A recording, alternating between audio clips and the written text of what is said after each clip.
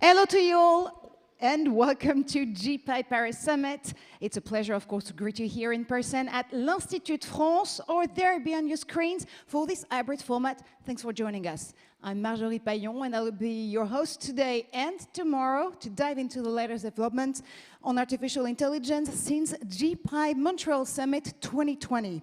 All along these 2 days, we'll hear from leading international AI experts from civil society, academia, industry, and governments. We'll review the results of 10 GPAI working groups. How have experts and member governments harnessed their collective efforts to foresee the future of responsible AI or its impact on the workplace? We'll also zero in side event formats, breakthrough discussions on how to make a difference on AI and space observation, or on the state of the art in Latin America. And we have a surprise for you upcoming by the end of the afternoon in a joint session with our twin event, the Paris Peace Forum. This event has definitely been designed for you, so if you do have a question or reaction to one of our panel or discussion, feel free to post it in the chat module just here on the platform where you're streaming this very event. Or if you're here in person, just raise your hand and a hostess will provide you with a mic. In any case, I'll do my best, my very best actually, to be your spokesperson on this stage. So now, without further ado, let's lay the foundations for developing and responsible, trustworthy AI. Because yes, artificial intelligence is making the news, especially here this week in France. The government has just announced a 2 billion euros investment for the AI ecosystem. This plan aims at following up France's 2030 strategy to help the country catch up on promising technologies and prepare its future for the best. It also introduces a second phase of AI for humanity, stating Paris' ambition not only economic and industry-wise, but also on the ethical and sustainable side of the equation. And now, at this very moment, President Macron is heading to the November 11th ceremonies. Later on, of course, he will open the Paris Peace Forum in the north of the city. But he wanted to address a message to the GPAI member community to open officially this summit. Well, let's watch this message together. Monsieur le Président du Conseil du PMIA, cher Monsieur le Ministre Champagne, Madame la Présidente de la plénière multi-acteurs, chère Baronne Shields, Mesdames et Messieurs les représentants des États membres du Partenariat mondial pour l'intelligence artificielle, Mesdames et Messieurs les experts, chers amis. I will switch to English in a few moments to make sure everyone here understands me, but I will begin with a few words in French first. Je veux d'abord vous souhaiter la bienvenue à Paris pour ce deuxième sommet de notre partenariat mondial. Comme à Montréal en 2020, nombre d'entre vous ont fait le déplacement à Paris malgré les contraintes sanitaires et je m'en réjouis et vous en remercie. Et je salue aussi tous ceux qui vont participer à vos travaux à distance. Le sommet du PMIA est organisé cette année à l'Institut de France, dans les lieux mêmes où il y a 2 ans, presque jour pour jour, nous en lancions la dynamique studieuse à l'occasion du Global Forum on Artificial Intelligence for Humanity. Vous mesurez, je crois que nous mesurons tous ensemble de cette manière le chemin parcouru et la promesse collectivement tenue de nous mettre au travail tous ensemble. Je mesure aussi travail collectivement fait. Je veux remercier le Premier ministre Trudeau pour notre partenariat exemplaire en la matière, car nos G7 successifs ont permis vraiment de lancer cette dynamique. J'aurais voulu être physiquement des vôtres pour l'ouverture de vos travaux, mais vous le savez, je suis retenu en cette journée par les commémorations de la fin de la Première Guerre mondiale, ce jour aussi de mémoire et le Forum de Paris pour la paix. Il y a d'ailleurs comme un symbole dans le fait que le sommet débute lors même des commémorations de cette Première Guerre mondiale où les technologies, les innovations ont alors servi à tuer et détruire.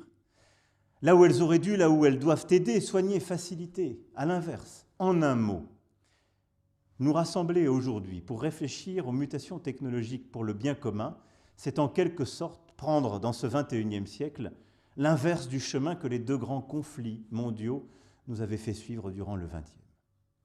Chaque année qui passe confirme la nécessité absolue d'un usage éthique et responsable des technologies, notamment numériques. La nécessité d'un numérique et d'une intelligence artificielle ouverte, utile à tous. Et c'est cette nécessité qui vous mobilise. Et à cet égard, l'humanité compte sur vous. Je vous le disais déjà en octobre 2019 et je vous le redis avec plus de force encore aujourd'hui après bientôt 2 ans de crise sanitaire. Avec ce recul, après avoir accentué son investissement dans la recherche en intelligence artificielle dès 2018, la France a annoncé cette semaine l'amplification de notre stratégie dans ce domaine qui sera au cœur du plan France 2030 que j'ai annoncé récemment. Avec comme priorité les talents que nous devons toujours plus faire émerger et attirer en France et les applications industrielles telles que l'intelligence artificielle embarquée ou les technologies de confiance dans le respect toujours de nos principes et valeurs. Les moyens seront là avec 1,5 milliard de financement public pour commencer, en plus de la stratégie précédente prévue sur les 5 prochaines années. Dans ce contexte d'accélération et à l'image de l'usage que nous faisons des travaux du GIEC pour lutter contre la crise climatique, les travaux du PMIA doivent devenir des repères connus de tous et incontournables, nous aidant à réfléchir, à bâtir notre action collective en ce temps de révolution numérique. Ils doivent contribuer à promouvoir un numérique au service du progrès, en santé, en éducation, pour l'innovation partout où il améliore la vie de nos concitoyens. Ils doivent nous aider à identifier et à faire reculer les mésusages du numérique et de l'intelligence artificielle, qu'il s'agisse des biais algorithmiques, des atteintes aux droits et aux libertés fondamentales ou de la polarisation artificielle des opinions qui fracturent nos sociétés. De ce point de vue, vous avez la responsabilité de reprendre le flambeau de vos prédécesseurs des siècles passés, d'être des lumières à l'heure et à l'ère du numérique. À cet égard, je me réjouis de recevoir tout à l'heure votre contribution des mains de la baronne Joanna Shields. Votre résolution à faire prévaloir la raison, la conscience, l'éthique et la responsabilité nous est vitale, rien moins. Soyez un phare qui nous permette de trouver le chemin sur ces nouveaux océans technologiques où nous tâtonnons parfois, où nous trébuchons quelquefois encore. Éclairez-nous. Au nom de nos concitoyens, nous, chefs d'État et de gouvernement, nous comptons sur vous. Et il nous reviendra ensuite d'arrêter des règles collectives, d'en être les garants. Mais pour ce faire, nous avons besoin d'être éclairés par la science, par des consciences, par ce travail ouvert, libre, indépendant qui est le vôtre. Dear friends, members of the Global Partnership on Artificial Intelligence, I'm very pleased, on behalf of France, to warmly welcome you to Paris for the second Global Partnership on Artificial Intelligence Summit. Artificial intelligence now plays a crucial role in our societies, everywhere from our offices to our homes, our hospitals and schools. And because it is so crucial, it is imperative that we make it a vector for human progress and the global public good. Together with Canada and Prime Minister Trudeau, this common goal has led us to launch the Global Partnership for Artificial Intelligence in August 2019, during the French G7 presidency, an expert-led and neutral initiative able to guide our actions as governments in favor of an open, responsible, and a human-centered model for artificial intelligence, fully compatible with the spirit of innovation and technological advancement. First, I want to congratulate you for the tremendous work achieved in this past year. 18 months after its launch, the Global Partnership is on track with the objectives set by the founding members. This summit is also the time when, together, we can give maximum resonance and visibility to the GPAI. Your work must have an impact on the global public debate. Artificial intelligence is at the heart of our digital discussions on the international scene. We discussed it again just 2 weeks ago at the G20. Europe is working towards launching the first ever international regulation to promote the ethical use of artificial intelligence. And Europe is also a major source of funding for research and development of artificial intelligence systems based on these values. In this context, we need more than ever to hear your voice as experts in a world riddled with uncertainties for our fellow citizens, with increasing divergence of models, standards, and values. The Global Partnership is now 2 years old, and following its council meeting, it will embrace already more than 40% of the world's population. This dynamic is absolutely key if we want the global partnership to grow and inspire leaders and society as a whole on responsible artificial intelligence. To increase this legitimacy, we also need to open up towards emerging countries in Africa, Latin America, the Arab world, and Southeast Asia. It is paramount to the attractiveness of our model, and it will be the central line of the French presidency of the Global Partnership for Artificial Intelligence in 2022. This being said, I want to seize this opportunity to salute the tremendous job accomplished by Team Canada, represented by Minister Champagne today. Bravo, Monsieur le Ministre, pour le travail accompli à la tête de notre partenariat.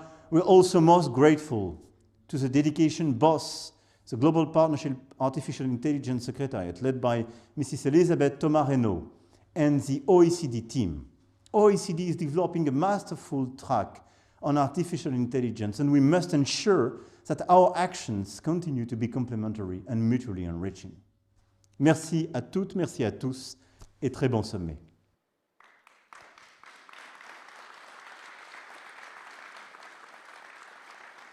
And now, to learn more about France's ambition on artificial intelligence, please join me in welcoming the Minister of State for the Digital Transition and Electronic Communication, Mr. Cédric O.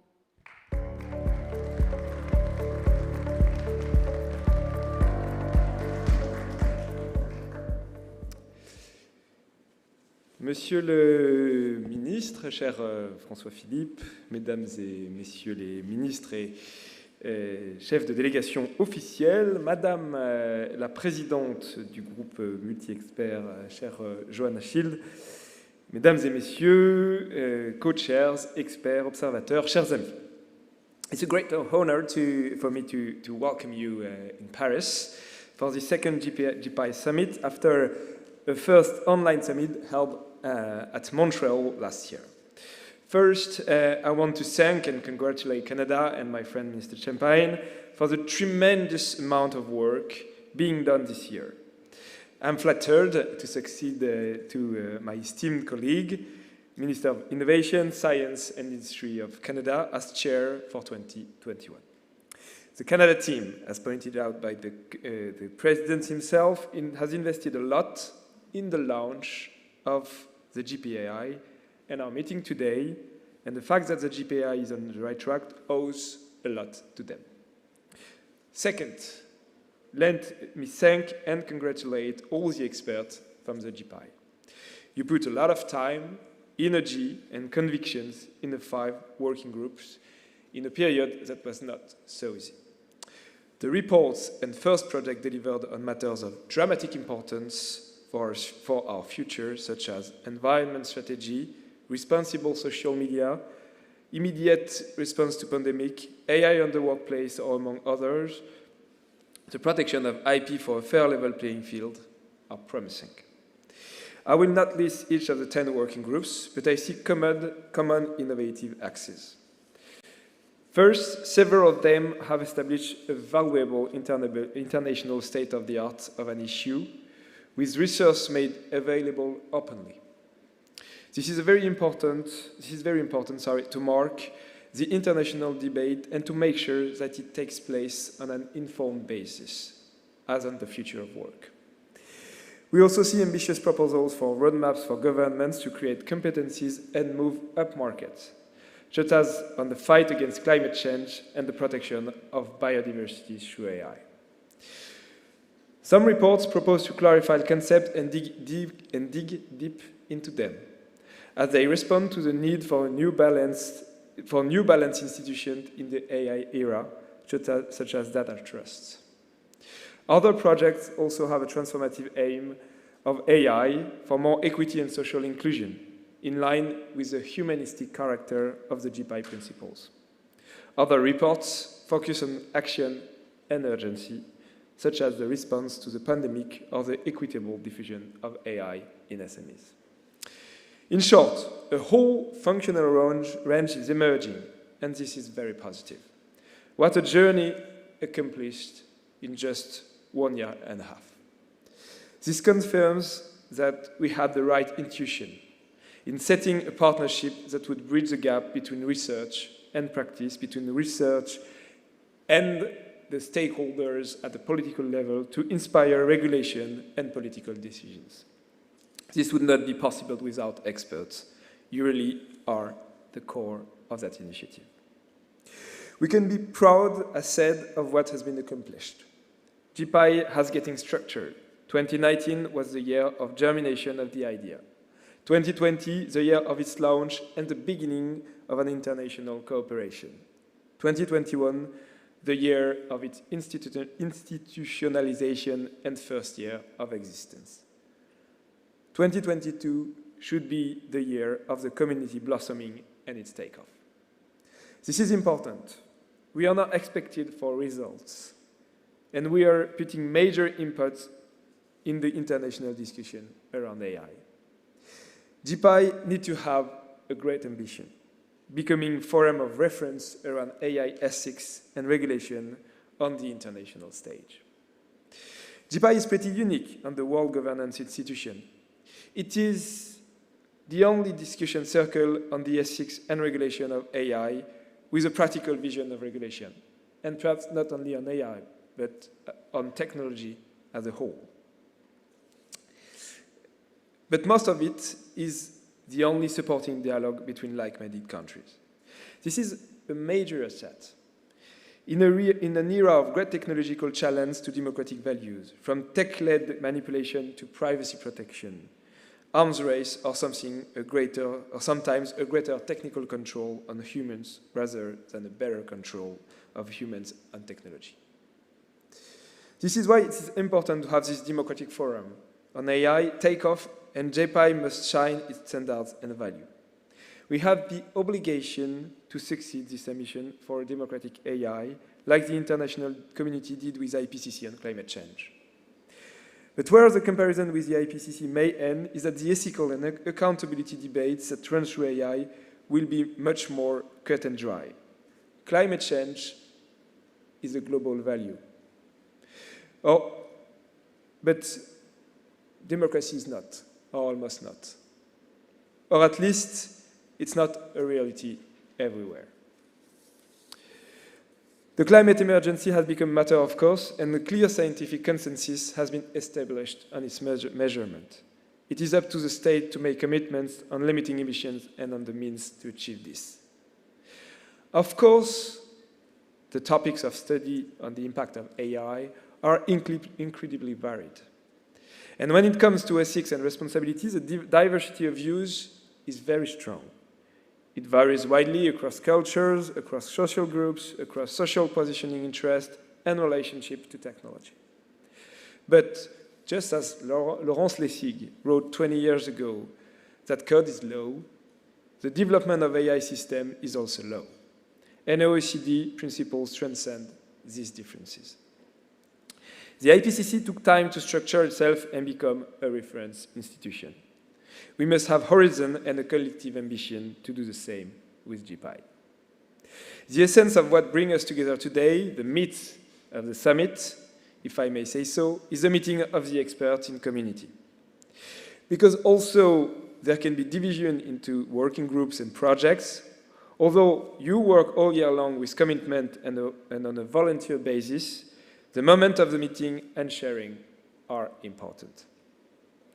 Along with continuously sharp and smart work, GPAI will succeed if its community blossoms. The community might be at the heart and center of the 2022 roadmap for GPAI. The first challenge is to open up to the outside world, to partnerships. Several working groups have chosen to join forces with other international initiatives and AI, and this is very positive. Several new avenues are on the table and deserve to be explored. The second issue is that of a communication policy. Experts need to be able to exchange, test their proposals, and once adopted, to be able to disseminate them. It will also be necessary to mobilize, via the Center of Expertise, a stronger capacity for communication on social networks. 2022 should be a year of establishing guidelines and progress on the subject. The third challenge is that of a more diversified geopolitical and cultural expansion.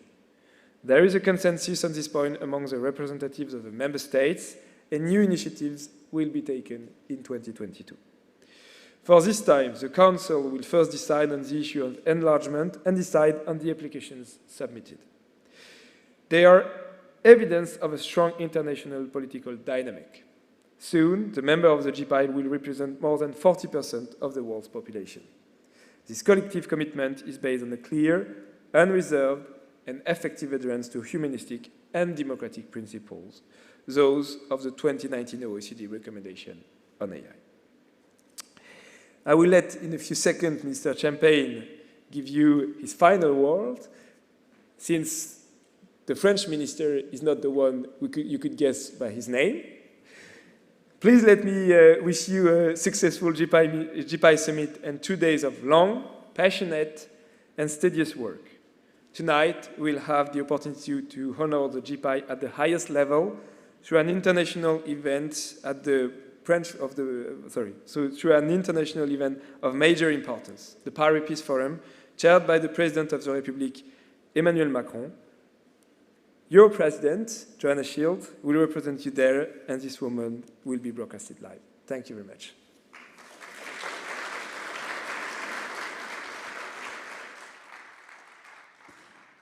And now, of course, Cédrico and President Macron were praising the efforts of Team Canada on the first year of the Global Partnership for AI. Well, yes, we're lucky enough to have in person and host in person the Honorable François-Philippe Champagne, Minister of Innovation, Science and Industry for Canada.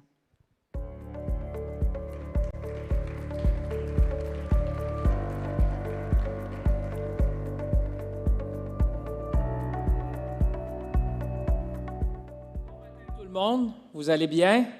Bonjour tout le monde. Madame, merci de m'accueillir chez vous ici à Paris. Monsieur le Président Macron, merci, Monsieur le Président, pour vos mots qui nous ont inspirés, votre vision et bien évidemment le leadership de nos amis français dans cette grande aventure pour déterminer l'avenir de l'intelligence artificielle. Monsieur le ministre, toujours un plaisir de vous voir dans un auguste lieu que vous nous amenez tous et toutes ici ce matin. Merci et on compte sur votre leadership, sur votre engagement pour faire avancer la discussion sur l'intelligence artificielle. Madame la présidente du secrétariat, merci de votre travail et du travail de vos équipes. Co-dirigeant du comité directeur, ladies and gentlemen, delegates, it is a real pleasure to be with you this morning. I think we can all agree that the French minister and the president of France have been charting the course for the work, the important work that we'll be doing today and in the months to come. And I just want to repeat in English, Mr. Minister Ho, how much I am proud to be handing over the chair to you and the great work you'll be doing, and we will be doing together. I think that if you look at the state of the world today, I don't think that there's more important work than what we're going to be doing together. So I'm very, very pleased that you can all join us, either here in Paris or some of you are joining us from around the world. So I'm pleased to welcome very much everyone and all the experts, delegates, and the people which, as President Macron said, will enlighten us and enlighten the world on the global partnership on artificial intelligence, and particularly the Paris Summit, which I would say is really, really important. And Minister O, we count on your leadership, and certainly Canada will be there to accompany you to make sure that we make the most of the day and the months to come.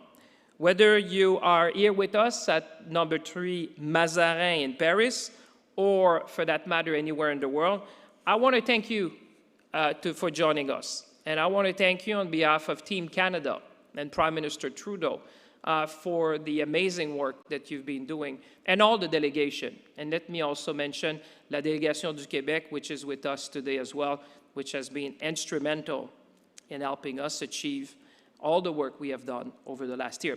It is a real pleasure to see the members of the Global Partnership on Artificial Intelligence again. It's a great pleasure to see you again to discuss our common goal.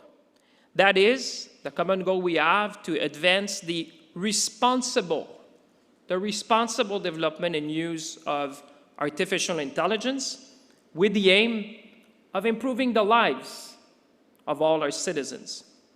The pandemic has reminded all of us how much innovation and indeed technology enables us to overcome the biggest challenges of humanity. However, I would put it to you that our citizens are also very concerned about the AI impact on our social fabric, on our democratic institutions, and on human rights. We share this optimism about the future of artificial intelligence, and we also share this sense of duty. And that's the very reason you are with us today. We need to ensure that this field of technological innovation is developed with enlightened perspective, as President Macron said before, for the benefit of all our fellow citizens, whether they are represented at the GPAI summit, because we will all be impacted by artificial intelligence. This is also what is uniting us today. It is, I must say, Minister O, dear delegates, a daunting task. But I would put it to you that is a necessary and noble one. And I want to thank you on behalf of Canada for participating. And I think I can speak for both of us, Minister Ho, that we want to thank everyone for your contribution today. The only way we're going to be succeeding is that if we work together. As the outgoing Council Chair, Canada is very proud of the progress that GPAI has made in its inaugural year. Specifically, the collaboration between Canada and France has been instrumental in ensuring that the future of artificial intelligence is ethical, responsible, and inclusive. We have worked together on defining development models that would put technology and digital technology at the service of humanity.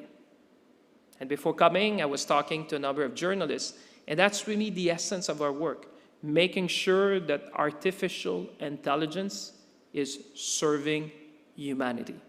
That's the way we will gain the trust from citizens around the world, and certainly that's the way forward. The working groups have made outstanding contributions since the Montreal Summit. And I want to thank each and every one of you who have contributed with your thoughts, leadership, ideas to make sure that we charted a better future together.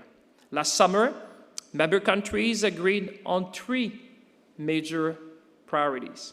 The first one, it's probably the biggest challenge of humanity today, is supporting the fight against climate change. The second one, which is also something we all face as humanity, is advancing the health and life sciences sectors. And finally, mitigating the impact of artificial intelligence on human rights. Your projects are now being discussed in other international forums, such as COP26, which is obviously, as we all know, ending this week. Given the digital acceleration and transformation brought on by the COVID-19 pandemic, we know that there is much, much left to do. For our part, Canada has announced an investment of $444 million to boost the artificial intelligence ecosystem. And I want to emphasize this is an open invitation to all of you to contribute. We put significant investment behind it because we want it to be inclusive and we want to continue our leadership. On phase 2 of this pan-Canadian strategy will enable us to attract the very top talent and position Canada as a leader in artificial intelligence, as an ethical leader of artificial intelligence.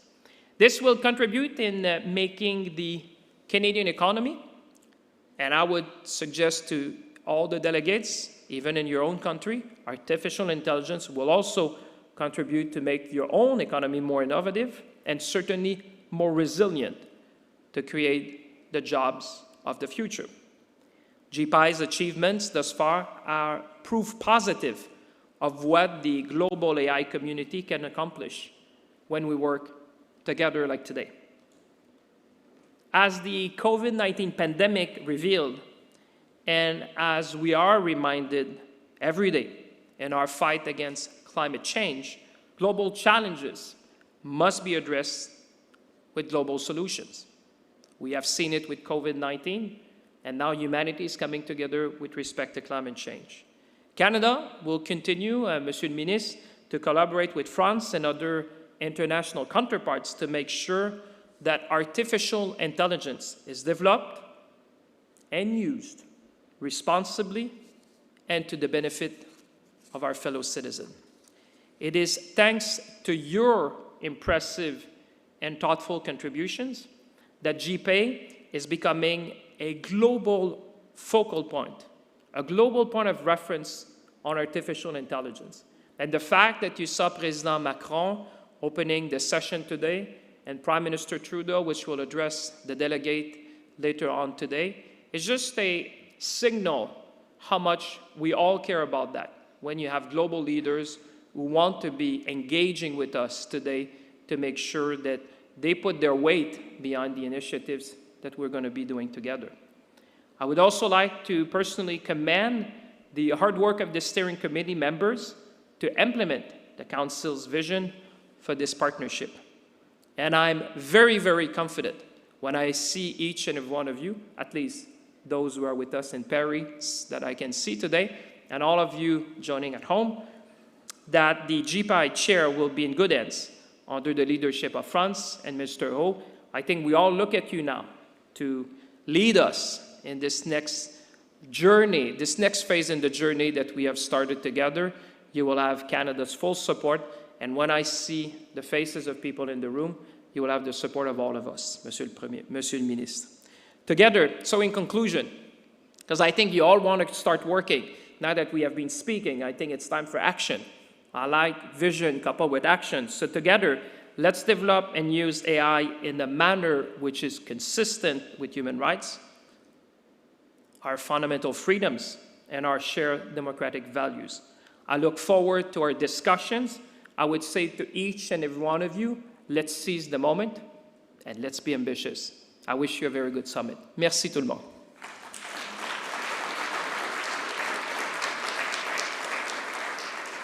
Thank you very much, gentlemen, for those opening remarks for Team AI, if I may put it this way now. And now, with great powers come great responsibilities, of course.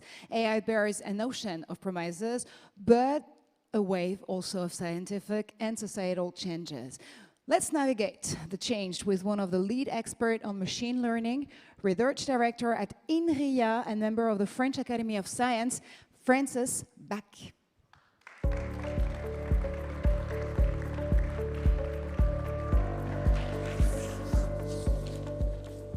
And if you have a question for Francis Bach, just post it on the platform. I'll be happy to pass it on by the end of the segment. And now, Francis, the stage is yours. Thank you. So first, I would like to thank the GPAI Summit organizers for inviting me. So I'm very impressed by all the work that has been accomplished, and I'm very honored to talk in front of such a diverse and distinguished audience today. So I am a researcher at INRIA, leading a joint team between CNRS, INRIA, and École Normale Supérieure. And my main research area is the theory of machine learning, but I do have lots of collaborations with other disciplines, and I interact a lot with the industry.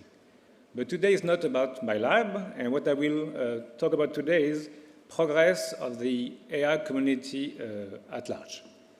Maybe a final disclaimer. I'm not an expert on everything, and there are many experts here who know much more than I do in some of the topics that we describe. So if you disagree, please feel free to ask a question after the talk. So everybody talks about AI. So this started in research labs, okay? Then it went towards all of the economic sectors, and now it has reached even family circles, and even last weekend when I was attending a comedy show. What strikes me the most is that most of the focus is on the future promises of AI. what it will do or what it will not do in 20 years, while people tend to forget that AI is already there. So there is one very successful, massively deployed AI system, at least commercially successful, which is advertising and marketing. So this is where the money is currently coming from, much of it in AI. This raises key questions related to the actual benefits to society and the global use of personal data. Should the AI community be part of it? I don't think so, but I'm optimistic, and my goal of my talk is to show that we can go beyond all of this. And I will first present the recent and current progress in AI and machine learning. Then I will look about the future limitations, because there are many of them. And then I will touch upon some topics that are of active interest for the GPAI Summit, in particular with some working groups working on those topics. So first, why are we all here today to talk about AI? We're here because there's been a lot of progress recently. So I will not try to define what AI is. That will take me like most of my talk and launch like quite a useless debate. I just want to refer as AI as a set of tasks which are typically associated with humans and which are typically hard to code. So first example, which is like used by many of us on a daily basis, is face detection, which is used a lot in pictures. Other computer vision applications, so there is one which I like a lot from a colleague at INRIA, where you can predict quite unusual actions on images. So this is one key area is computer vision, but other key areas are in natural language processing. And now language translation, automatic translation is now being used on a daily basis, and it starts to work very well. So how does this emerge? So not by telling computers what to do precisely, but by the use of machine learning. So the idea is to start from some data where the task at hand is already done.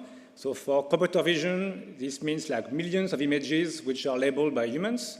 For NLP, this means like for language translation, this means millions of sentences which are already translated by humans.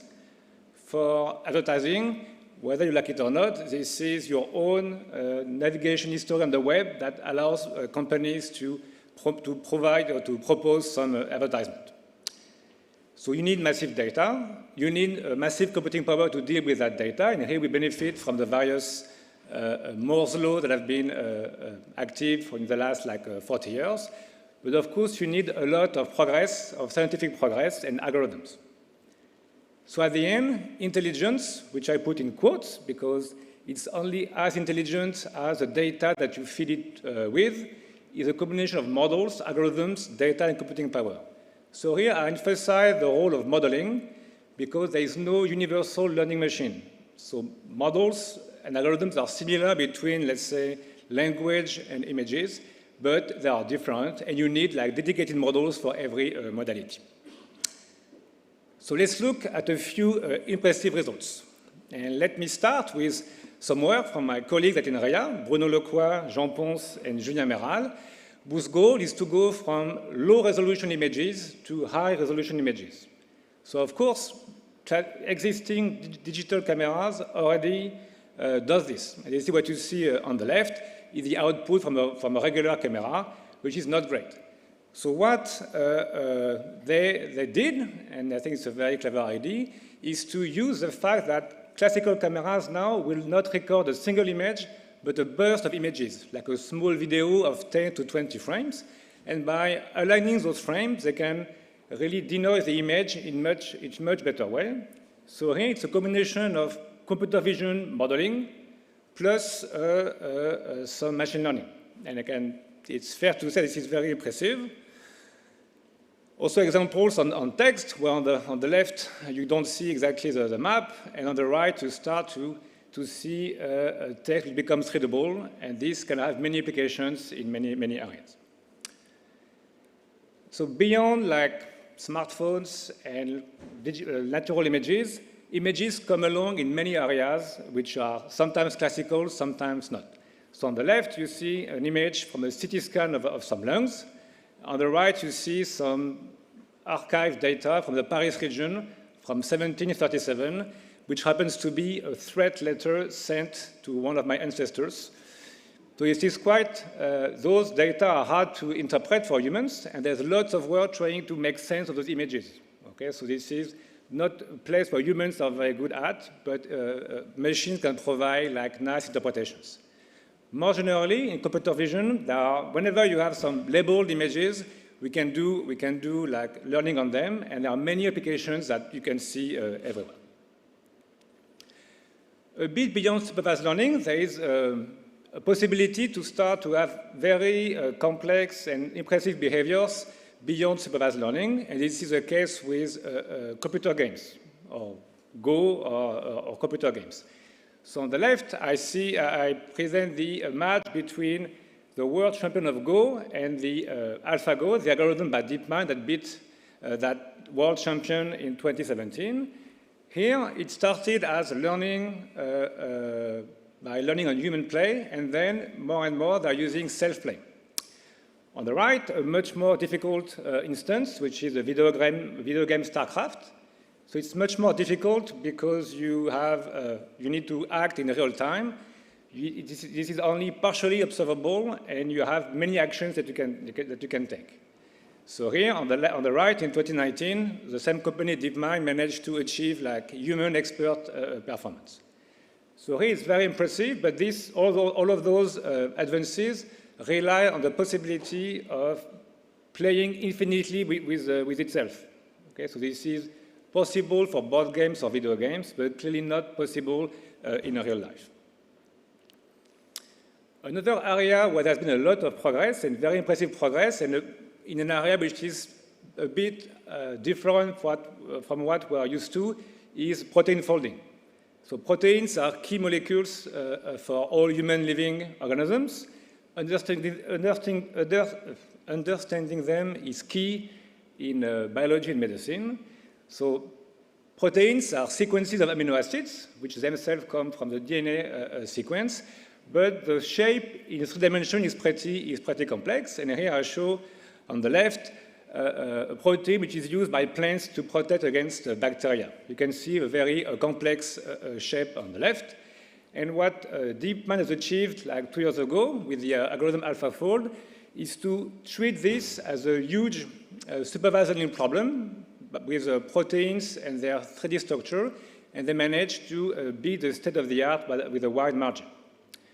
Another nice aspect is the push for open science, as they release both the code to achieve those advances and the output of the algorithms on many proteins.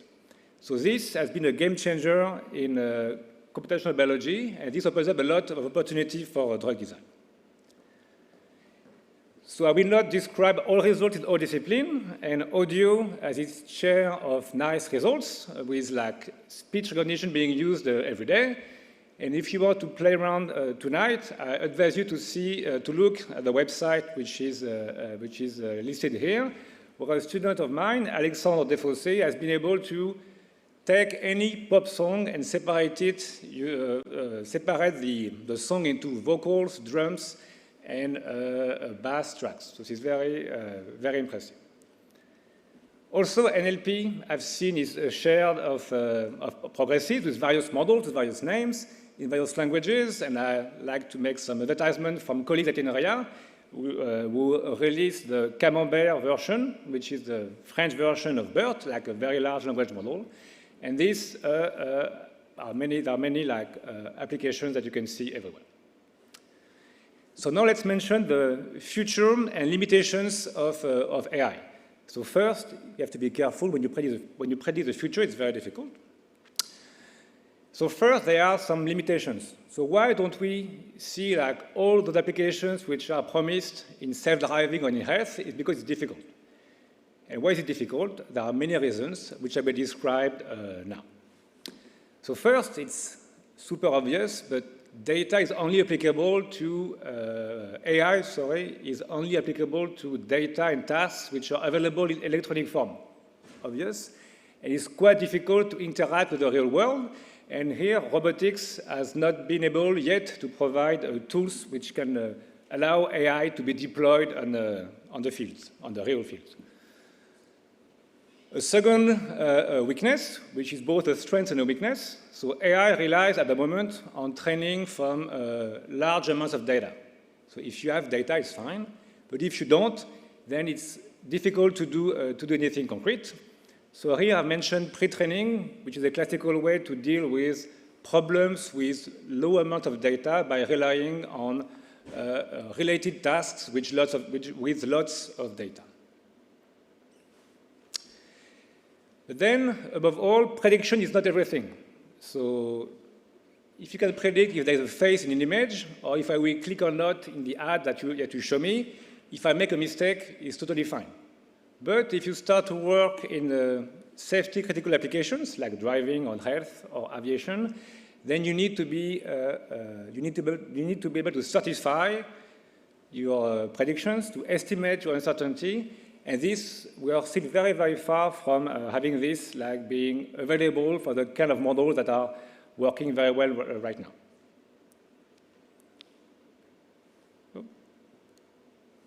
And finally, the classical curse of dimensionality, we cannot only rely on observing all possible outcomes of the world. Of course, learning is supposed to generalize to unseen data, but for some very complex tasks, like self-driving, which has to be doable in all conditions, weather, country, and so on, this remains very, very difficult. So associated with those limitations, there are a few research trends, and here I'm picking from what I know from the community, and we are working hard in trying to provide like solutions to those limitations. The first one is the need for supervised data. So this has been a focus of machine learning since the start.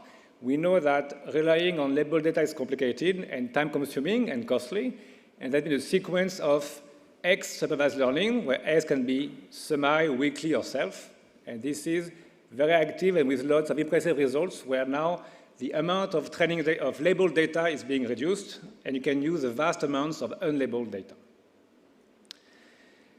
Then, as I've mentioned, learning does not exist only on a computer. You want to interact with the environment, and here there are many areas which are very active in robotics, control, and reinforcement learning. So we should expect a lot of progress in the next few years. But what I think matters the most is that we need to become a mature discipline. So now we have shown that machine learning and AI can be powerful, but let's now deliver as a full engineering discipline where we can understand what we do, provide guarantee, and provide these uncertainty estimates that I've mentioned earlier.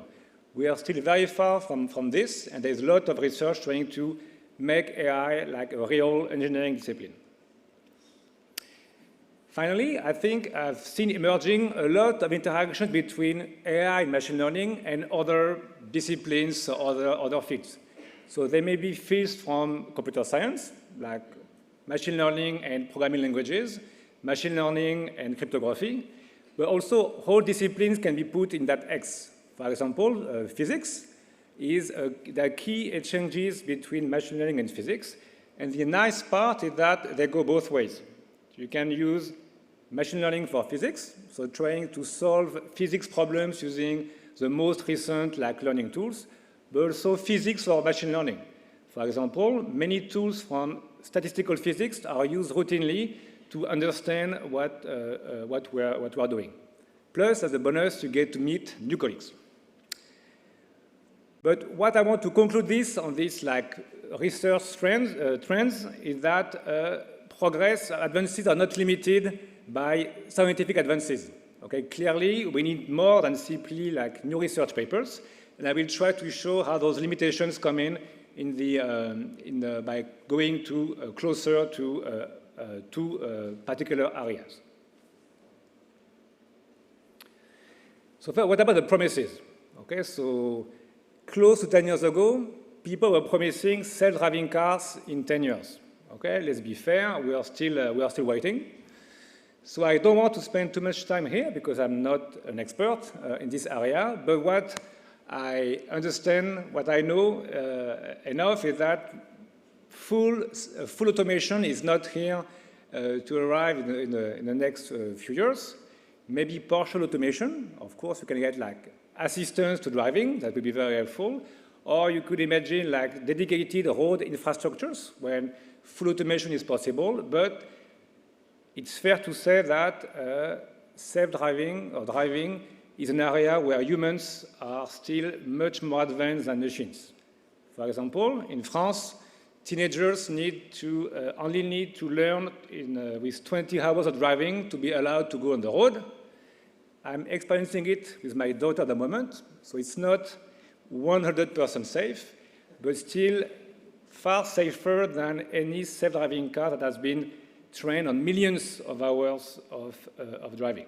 So here, I'm a bit pessimistic here. This will happen at one point, but it's not for tomorrow. An area where I think I'm much more optimistic is AI for health.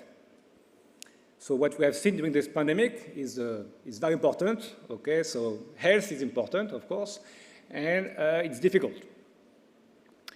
So here the potential is huge. Okay, so in any areas of medicine, we can have a potential for AI. In particular, many of when you go to the hospital in France, many of the tests are already like available in electronic format, so there is a huge potential for things to be happening quickly. Whether it is for diagnostic, okay, from whatever disease you want to diagnose, for personalized treatments, okay, you want to adapt a treatment to a particular person, and of course, as I've mentioned it, to do some drug discovery. I think we're all very much aware that this is important at the moment. So there are already many applications, but they typically take a lot of time to deploy. And this is due to a few bottlenecks which go beyond pure machine learning problems. Okay? So the first, which I want to emphasize on, is the gap between research papers and clinical practice.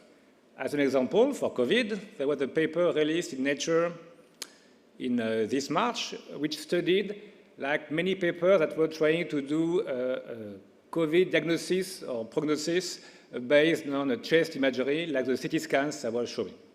It turns out that from more of the 2,000 papers that they looked at, none of them was ready for really being used on an actual patient. There are many reasons to it. Two reasons that I think are important is a bias in small data sets. So you learn in a small data set, but it doesn't generalize to a new hospital. And so the lack of communications between data scientists and clinicians. Another hurdle is certification by health authorities, which is required both for safety and also for reimbursement at one point.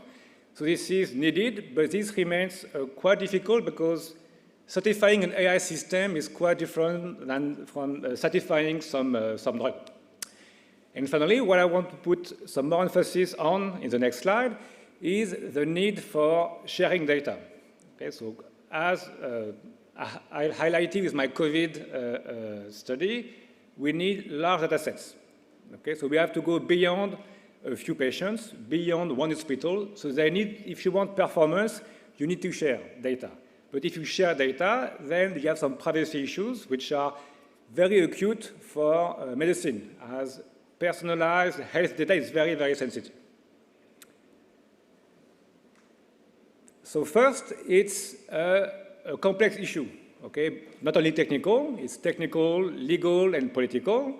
And today, I will focus mostly on the technical issues, assuming, which is not given, that legal constraints force me to look at privacy with guarantees, and that there is some political will to share some data. So now, how do we get to share data while preserving privacy? Of course, assuming that individuals are given their consent. So the first option is simply to anonymize. Okay, so let's take my medical record and remove my name, date of birth, address. This seems like a reasonable, but this does not work. Okay, you can always infer most of the patients, the names of most of the patients, even if you remove the lots of names and dates from the record. So this may provide some quick solution, but this is not, I think it's not scalable, and it shouldn't be used in the long run. But now we can try to look at what the research community has to offer, and it has to offer solutions for privacy with guarantees. So of course, they will typically come with a loss in performance. It may be more difficult to implement. It may take longer running time, or it may degrade predictive performance, but they are there. There are two classical threads of research in this area. The first one is based on cryptography. The idea is that individuals or hospitals will send their data to some entity that will do machine learning and predict, but the entity will never be able to see the data and can only provide the prediction. This looks magic, but this does work. Okay. This is the beauty of cryptography. Then there is another possibility, which is called differential privacy, where you take your data, you add some noise, and because you add some noise to it, then you cannot recover the identity of the people. So in those two areas, we are not in a position yet where you can deploy those techniques efficiently with large models, but they start to work on simple models like linear models, which are still heavily used, but we are not there yet for the deepest learning models. As I've mentioned, there will need to be some trade-off between privacy and performance. Okay, so here, as a researcher in computer science, it's not for me to decide where we should put the threshold, where we should position ourselves in the trade-off curve. It's not for researchers, clearly not for companies to decide, and I think it should be the society at large that should decide where we position ourselves in this trade-off curve. Now let's look at the societal impacts of AI in two areas, the first being climate change. So first, let me remind us of the environmental impact of information technology beyond AI. Before this, let's talk about the general impact of computers and machines. I mention this because often when we will talk about the environment, we forget to question why we need computers. Okay, so computers are useful in many areas. If you go to a hospital, it's full of computers. Teleworking has been made possible by computers. There's lots of positive impact.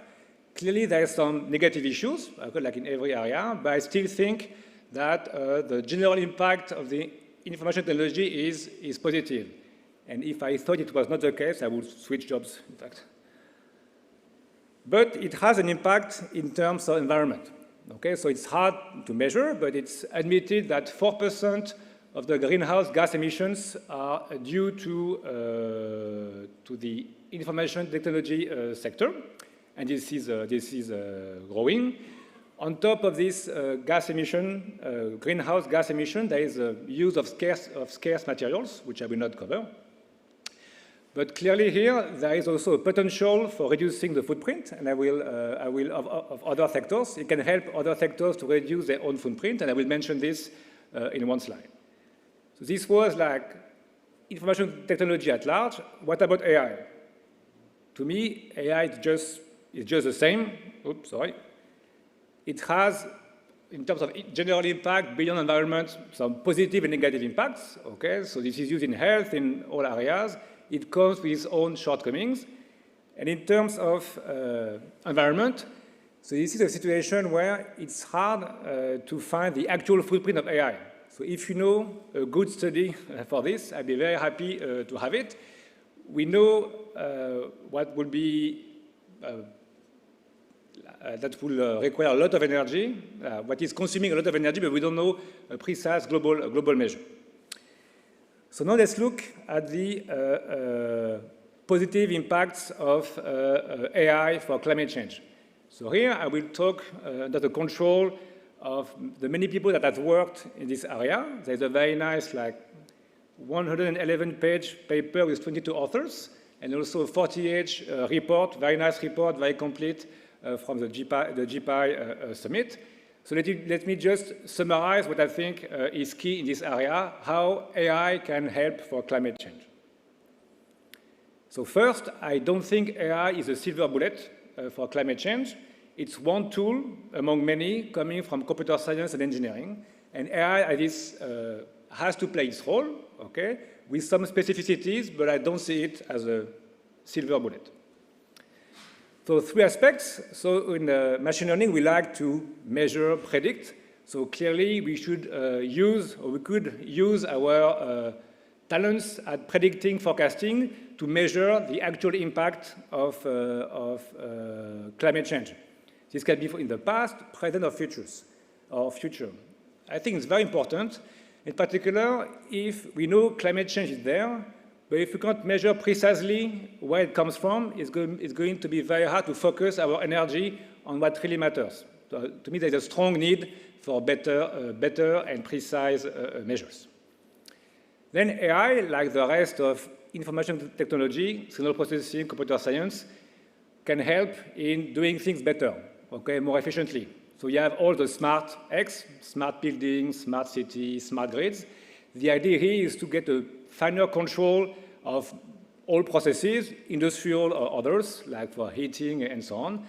So hereby, you can get like easily 10 to 20% in many areas. So this is not going to solve everything, but it's going to help quite a bit. And finally, and this goes back to a more general discussion on AI, is that AI can help other sciences, okay, which are related to climate science. The idea here is to be able to combine model-based approaches, which are traditional in those areas, with data-driven approaches. So this seems easy to say, but it's quite difficult. And again, there's a lot of work at the moment trying to achieve this. But now let me focus on the potential huge footprint of AI, which is the impact of training large models. So as I've mentioned, for the advances in the natural language processing or for Go or for computer vision, you need a lot of training data and a lot of computers. So on the left, this is like an extract from a recent paper by Strubel and colleagues that tries to estimate the CO2 emissions of training a large natural language processing model. So on the top, you see in red the number of pounds of CO2 from an American person, average over, but not average, but over 1 year. And on the bottom, you see the number for training or for getting to a well-performing model. You see a factor of 20. Okay, so training a model can cost, in terms of carbon footprint, as much as 1 American in 20 years. So this is a lot. But there's even more worrisome. This is that curve. We have a Moore's law, but in the somewhat incorrect direction. Okay? So this is the over the years in the x-axis, and on the y-axis, you see the computation, the amount of computation on the logarithmic scale. We see quite a straight line, and you can check. I've checked yesterday that it is multiplied by 10 every year. So it's really a strong Moore's law. So what can we do about it? So first, I think those like huge numbers have to be a bit mitigated because of the nature itself, the nature of machine learning. And this nature is that you don't, whenever you use a language model, you don't need to use that much energy. So you train once to get a good model, and then you deploy many times. And that many times could be on your cell phone, where battery life is an issue, or can be on the cloud, where you make a request. And this was the case for a while for machine translation. You put a sentence, and it goes on a server, and goes back to you translated. What you have to realize here is that we are not doing nothing. Okay, so there are very strong economic incentives to reduce footprint, both in terms of money. So computers are costly, running energy is costly, so you want to reduce the footprint, but also in terms of battery lives. Okay, so there is a strong emphasis of the ML community trying to reduce the footprint also at testing time. This is related to the classical resource optimization for AI and more generally of computer science. So from the start of computer science, the goal was to do as well as we could with the least amount of resources. Typically, those resources are memory and time, and often correlated with economic incentives, and sometimes only correlated with environmental incentives. So there are a few specific research challenges which are associated with frugal AI, this part of AI that tries to be needing less energy. The first one is related to the energy efficiency of distributed algorithms. So typically, when you train those large models, this is not done on a single computer. You get like 10, 100 computers, and the hope is that by having 100 computers, the training takes 100 times less time. The idea would be that by designing new algorithms, it does not, the energy footprint does not scale also as 100. So this is like a strong research area. But here we need some accurate estimation of the actual footprint. And this is quite an open research direction with already nice breaks from people in Montreal. But finally, what I want to emphasize in this slide, lastly, is the maybe a need for some cultural change. At the moment, it seems to be that there is a race for bigger models. Okay, so we see it increase by a factor of 10 every year. Often, the increase in the size of the models is far bigger than the increase in the number of observations. Okay, so from a theoretical standpoint, it's not needed. Okay, there's no need to grow much faster than the amount of data. Clearly, we don't know how to do it, and we should try to look into that. Now, last part, what about employment? So I'm lucky to have been able to work with a colleague from economy, from École Normale Supérieure, Philippe Askenzie. And together we argue that AI is what we call a general purpose technology, a GPT. So what is a GPT? So first, we're not the only ones arguing this. It's now well admitted, but we worked on it 2 years ago. So what do you need to be a GPT? You need 3 properties. You need to be used in many areas. So I've just spent like 30 minutes explaining how AI can be used essentially everywhere. The performance has to increase with usage, and this is, you can argue this always, you can argue this as well for AI. If you get more automation and more AI, this will generate more data, so this will make the AI more powerful. And also it enables other innovations. So clearly, as I've mentioned it, machine learning and AI can be used in other sciences, but it's also a key driver of innovation in industry and all economic sectors. So now if we admit that AI is a general purpose technology, what can we learn from it? So now we can look at our colleagues from economy who have studied the classical phases of economic impact on growth and employment. So there are typically 3 phases. The first phase, that can last quite long, like 10, 20 years, is a phase where it's called adaptation, where the economy has to adapt to the new technology. You need to find new regulations, and there may be maybe talks about it today. You need to adapt the workforce. You need the technology to go from somewhat working to really working. This is the first phase with low productivity gains. This is like growing, but not at a very strong speed. Then there is a maturity phase where you see a lot of productivity gains, and then you end up with a saturation phase where you see a new technology taking over. So you may have guessed where we think we are. We are toward the end of the first phase, where the productivity gains are not huge. They are huge in some sectors, but really not as widespread as we thought. And hopefully, the impact of AI will lead to increased productivity. So now, if I say increased productivity, you may say, oh, this is going to destroy employment. Let's look into it. What is the actual impact on employment? So let me first mention a number which is cited a lot. So the paper by Fred Osborne from 2013, in fact, cited 9,000 times, not bad, states that at the end, in the abstract, 47% of total US employment is at risk because of AI. Is this really true? Okay, so personally, we think, and we're not the only one, that it is really like a problematic figure. In fact, they are already being proved wrong because they made that predictions almost 8 years ago. So what is the impact? Okay, so we can also look back in the past for other general purpose technologies. And first, the consequences of employment are hard to predict, but it never led to massive job losses.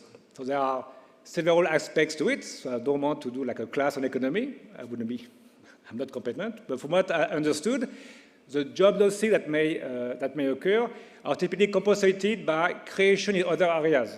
And creation of jobs comes from new offer and demand, so offer new types of jobs which are created by the new technology, and we can imagine like new types of jobs created by AI, and also more demand.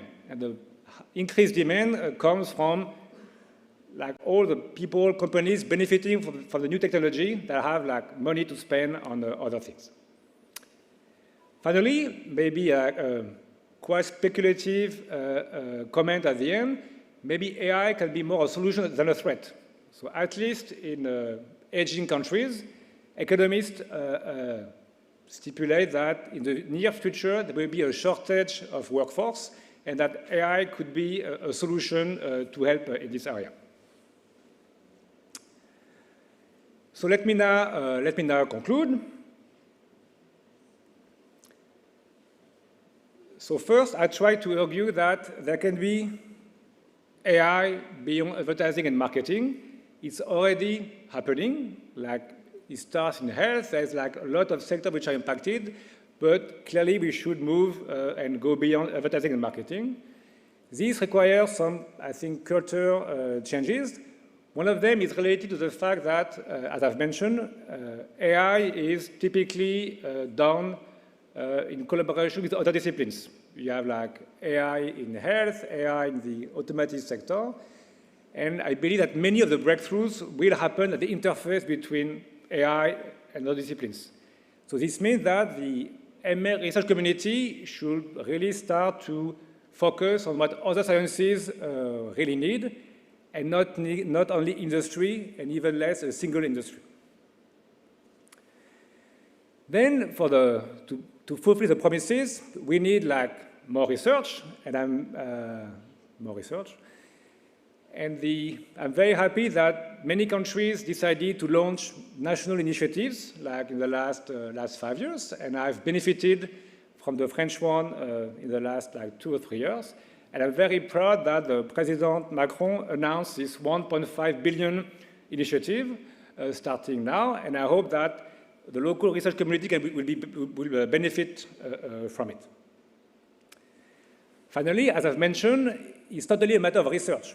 They need to work on the gap between theory and practice, and GPAI seems to be very involved in this area.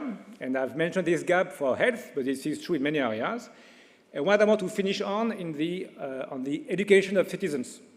So clearly, even if we manage to end up with the responsible and trustworthy AI, citizens may be reluctant to adopt new technology. We have seen it with like RNA vaccines, like in different areas. It's difficult to convince people. And here, I believe that education is a key issue, so that citizens can understand what AI can do or cannot do. And to conclude, I do think that what the work being here is crucial, and I've read yesterday through the reports that are going to be presented today. I'm very impressed, and I'm looking forward to hearing some of the discussions from the working group today. Thank you for your attention.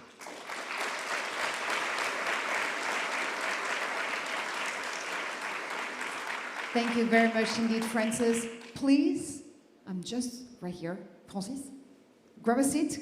come with me and we'll answer one or two questions since we have a little time. First, I'm happy to learn that your daughter is way better than any autonomous vehicle when it comes to driving. And second, you've just mentioned a very crucial point, of course, which is the education of citizens. And as you also put it, of course, we don't embrace as citizen and user a technology that we can trust, right? So that the entire purpose of trustworthy AI and explicable AI that we'll definitely go to dive in during these two upcoming days. But what about the education of engineers and scientists themselves? Oh, can you hear me? Yeah, so thanks for the question. So I think this is also very key. As I've mentioned in my talk, there is a strong need of interaction between, like, for the health sector, clinicians and data scientists, but this requires training. So doctors, clinicians need to know about AI, and data scientists need to know about, like, medicine and biology. So this starts to be done in the various, like, universities, but this is, to me, very important. We need to be able to talk with each other and hence speak the same language. Absolutely. And then another thing that struck me actually when I was listening to the talk here, you probably haven't mentioned fairness. And I know it's crucial nowadays when it comes to really like trustworthy again and responsible development of artificial intelligence. So is fairness still crucial? Sure. So, So I think, like, for any deployment of any, like, technology, you have to always keep in mind who the end user would be and how they will be impacted from it. In the context of AI with, like, training data, you have to be very careful that the training data are adapted to the representative of what's going to be, how it's going to be used in practice. But here, I would say that it's very hard and impossible to use training data which has no bias. The reason being that there is bias in our society, gender, ethnic bias in our society, and you cannot gather data with no bias. The idea here is to train engineers and practitioners to be aware of those biases and make sure that those risks of bias are mitigated by a proper use of the technology. Thank you very much. We do have one question here in this very room. Hello, Professor Bach. Thank you very much for your introduction and for raising many important points. I'm just concerned about one aspect of the introduction, which was that it had a very heavy emphasis on machine learning. But when we talked about some of the things that were introduced earlier, like the AI regulation and the impact of technology on society, then a much broader definition of artificial intelligence is important. Would you agree with that, or do you think it really is the machine learning that's the key aspect? Okay, so disclaimer, I am a researcher in machine learning, so I tend to see machine learning everywhere, okay? So this being said, like, much, if not all of the recent progress is due to machine learning combined with other things, okay? So learning has been present everywhere, but clearly there are more and more work trying to combine learning techniques with other ways of doing AI, but I don't see how you can deploy any AI system without any form of adaptation to what you see in real life. So that, I think, subject for debate, but. We still have time for one question if you have, we do have one question though. We do have another one. We just have time for one, unfortunately, because we have to go to break in like 2 minutes, but let's take this one with you. Start with them. Right. So, could you comment on preparation of all these policy documents recently, including AI Act, UNESCO, OECD, Council of Europe, right? So it's a whole wave of documents being prepared, some of them legally binding, some more like soft legal documents, right? So could you comment a little bit on how do you see evolution and how this might impact our lives in the next years? So here I have to admit, like, a total lack of expertise in this area. Okay, so I'm aware that regulations happening. I think they are needed to avoid, like, really bad usage of the technology, but I think I don't know enough to answer that, but probably during those sessions today, this will be like explored more. Absolutely, we'll definitely go to dive in regulation, like we never did before over this upcoming 2 days. We'll have a dedicated session actually to try to understand better the way that other governments and member governments of GPAI have been, thinking about further smart regulation when it comes to artificial intelligence. That's all we have time for now. I'm so sorry, but you'll definitely be able to ask some more questions during the coffee break upcoming to Professor Bar. Of course, now it's time for some caffeine and mingling. When we're back to infinity and beyond, how AI empowers Earth observation, we'll find out in 30 minutes from now. Thank you so much, Professor Bach, for your perspective.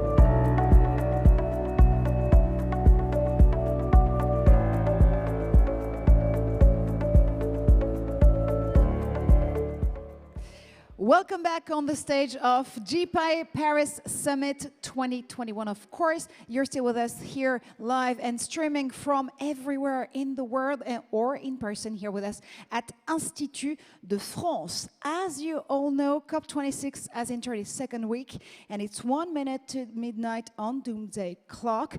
While all types of Earth observation are concerned by the impact and possible contribution of artificial intelligence, we'll focus for the next 90 minutes on problematizing and illustrating more specifically the relationship between AI-powered Earth observation and climate change. To do so, I'm going to be joined in a second by 4 amazing guests on this very stage.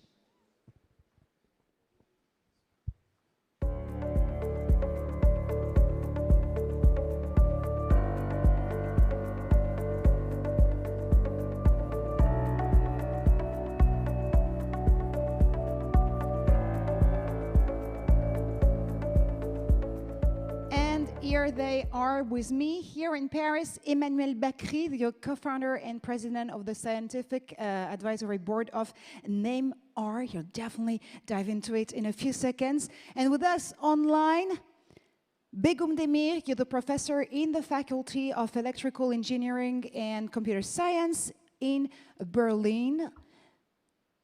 Abhilasha Pawar, the founder and of Blue Sky Analytics and management team member of Climate Trace.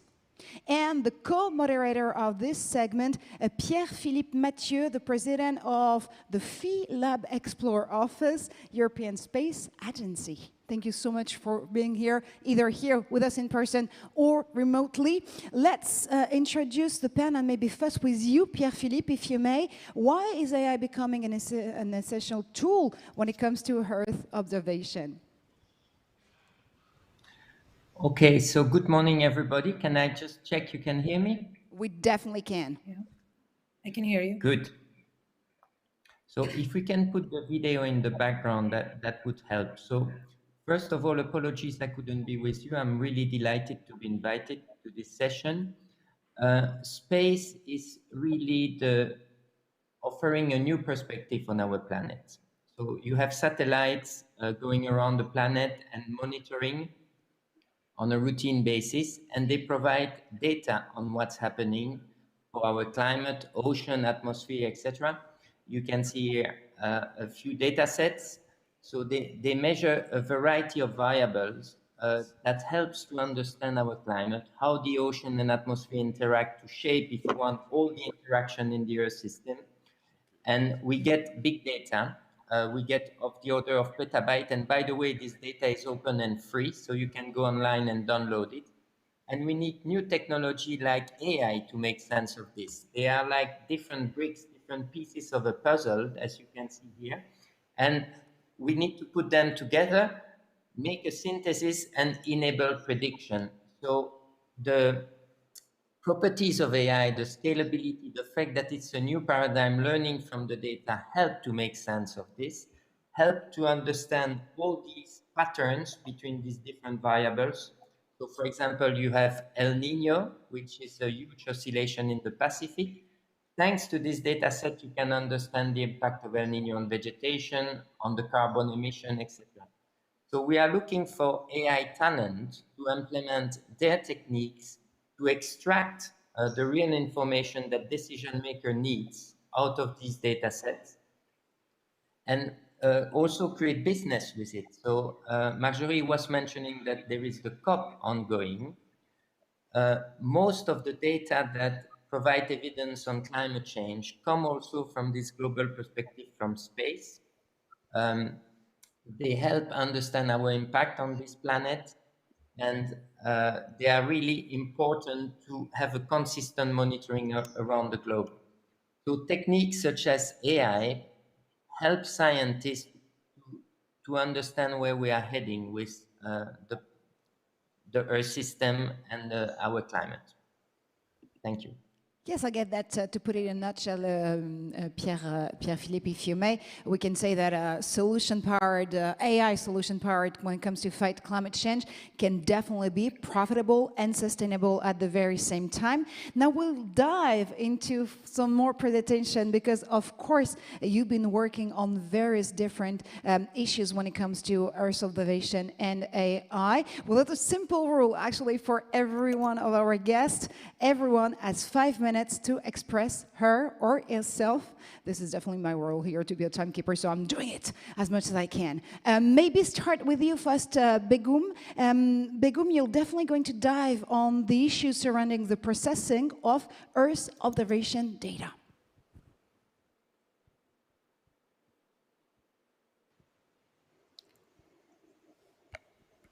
Okay. Hi, everybody. I'm not hearing you well, but I think it is my turn now. But we can hear you perfectly, so that's no, I'm all not it counts. hearing you. Yeah. Okay. So I will be shortly introducing our research fields. So I am the head of the remote sensing image analysis team at the Faculty of Computer Science of TU Berlin. And I'm also leading recently a new team on big data analytics for Earth observation at the Berlin Institute for the Foundations of Learning and Data. So in our teams, we aim to develop methods for processing and analysis of large-scale Earth observation data acquired by airborne and satellite-borne systems. And to address these challenging problems in this field, our research activities lie at the intersection of remote sensing, big data management, and machine learning. And we are aware that to deliver the maximum value for Earth observation, it is necessary to develop infrastructures, methods, tools, benchmark datasets for the analysis of large-scale Earth observation data. And almost 2 years ago, we developed Big EarthNet, that is a benchmark archive containing Sentinel-2 multispectral and Sentinel-1 synthetic aperture radar data to drive research and innovation on machine learning for Earth observation.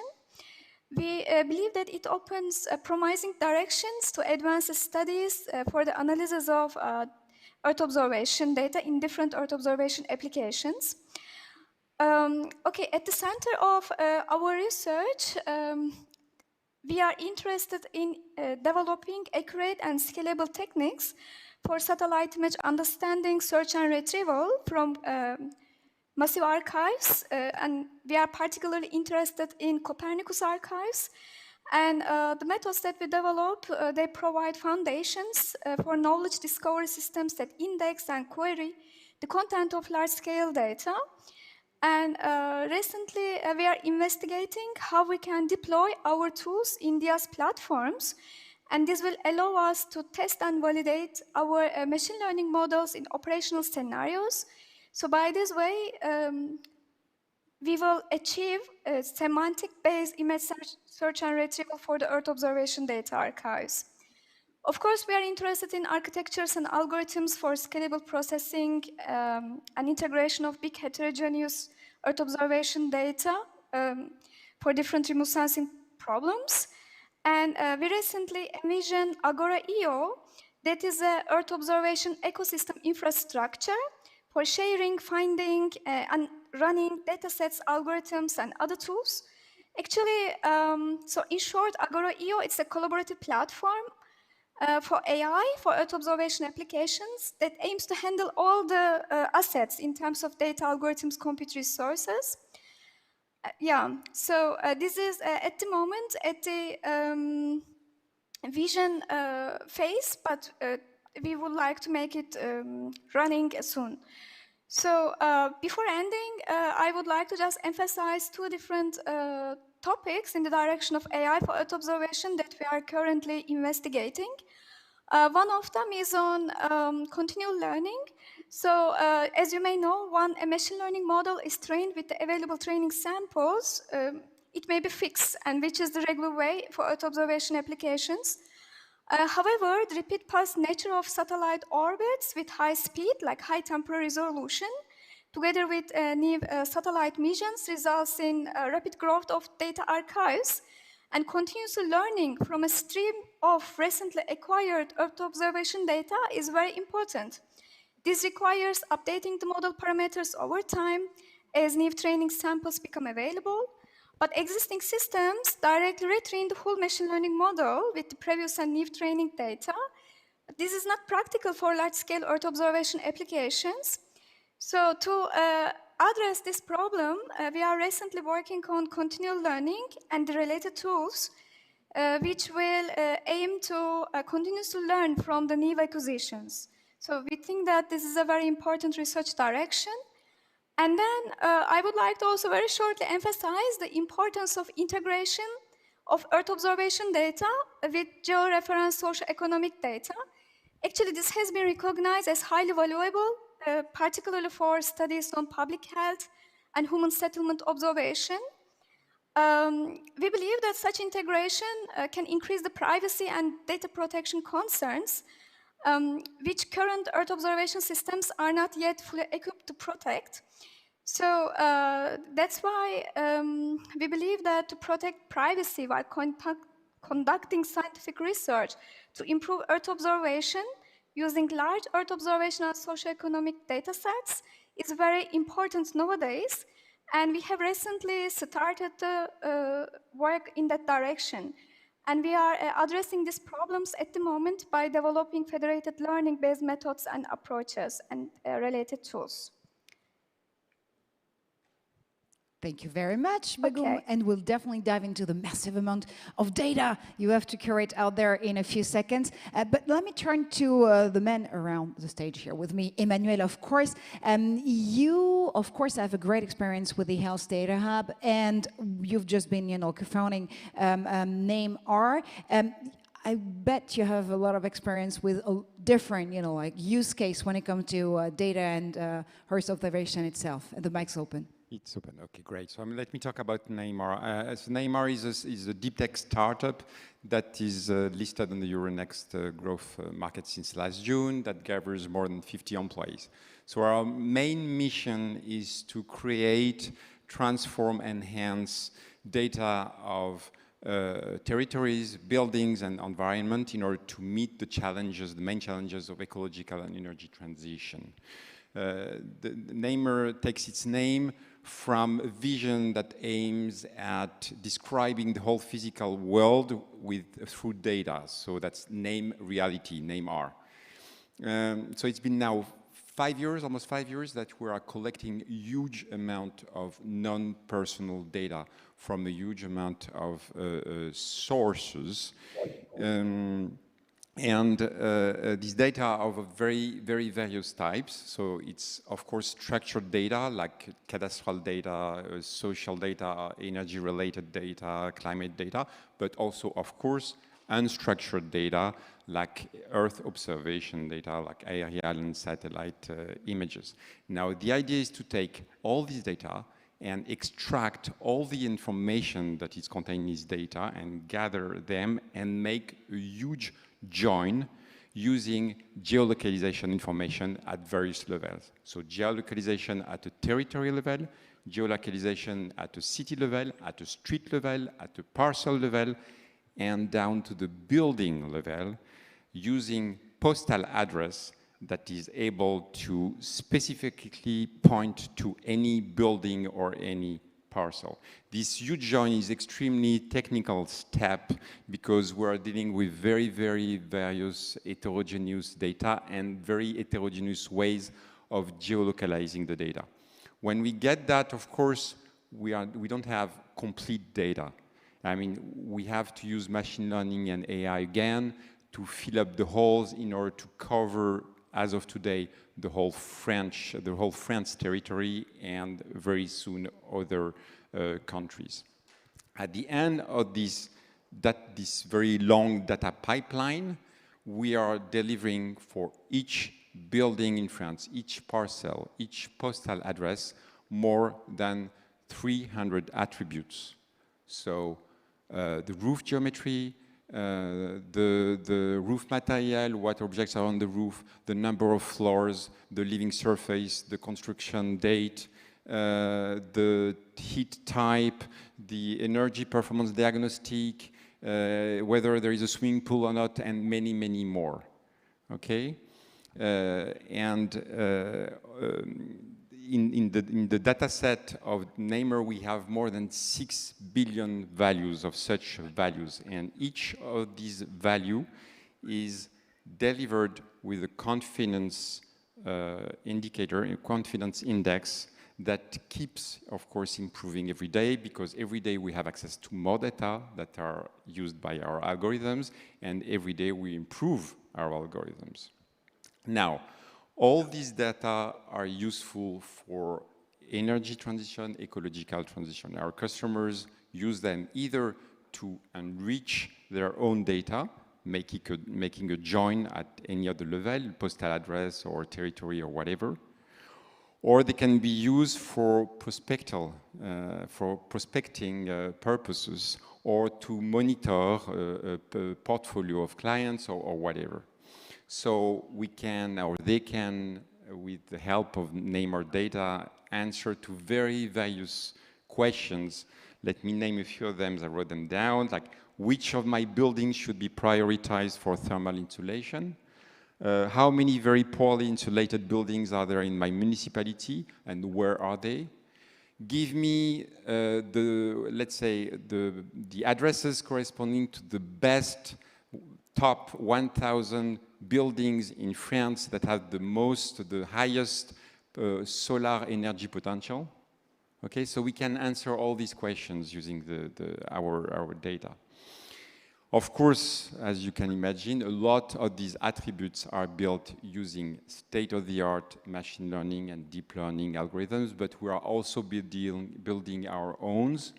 We have proprietary deep learning algorithms that are able to deal with very heterogeneous data. So they are taking as input aerial satellite images, 3D LiDAR images, stereo vision, and also geometrical data like cadastral data, but also regular structured data like energy data or whatever. Okay, and so this is a very, very complex task, and we still work on it, of course. We have overcome a lot of challenges already, thanks also to a lot of partnerships that we already have, but we keep building partnerships. We're very open with private companies, with public institutions, academics, with a lot of various expertise going from climate change, energy transition, aerial images, but NLP, deep learning, computer vision, and all that. Of course, we are left with a lot of challenges that we have to face, and I guess we will be talking about some of them in the discussion. Oh, absolutely. You're reading my mind. Abhilasha, I want to address you a question because, yes, climate change can be monitored. Of course, speaking of experience, you have a tremendous record there at Blue Sky Analytics and Climate Trace. So, how to monitor climate change? Have totally highlighted lights and more sensors. I always like to give the analogy of telecommunication. Back in the days, Europe and the US used to have telephones and telephone lines, and then the rest of the world just jumped to mobile phones and 4G and 5G monitoring. In the past, we have used a lot of sensors, but in future, we can jump in with satellite and the combination of sensors to give the resolutions, both temporal and spatial, using AI, machine learning, cloud computing, and one of the best innovations in the sky is APIs.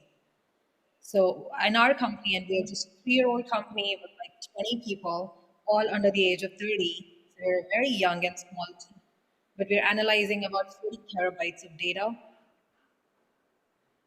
data points, let's say air quality, from 250 data points to 3.3 million data points for India. Thank you very much. I think we just have probably one bad experience with your bandwidth and network. Probably the producing team here will be in touch with you just to make sure that the sound and image is perfect for the next question. Let me throw actually the next question back to Pierre-Philippe. Again, I mean, at ESA, you have a lot of course, experience on Earth observation. So how AI is actually transforming the way Earth observation is handled by space agencies? Okay, so what we do at ESA is to create mission, launch mission, operate mission, and then collect the data. And we do this with a system also called Copernicus, which does this routine monitoring of the environment and give the data to the citizen of the world to create knowledge and service. So this data is big, it comes from different sensors, it has different sampling, different error bars. So it's a huge problem of putting all this together, of making a kind of microscope or macroscope on the planet using all these different sensors. And that's where AI is really good at. It has this scalability, this ability to learn from the data all the time. So it's a paradigm, if you want, a paradigm shift, whereby the algorithm is created by the AI itself by learning on the data. So it's perfect for big data issues. So you can understand that it transforms totally the way we do things. In fact, it's reinventing the whole value chain of Earth observation, whereby you spend a lot of efforts now in the data preparation, so augmentation of the data annotation, quality control. Then you put your software.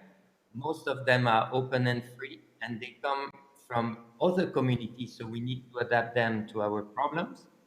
Then you train, and then you can do the inference either on the Earth or on the satellite. We will discuss this later.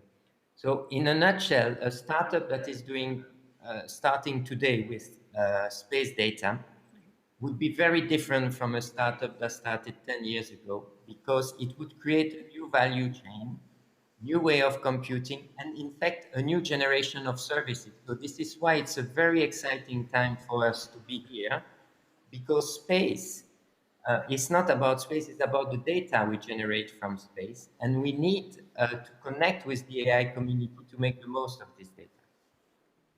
Absolutely. Thank you so much, Pierre-Philippe, for that. And of course, this curation of data also opens wider possibilities and opportunities for other nations when it comes to space and the new space market and area.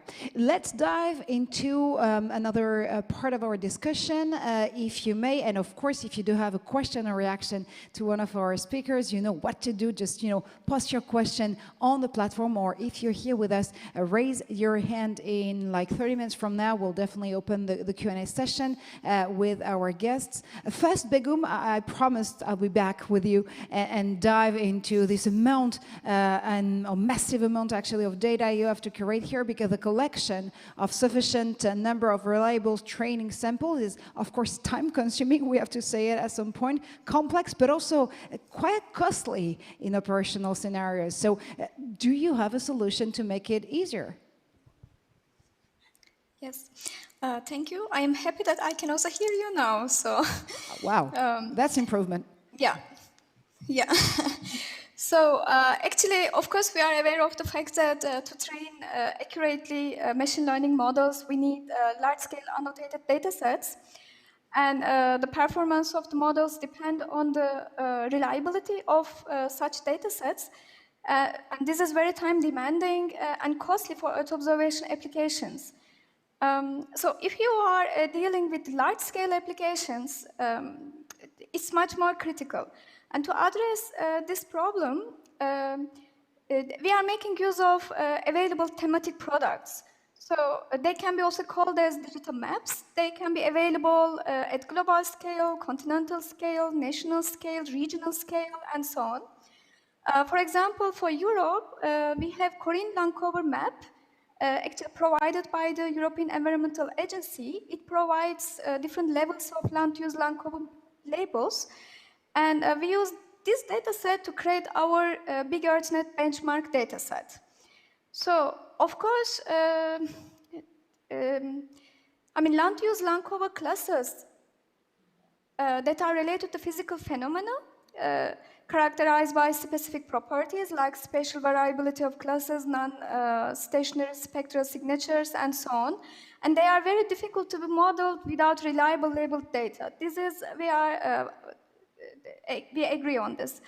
But these thematic products, although they can provide us labels on land use, land cover, they can also carry noisy data. So some labels can be noisy, like wrongly annotated or missing, and so on. So to address this problem, we also work on designing label noise robust models. So thematic products are, the use of thematic products is the right way, but then the machine learning models should be also designed to handle possible noise in the labels that can be existing. Thank you so much for making our lives way easier when it comes to curating those super crucial data. Actually, Pierre-Mathieu, I'd like to dive with you into the question of technology transfer, because of course, again, as an international space agency, and working closely with startups, as you mentioned a few minutes ago, there's definitely a question about how to facilitate this transfer and technology transfer. Do you think also in a way that we should probably create an international agency or another regulatory body to better help when it comes to facilitating these transfers? Okay, that's quite an open question. I'm not sure about that. This is more a political question. What is important is to put some oil on this technology transfer, because here we have the kind of perfect couple. We have AI and we have Earth observation, and the meeting of the two creates really new opportunities. This meeting is happening, but it can be accelerated. And we are working on it with partners, the European Commission, the whole ecosystem, in order to provide the tools, the data, but what we call AI-ready data set, which is the data formatted such that the AI community can really have a go at it and use the algorithm, and also presenting the people with problems so that this data can help them. So in that context, if you want, what is really important here is that AI is just a tool, okay, in the toolbox, but a very powerful one. What we need to do is to bring together the different actors, the people who can provide solutions, the people who have big problems which are at the scale of the planet, such as climate change, global change, you name it, put them together, shake it, and then the technology will be transferred, because people will work on something which has a big purpose, can create knowledge, and can also create a return for business. Thank you very much. So if I follow you closely, there is no planet B, but there is no AIB either. We definitely have to work closer on those technology transfer to make it happen. And speaking of AI as a powerful tool, again, to emphasize the way we can curate and we can better highlight Earth observation, let me turn the question to Emmanuel here. Do you think, Emmanuel, that AI will be able to find new insights in data and also generate new products and services? Well, it's already done.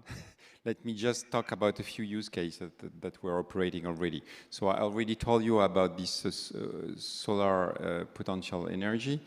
So basically working with satellite images, 3D LiDAR, cadastral information, and some climate information too, we're able to really detect the roofs.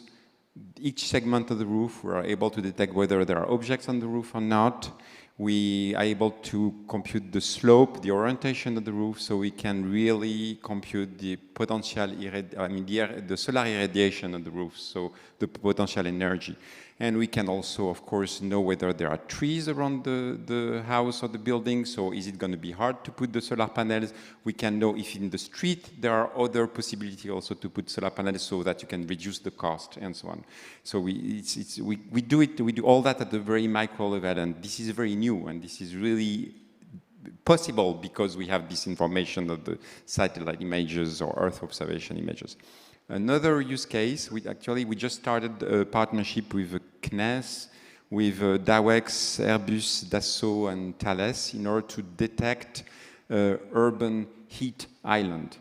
Now, we don't detect them at a macro level. This was done for a long time already. We detect them building by building. So we know exactly what are the buildings inside this island. So we can, ultimately, we will be able to say on which building we will have to act in order to make this heat island less hot. So where to put the parks, where to maybe paint the buildings in white, and there are many, many ways of doing so. The third use case I have to mention, so this time it's not related to NAME-R, it's the thing you were mentioning at the beginning. I have another job. I'm the Chief Scientific Officer of the National Platform for Health Data, which is called the Health Data Hub.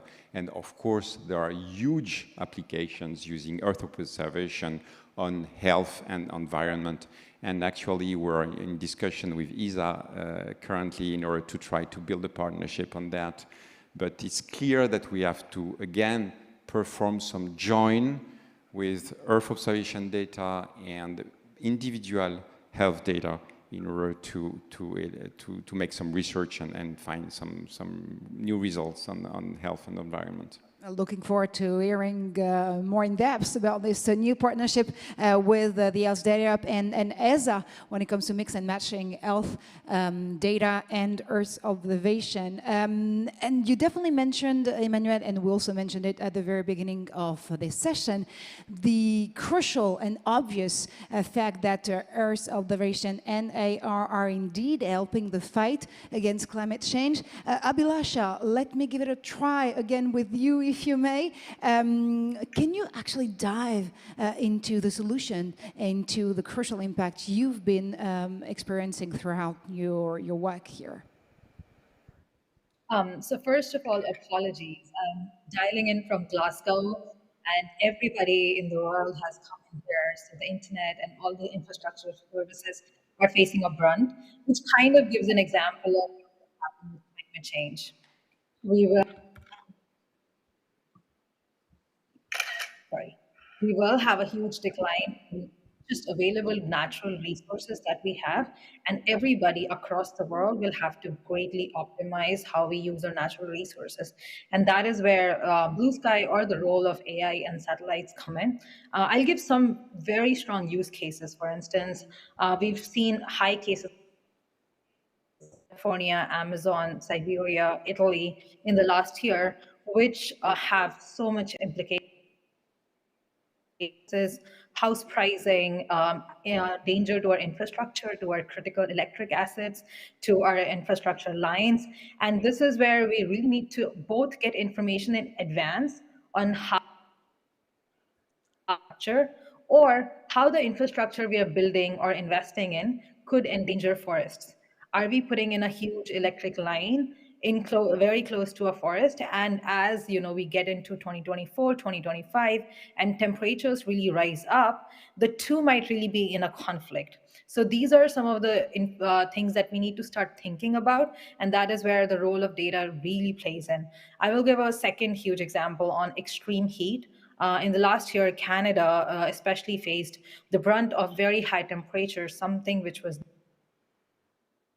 in past, with the temperatures going up in the 40 degrees Celsius. Now, this really affects our electric grid and every single electric company which is producing electricity, because the demand of electricity really changes and all. And that's where not only we have to give very advanced warnings to our citizen that they have to take care, because I read cases like, older couples, they died in their home because of so much heat, because they couldn't take repeated phenomena for a large part of the world. And there, both the medical infrastructure, the ambulance systems, the hospitals, individuals, and the electric infrastructure will have to come in together and sort of, protect and respond very quickly. all the cases, we need very high quality data. Like, for instance, if I knew the internet here in this hotel wouldn't be this nice, I wouldn't have stayed here for like $200 a night. Similarly, if we know that we're going to have a 40 degrees Celsius temperature in advance. Well, that's definitely the best case study ever, But thank you so much for, really trying hard to answer to our questions, even though, this hotel might have a way better Wi-Fi. Would definitely agree on that.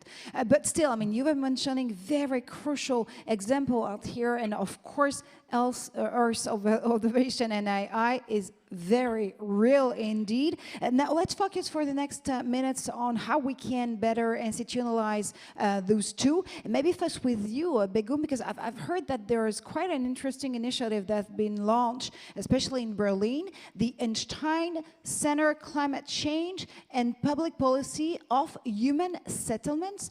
What the center is actually aiming at, tackling or deep diving into exactly?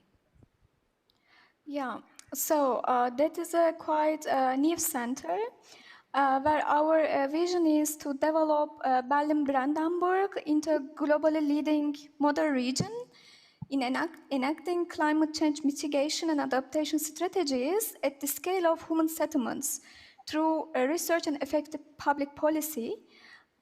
So it is led at TU Berlin, but there are also other partners such as Potsdam Institute for Climate Impact Research, University of Potsdam, Charité, and Berlin University of Arts. And it has three directions. One is on governance. So there we will investigate which actors, processes, and discourses support rapid decarbonization, and how can effective climate governance be designed at the sub-national level. And the second direction is on pathways, and there we will investigate how policy frameworks, economic innovations, and behavioral interventions create effective mitigation and adaptation pathways. And the third line is on tools, where we will develop novel AI tools to accelerate mitigation and adaptation action that make the best use of big data and AI. So there we will investigate how new technologies and design tools contribute to climate solutions. And at my team, we will take care of development of AI tools for a low carbon urban planning. So we will develop AI-based modeling of building stocks and energy demand. And then these models will aim to help predicting building energy use. So in particular, we will make use of satellite data to predict building heights, edges, and together with the other data sources, we will also work on a prediction of building types, roof materials, and so on. Yeah, that is the main aim. These are the main aims of the center. We are just at the beginning. And we are very excited for that. And we are too, actually, and I could actually literally see Emmanuel on my side here, like trying to understand better how maybe you guys can mix and match your solutions out there, because we're talking about building and heat, and now you're talking about the height of the building. So, of course, every type of data can be mixed and matched for a better foster solution out there. Thank you so much for that. Pierre-Philippe, let me get back to you on the new feature that ESA is now experimenting. I'm not going to try to pronounce the exact name of the initiative out there because I just can't. I have to admit this. But what you're experimenting in terms of feature is definitely designed to filter data directly on the satellites. Can you please dive into it? Yes, thanks, Marjorie. The name is in fact FISAT-1. Okay, I understand better now. So in summary, we are really living in a very exciting time because AI is going to space. So we are currently using AI for Earth observation on Earth, but we have demonstrated that it can be deployed on off-the-shelf chip, like the Myriad chip of Intel, on board a CubeSat called FISAT-1. So this means that today you are jumping in terms of computing power with a massive jump because usually computer in space, they were protected for radiation, so we were lagging behind the normal capacity. So now today we can put AI accelerator on the satellite and deploy machine learning. It works. We have shown it for cloud detection and intelligent discarding of images so that we download only the relevant data. But this really opens a new avenue on how to do space mission. Imagine you can upload software on your satellite like you do on a smartphone, and you have different apps. Same sensor, the camera of your iPhone, but you use different bands for different applications. This really opens a world of opportunities. ESA is actively looking at this. There are also new business models coming out of this.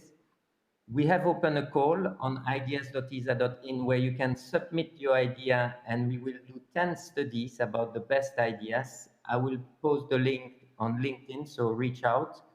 And this means with this technology, we will be open to increase latency of products, so sending the actionable information right to the user in real time, increasing autonomy of satellites, making them work as a swarm and making them more intelligent, having more autonomy for deep space mission, going on the moon, Mars, etc. So computer vision of rovers, etc. So you name it.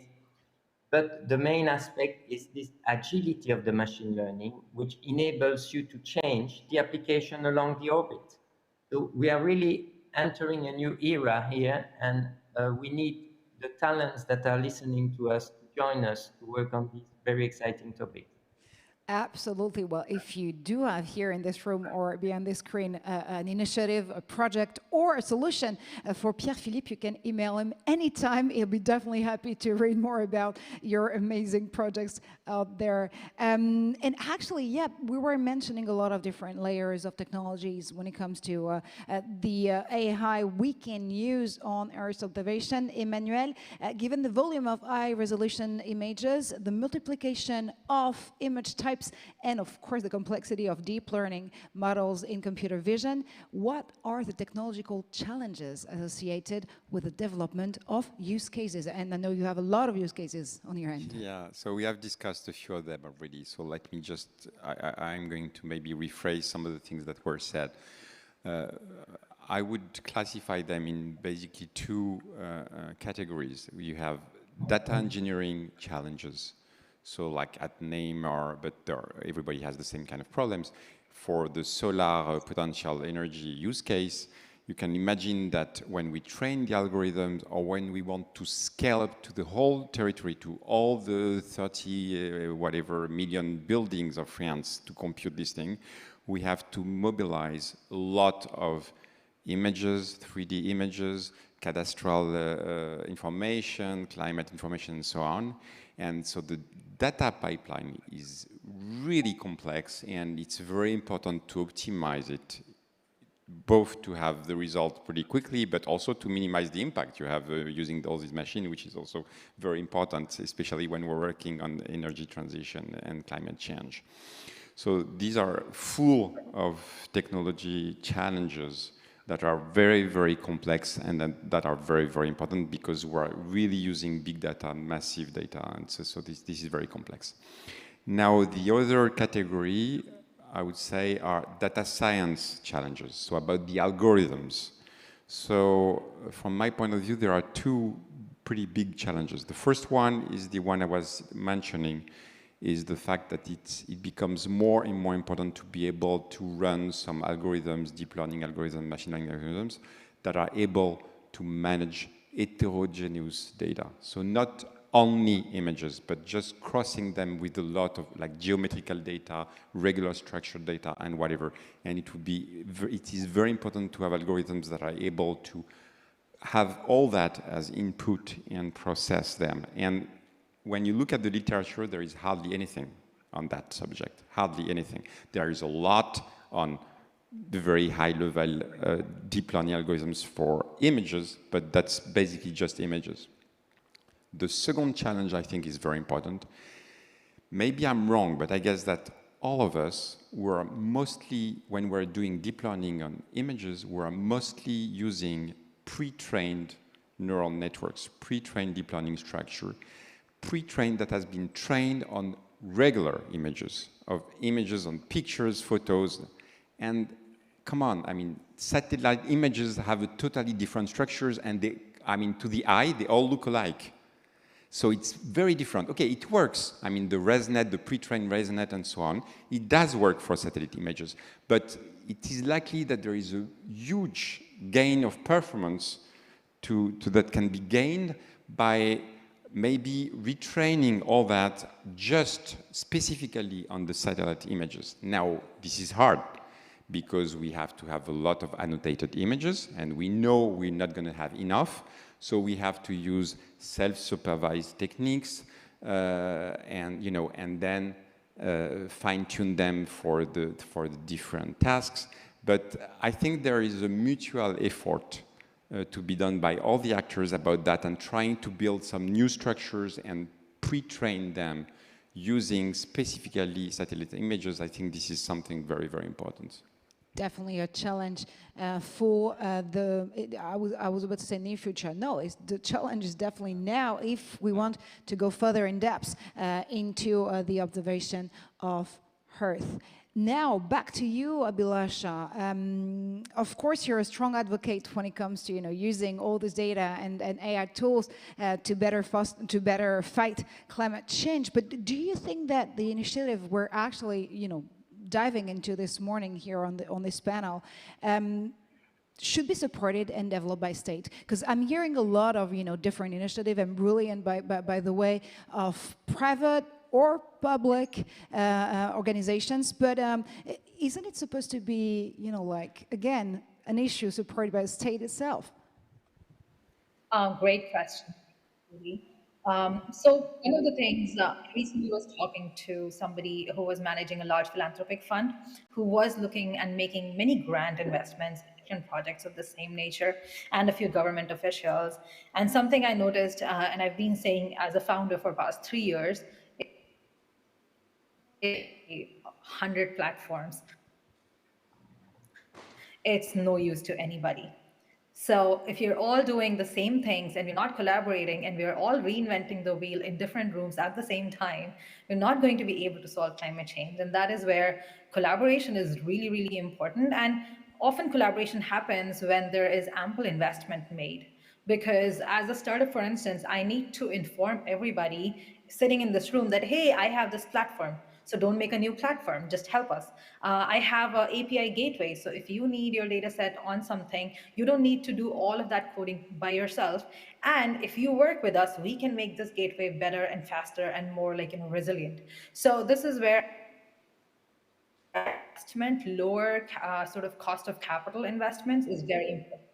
So for a founder, especially, or actually academic, a student, an engineer, anybody who's looking to work into climate action very proactively today, we need to have capital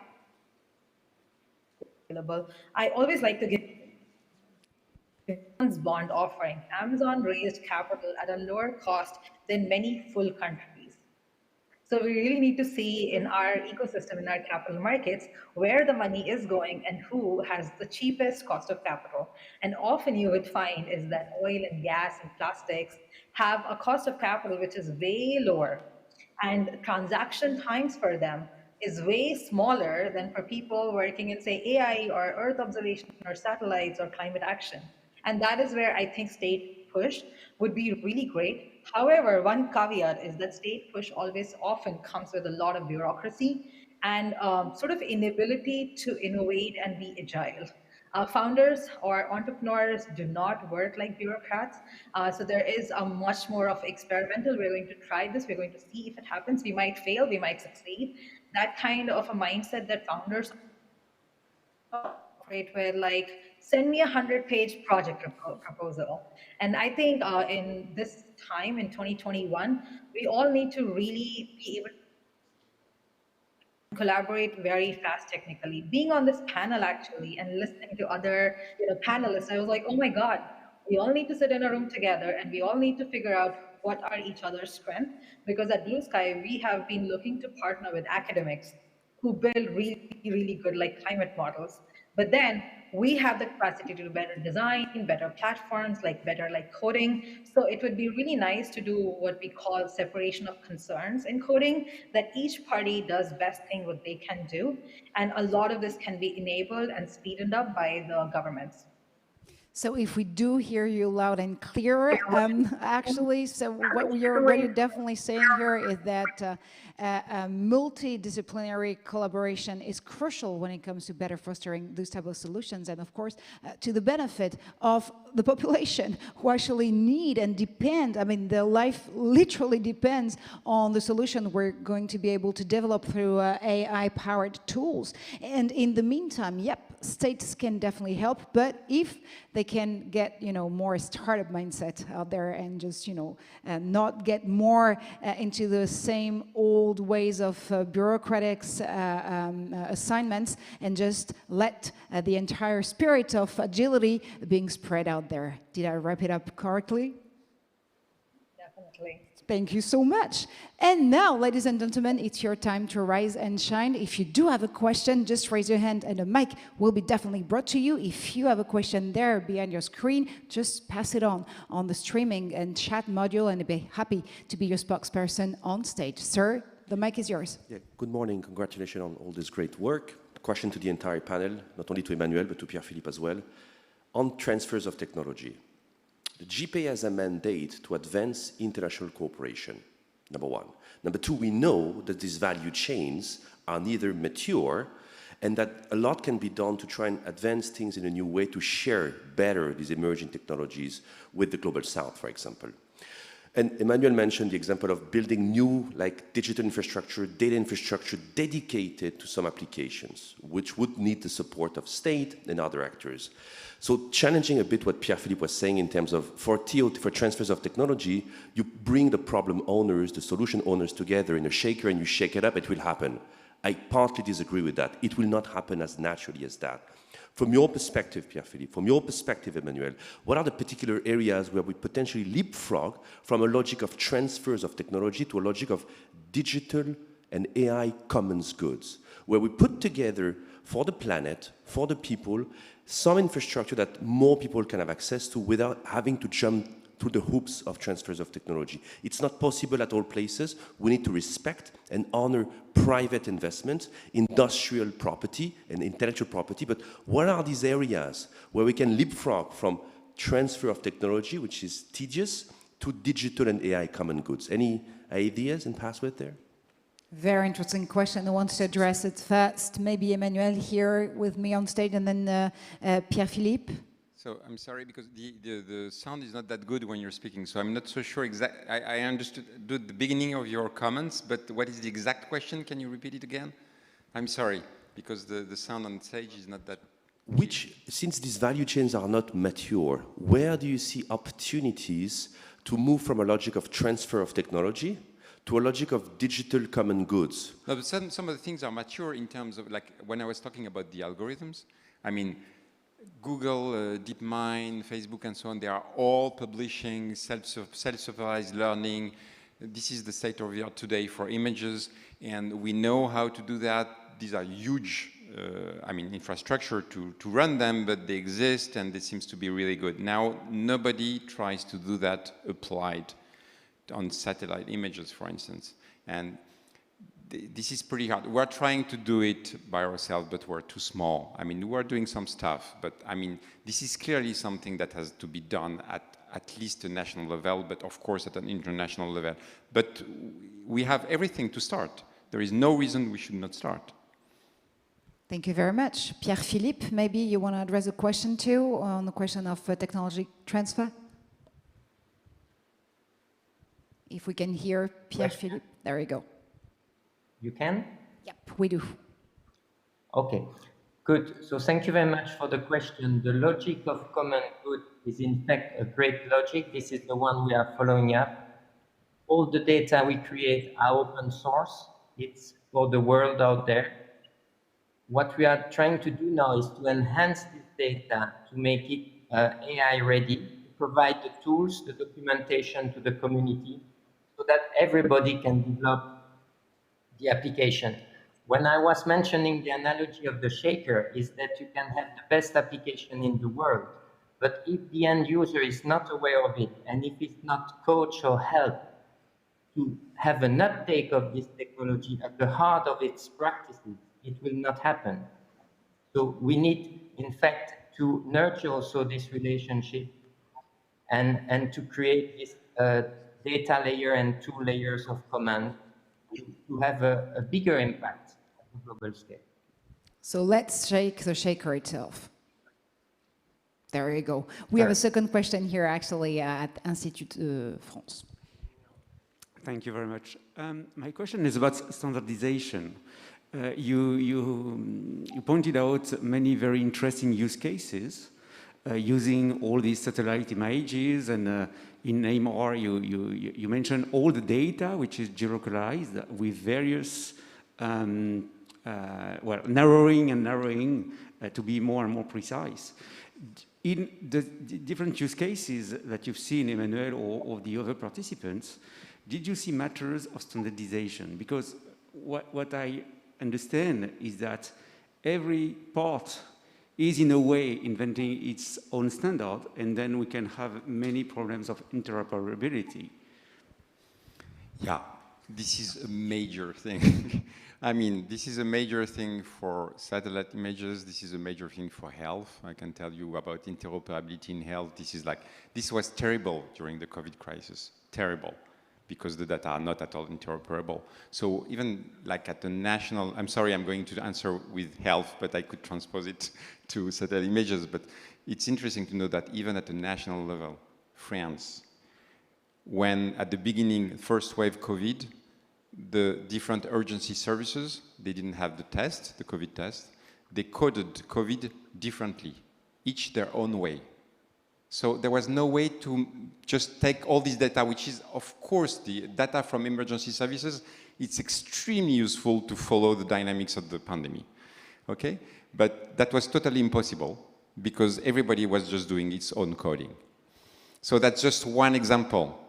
You had this Lancet scandal where there was this company which claimed that they had gathered data from, I don't know, 60 or 50 countries, and they concluded that hydroxychloroquine was not a good medication for, I mean, was not doing anything for COVID. That was insane. How can somebody gather data from 60 countries and make them interoperable? And at the national level, we cannot do that. It was clear that it was totally wrong. So we have, of course, the exact same problem with satellite images and so on. And yes, of course, this is a major subject, and we have to work all together on that. And just to mention another big subject on health and on satellite images also is the governance of the data. This is a major subject too. On health, basically sharing data, people don't like it. I'm not talking about the citizen. I'm talking about the institution, public institutions, private companies, even sometimes researchers. Even first wave of COVID, they don't want to share because they want to be the first one to publish, and so on and so on. So that's a big problem. It's maybe less crucial for satellite images, but we have the same thing. It's not that easy to have access to a wide set of satellite images, or it can cost enormous amount of money, which are absolutely unreachable at the scale of a small startup like Neymar. Thank you very much. Who wants to address also on the panel this question of interoperability, which is definitely crucial if we want to go any further and in depth into better AI tools to observe the Earth or health? Does anyone want to jump in? Nope. Okay, let's take the next question though. And we have one question over there, and then we'll, go up to the auditorium. First, sir, your question. Hello, my name is Alan Pike from OECD. So what you said about data sharing, of course, is very, very important. The OECD just recently adopted two international legal instruments which are recommendations about sharing data.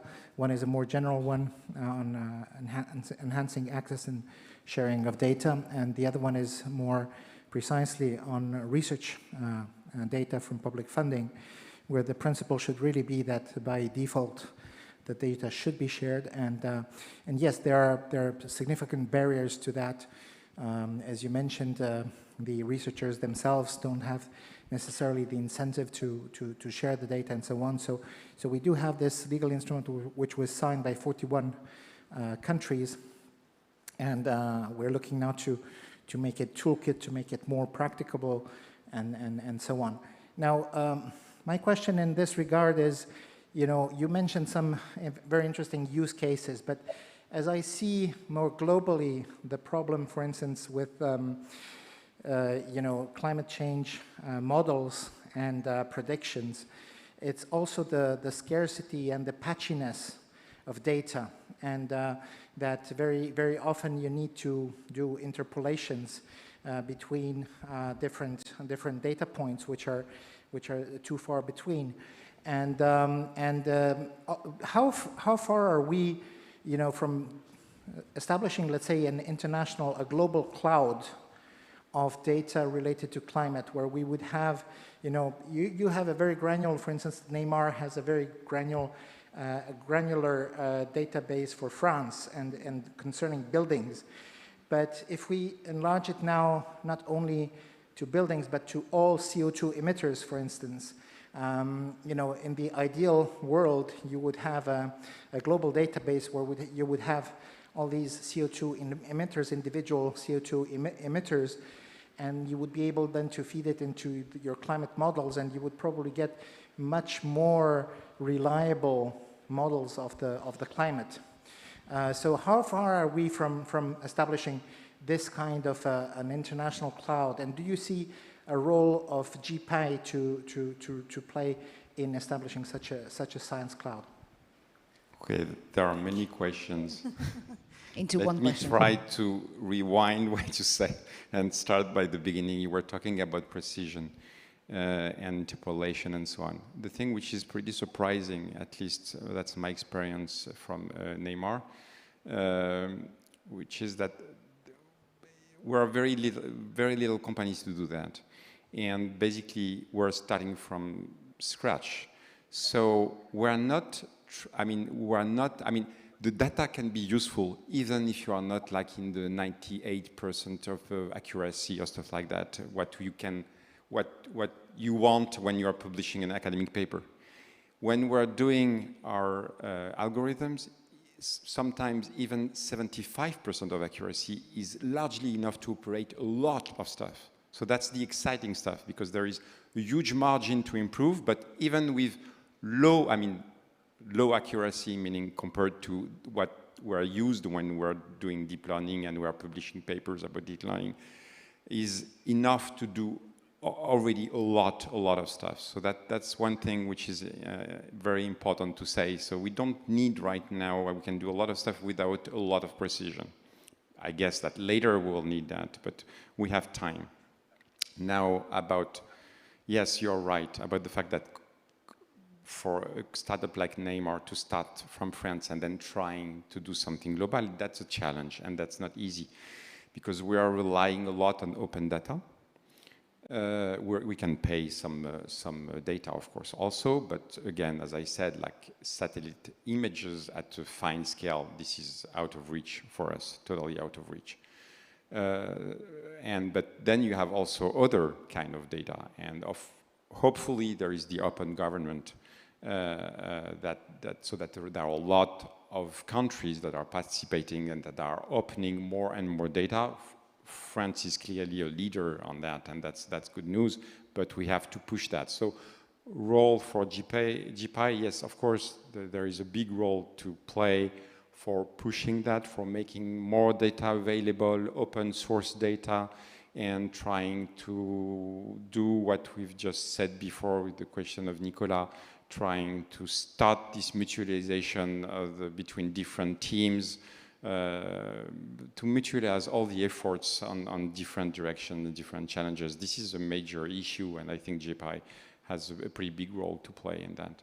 And if I may, we're definitely back to one of the facts that Abhilasha was stating when she was actually saying that, yep, the major problem for anyone working on this type of data is definitely the fact to not get back from scratch and, you know, like just build on whatever type of research have already been made. And if, you know, at some point some institution or initiative could gather the amount of work already done, maybe you guys could build on way easier on those powerful data sets, so you can create better AI-powered solutions out there. Thank you so much. I think we definitely had like 2 questions here in the auditorium. Oh, first, let's hear from you. Thank you so much. Yeah, thank you so much for the presentation. It was really interesting.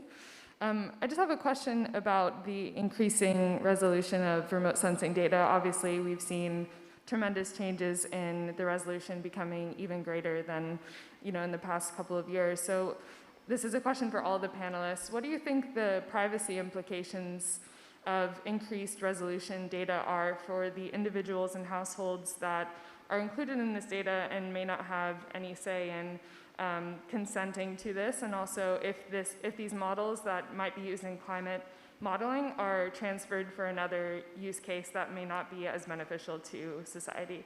And Thanks. this is definitely a crucial question again when it comes to privacy, and of course Begum, Abhilasha, or Pierre-Philippe, if you guys want to address the question, we'll be happy to take your perspective and thoughts. Begum, maybe first. I believe that development of privacy-aware machine learning models is very timely. It is not only because of the increased resolution of satellite data, but also it is joint use with socio-economical data. So it's a very important and timely topic, and I think as researchers, scientists, we need to invest time and effort to develop robust machine learning models for the privacy concerns. So in this perspective, I think that federated learning approaches can be the right direction. So this is also a kind of answer to previous questions. Nowadays, it is not really necessary to share the data to learn a machine learning model for training. Okay, so it is possible through federated learning approaches that are introduced as a decentralized data analysis approach that enable collaborative training while keeping the data on clients' entities' sites who hold the distributed data sets. And this can be done by just exchanging the model parameters. There is no direct need nowadays to centralize the data, to share the data if it is including privacy concerns, okay? So yes, I believe that in the near future, we will see that the resolution of the satellite data will be much more improved, and this will be much more critical. And we have recently started to work on that direction, but we are considering 2 different applications. One is if the data is combined with socio-economical data, how we should react to this, you know, because maybe there is some data such as household surveys, it can carry personal information, and we would like to design models that will not use that information, that will hide this while extracting Earth observation specific knowledge only. Thank you so much for this perspective. Abhilasha, I think you wanted to jump in this question too. I think first part is, you know, the panelists before me answered it absolutely to the T. There are many approaches now which are available for us to evade some serious concerns about it. The other aspect was like, as far as resolution is concerned, for much larger scale applications like emissions monitoring, which I would say does have certain implications around, you know, privacy. We still don't have that high resolutions to be able to kind of bother a lot of individual level data set. And I think a lot of discussion which is happening in terms of the socioeconomic data and the privacy implications of advancing the conversation around that, and the learnings from that spectrum to be adopted in the geospatial or the satellite spectrum, rather than having for us to think about this concern at the moment. Thank you very much. Pierre, Philippe, or Emmanuel, do you want to dive in a few minutes? You already touched on well, no, I would Andrea's like data, maybe to comment what was just said about federated learning. I think this is a very promising technology. Now we have to be careful. From my point of view, it's still at a state of research, federated learning. It's not totally clear that it's the thing that's going to be the thing in the next few years. Just to give you an element of just some information, I'm leading at the Data Hub a consortium, a European consortium that candidates to the pilot of the European Health Data Space. We have a lot of countries in the consortium and so on. The European Commission was very clear about this pilot that we should not try federated learning, because it's going to be really long because you have to secure all the pipelines to change the APIs of all the infrastructure, existing infrastructure, and so on.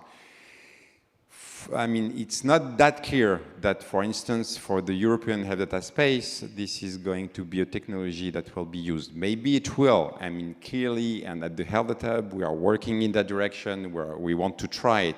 But we have to be careful saying that this is now working and we have to all use that and so on and so on. We have to be a little more careful.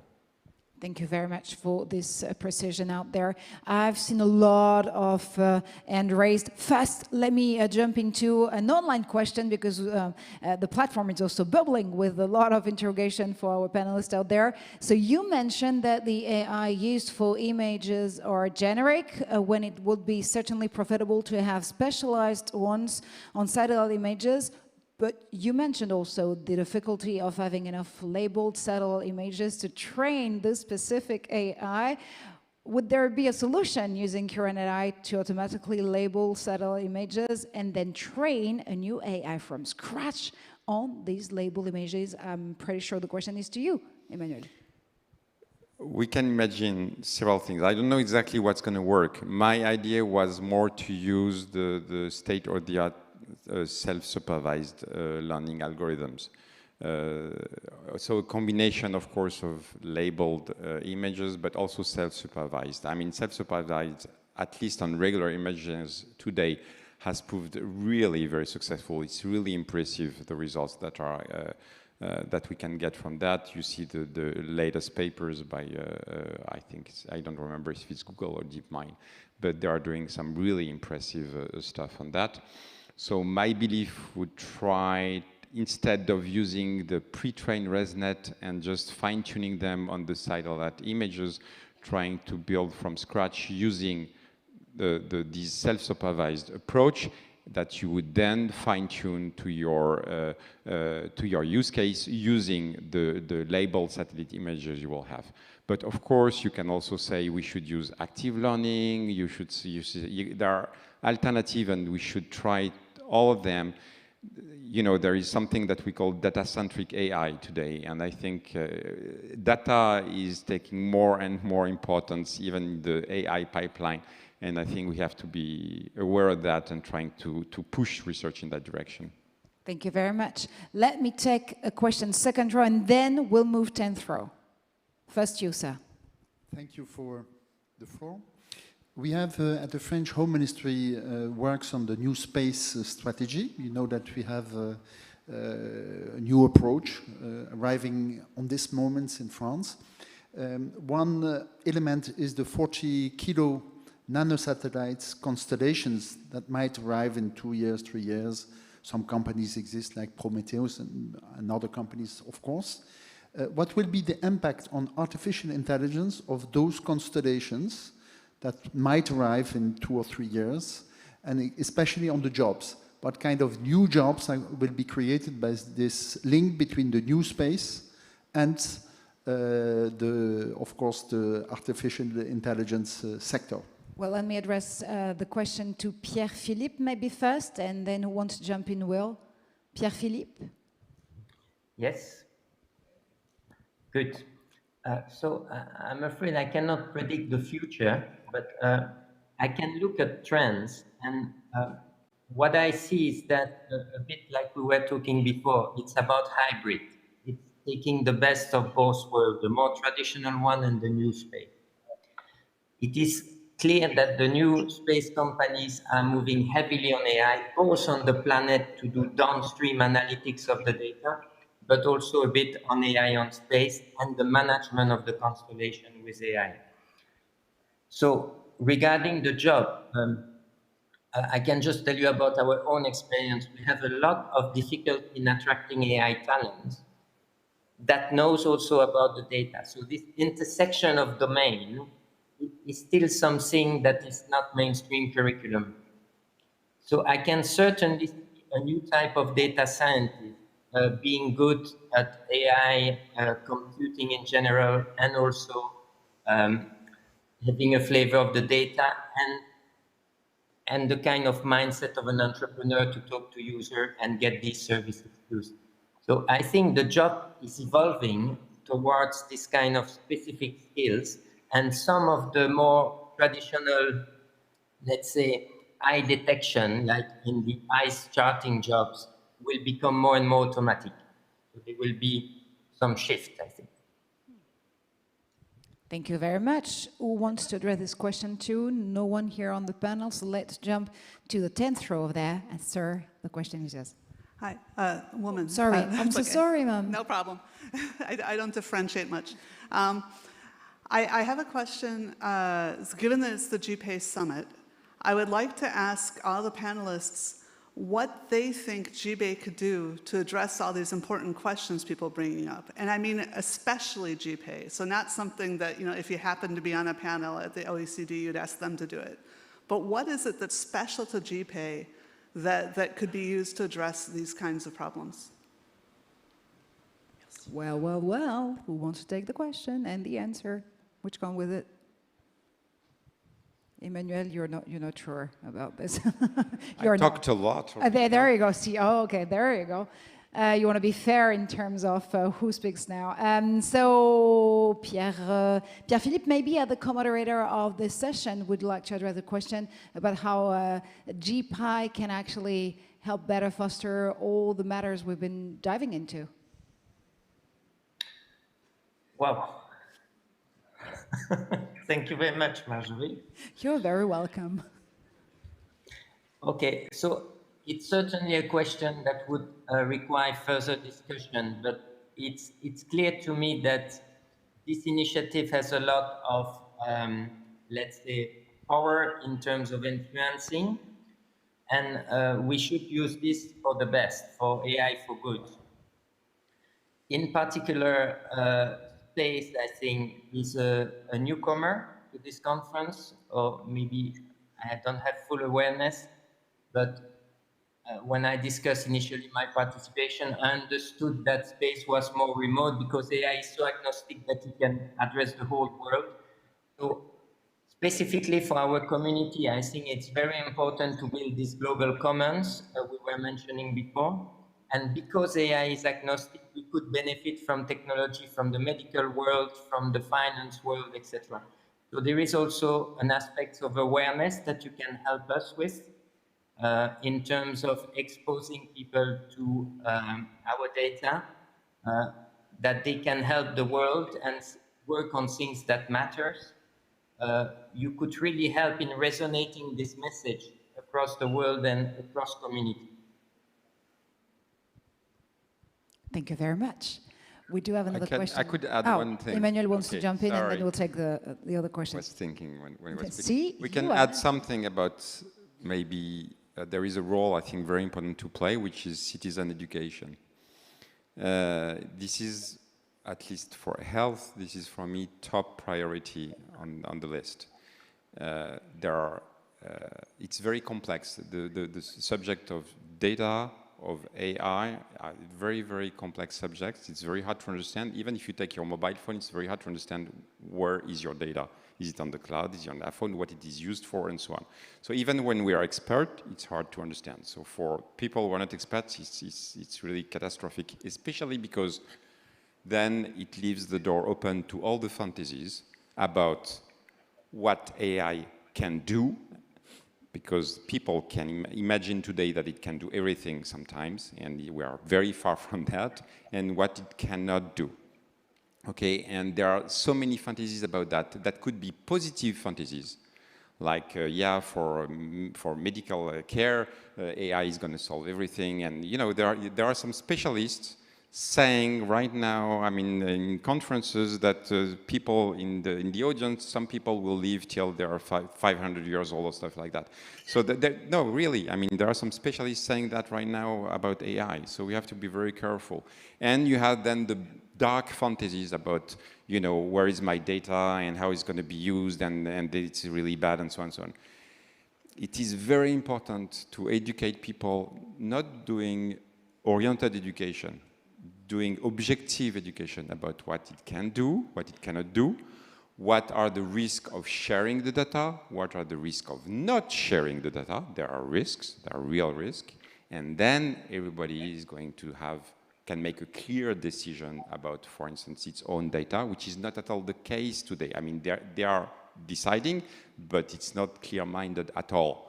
It's like totally blurry. So I think citizen education is a major, major subject, and GPAI can do a lot about that. Yeah, so better bring awareness to whatever AI and data literacy is. And if I may include myself actually in the debate out there, it's also powerful things for us as media to better understand, you know, the end game of what all these debates about AI, regulatory bodies, and trustworthy AI is definitely all about, so that we can also do our job to, you know, not jump into the clickbait, you know, side of the story, but just, you know, give a better understanding of what, I mean, are the powers of AI and its responsibilities at the same time. So, yep, we can definitely dive into this question again. Last question here, and then we'll have to get to a conclusive remarks for this session. Actually, it's more a comment or maybe a tentative answer to Joanna's question than a question. I'm a co-lead of the Responsible AI for Climate and Environment action that will be presented at 1:30. Absolutely. And I mean, this session is about Earth observation. It's about collecting data about Earth, and of course, in the climate change action that we are developing, data plays a central role. And what I would like to say is that GPAI, our recommendation to GPAI, is to put together mechanisms for data sharing, for interoperability, for building capacity, because it is very scattered. So what GPAI can do is join forces together for all these issues that have been explained this morning. So more in an hour. I cannot agree more. Yeah, we couldn't dream about a better conclusion, actually, when it comes to your perspective and question sharing. So I'll definitely have, okay, let's take this very last question super quick, and then we'll jump to conclusion.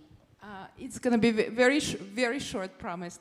I just wanted to thank Emmanuel for talking about citizen education, because it is very important. I don't think we can get very far without educating citizens. And Fondation Abiona, Institut Montaigne, and Open Classrooms have developed an online class without any prerequisites for citizen education. We already have 150,000 people formed in France who completed the course. It's only a 4-hour course. And we just developed the English version of it, and we look forward to people going online and understanding what AI is about and what the risks and opportunities are.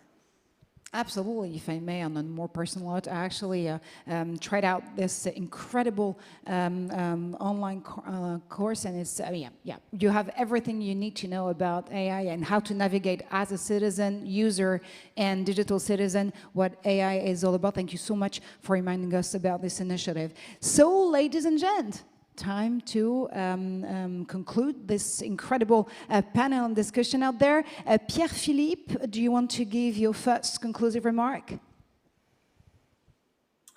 Okay, thank you, Marjorie. I think you already summarized the session by saying that there is no planet B.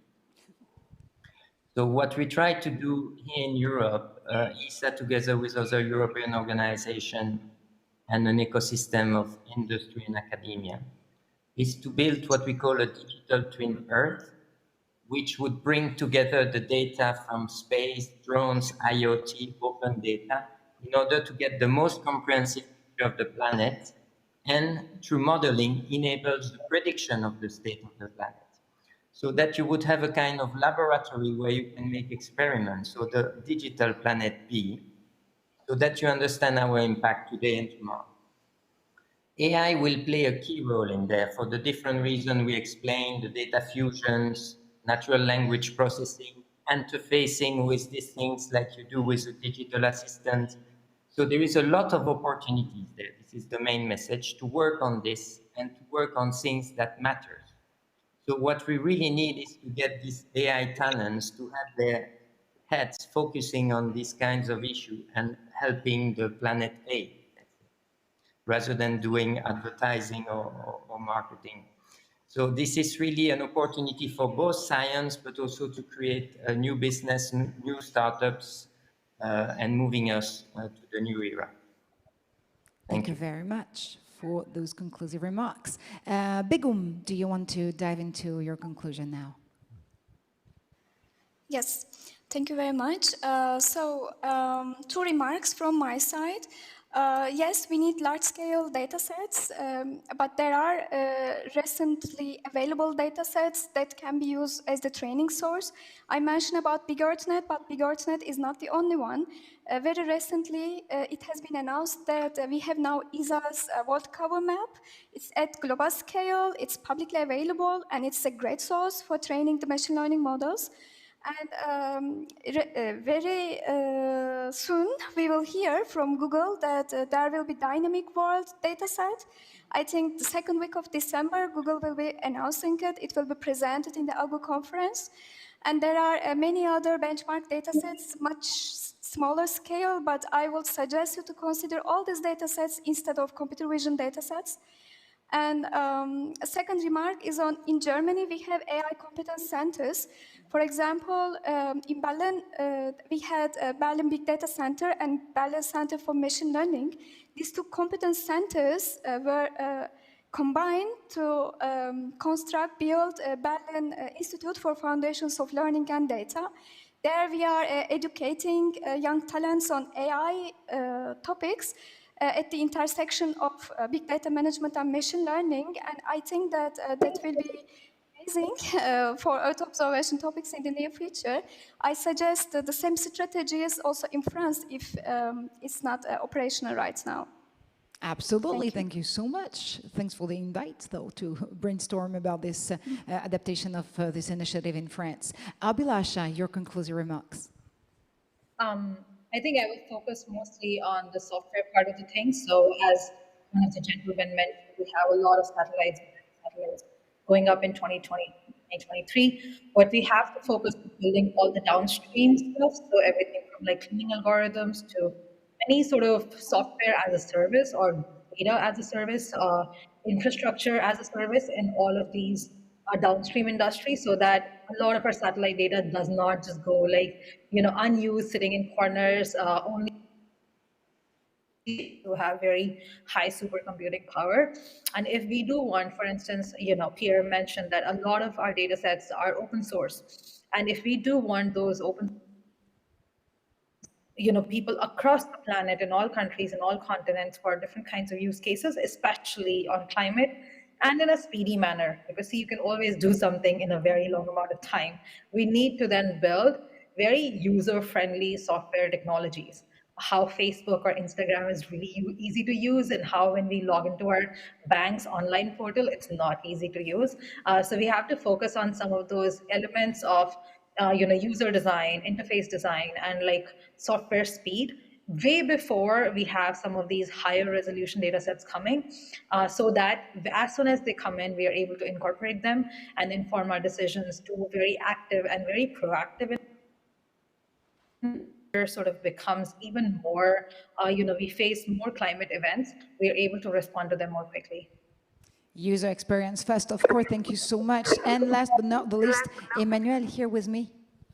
So if I had just one take-home message, I would say, let's do our best to build some common assets, in a mutual effort.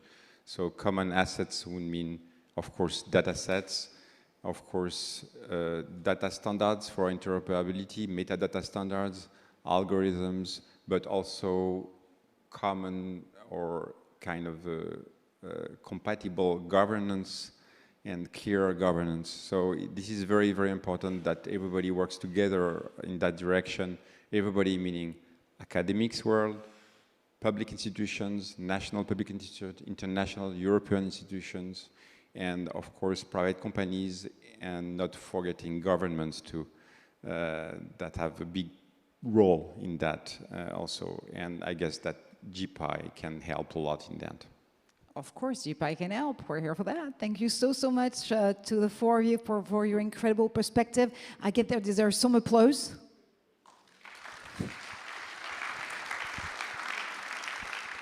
And thanks to you, of course, for your incredible questions and reactions to our discussion. It's now time for lunch, but we'll be back in an hour from now. And when we're back, actually, I had the perfect transition a few minutes ago with you, sir, here on the third row of this auditorium. How to build responsible AI. We'll definitely dive into it. We'll be back at 1:30 Paris time.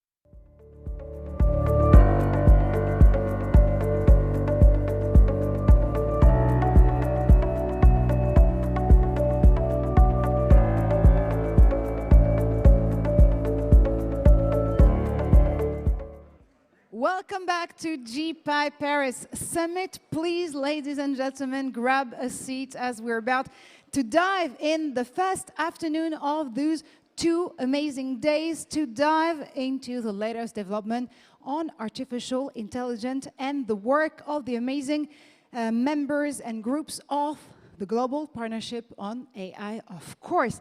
We'll be live until 6 p.m. here at l'Institut France to review, of course, the ongoing works of lead experts, scientists, member governments of this global partnership. And to open this afternoon, how to foster and contribute to the responsible development, use, and governance of human-centered AI systems following the UN SDGs. Well, our next working group has brought together 35 experts from 20 countries to address the challenge of whatever is called responsible AI. We're definitely going to dive into this definition.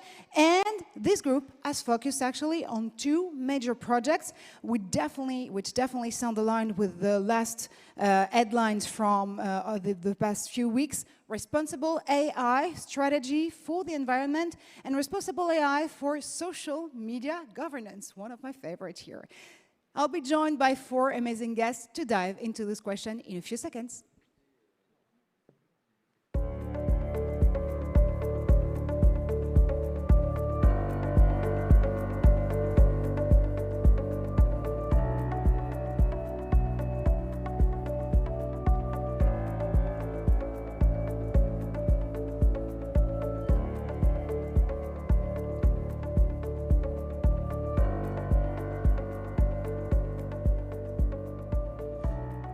And as we're all set here with me in Paris, I have the great luck to be joined by Raja Shatila. You're the co-chair of Responsible Development, Use and Governance of AI at Sorbonne University in France. Dino Pedreschi, you're the professor of computer science at the University of Pisa, Italy, of course. And Nicolas Miaille, you're the co-founder and president of the Future Society from France. And of course, the one and only joining us live from Canada, Joshua Bengio, the co-chair of the Responsible Development, Use and Governance of AI, founder and scientific director at Mila in Canada. Of course, Joshua, you are co-moderating this very working group. Thank you very much to you 4 gentlemen for joining us. And to begin with, let's see an overview of the progress since the 2020 summit in Montreal and a selection maybe of the 2 projects lead this year. Joshua, for a general working group report, the stage and the mic is yours. Well, thank you. I'm very pleased to be here today, and the work we've been doing is very important. And we're going to be presenting the progress of our working group. Raja, you want to take over? Thank you. Thank you, Joshua. I'm very pleased to be here today, and welcome to everyone. We would like to present to you the work that the Responsible AI, for short, working group has achieved this year. As Marjorie said in the introduction, the mandate of our working group, maybe we can have the slides. We'll definitely proceed with the slides. The slides should be coming, I suppose. Yep. Never mind. They are. No, back up, please. You're going to have them just right here, and they're definitely going to be. Could you please back up to the first slide? Yep, perfect.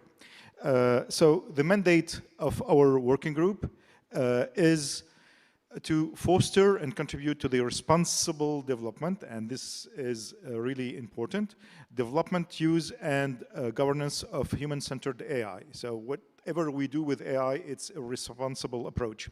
And this is in congruence with the UN Sustainable Development Goals, which is also central to the whole GPAI work. The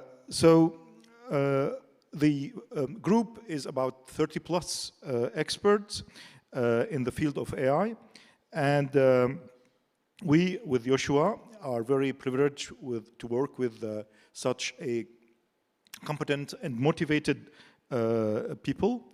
And these experts have reflected on a work plan for 2021, and we came up to try to use, develop, and understand how we can actually apply AI to different areas that are of interest.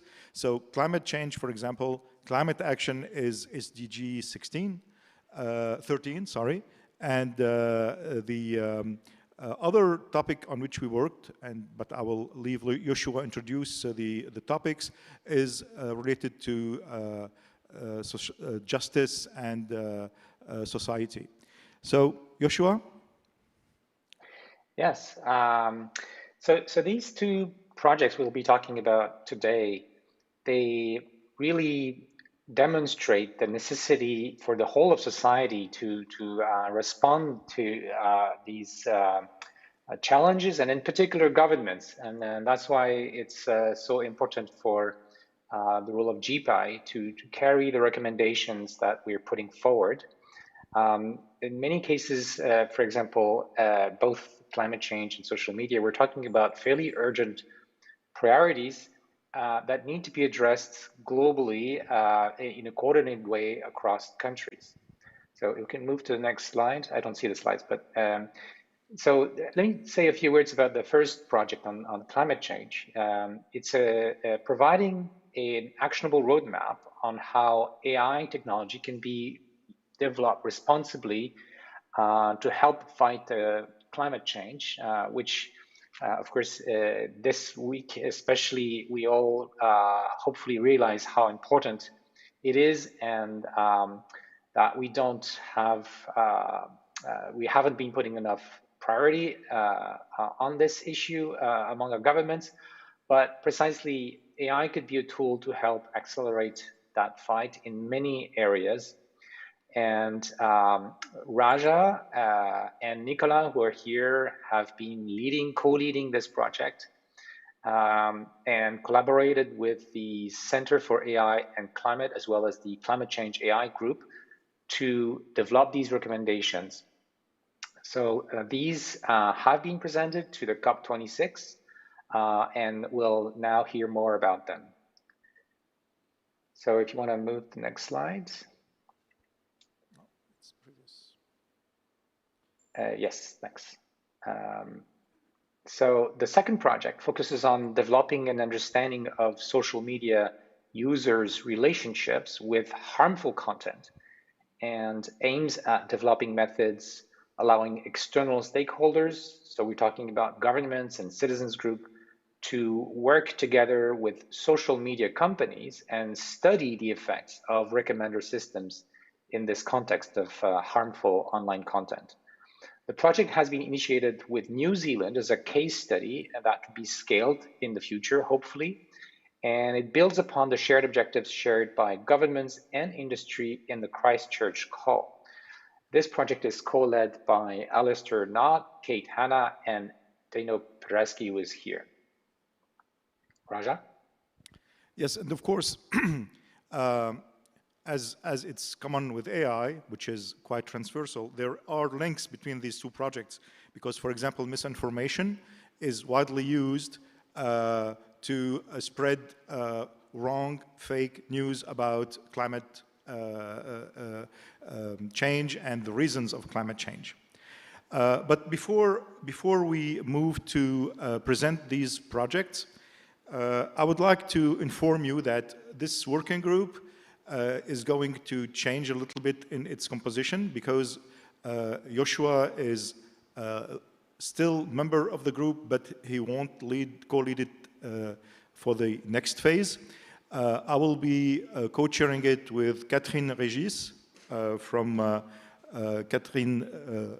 There should be a slide also showing her. Catherine is a professor of law at the University of Montreal and is a Canada Research Chair in Health, Law and Policy. And she will bring a wealth of expertise to the working group to work on AI governance specifically, and all the topics related also to law aspects. So I'm very excited to be working with her for the next period. But of course, I would like to thank Joshua. A big thank to Joshua, actually. It was really a honor to work with you, Joshua, for this past period. Thank you. And well, it's not over.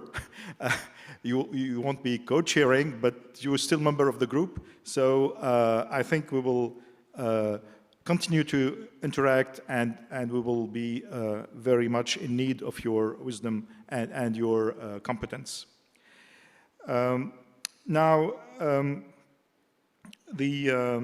Let me now hand the floor to the co-lead of the two projects. Joshua introduced the projects and the persons, and the members of this project were not only the co-leads, of course, because in each case there were experts that we actually invited to participate in a steering committee, and I would like to thank them very much in their active participation in the steering committee of the project. And specifically also, we have had two external partners for the climate action project. They were mentioned by Joshua, CCAI and CIIC, and they have accomplished a fantastic work that Nico, to start with, is going to present as a co-lead of the RAISE project, Responsible AI Strategy for the Environment. Nico? Thank you, Raja, and hi everyone. Let me also express my gratitude to Joshua for his leadership and support in really placing at the core of the agenda of our work this pressing question of climate change and the need to act upon it. Let me also extend words of thanks and gratitude to SEMIA, and particularly to its outgoing director, Jacques Rajotte, for the unyielding support and hard work to support us. So thank you very much. Next slide, please. Next slide, please. All right. In a summary, what we've tried to be accomplishing with Project RAISE, which stands for Responsible AI Strategy for the Environment, starting with the first step now, this year, focused on climate action, has been to bring and really leverage the global partnership on AI to create an international coalition led by experts to put together a first general framework in terms of what government action can look like to really impact industry and society in terms of helping leverage responsibly AI for climate action. Why? Well, there is a lack of understanding of the potential in terms of opportunities and in terms of risk. There's a tremendous lack of capacity in mobilizing the resources and the tools that Francis Bach this morning reminded us of, that our colleagues from the previous panel that looked at Earth observation mentioned. So there's a lack of understanding, there is a lack of capacity, and there is also, frankly speaking, a lack of a framework of what responsible AI means for climate action, both in the case of upholding the best from our democratic values and our respect for equality and freedom, but also looking at what responsibility from environmental impact means from AI. We saw from Francis' presentation this morning that there are big questions being raised there. We know that it's a deeply interdisciplinary program, and so we decided to not work together and to try and anchor our work within the broader international efforts being led around that with the IPCC, with the UNEP, with the European Commission, with the UNFCCC, and really try and, as I said, bring an international coalition that could be interested in the kind of general framework that we could put together. And we have released and presented at the COP a first preliminary version of this report, and we're going to expand. Now, that report, and I'm going to yield the floor to our delivery partners, CCI and CAC, whom I also want to congratulate and thank for their hard work. But basically, it looks like a bouquet of 49 recommendations that we want to render more specific, more granular, and move towards actionability. But they look like things such as, how do we create data sharing frameworks, protocols, and platforms to accelerate the rise of digital twins for the planet, for example? Or what capacity building efforts are required both in regulated industries to really accelerate the deployment of new business model and new technologies? And how can we help governments lead the way in rendering AI more responsible from carbon emission? That's what it's looking like. And because we know there is a lack of basic understanding of what AI for climate action means, we back this up with the development of a small booklet of 10 use cases to render things practical when we engage with policymakers, when we engage with industry, to really create a bit of a movement to embark this community towards more and more action, collaborating with the OECD, with UNEP and others. Can we go to the next slide, please? And I also want to thank the work of our colleague Marta, who has been a very active member of the steering committee of the group, who is going to become also one of the co-leads of the project moving forward. So thanks a lot, Marta, for your hard work. Let me know, next slide, please. I will yield the floor to Peter from the Center for Air and Climate to give a bit of a quick overview of what the reports look like. If you can start the first video, that would be great. Because they couldn't be with us today, either physically or virtually. It's going to be a quick 3 minutes video, and then we'll hear from Priya to focus on the use cases. Hi, I'm Pete Cluttenbrock, one of the co-authors in this report and one of the co-founders of the Centre for AI and Climate, which was one of the 2 delivery partners of this particular report, together with Climate Change AI.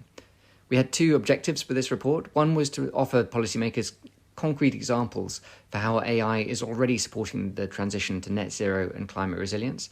And the second was to offer governments a playbook for how they can support this space and unlock the potential this technology offers. The report covers a range of areas that governments need to consider action on to support this space. We dive into detail on data and digital infrastructure, where we talk about data collection, data access, data standards, licenses, data sharing, all in the context of climate change. One recommendation I'd pull out here is that we think governments should consider developing data task forces to assess the data landscape in all climate-relevant sectors, whether it's energy or transport or land use. Research and innovation funding is one of the key levers that governments have at their disposal when it comes to supporting this work.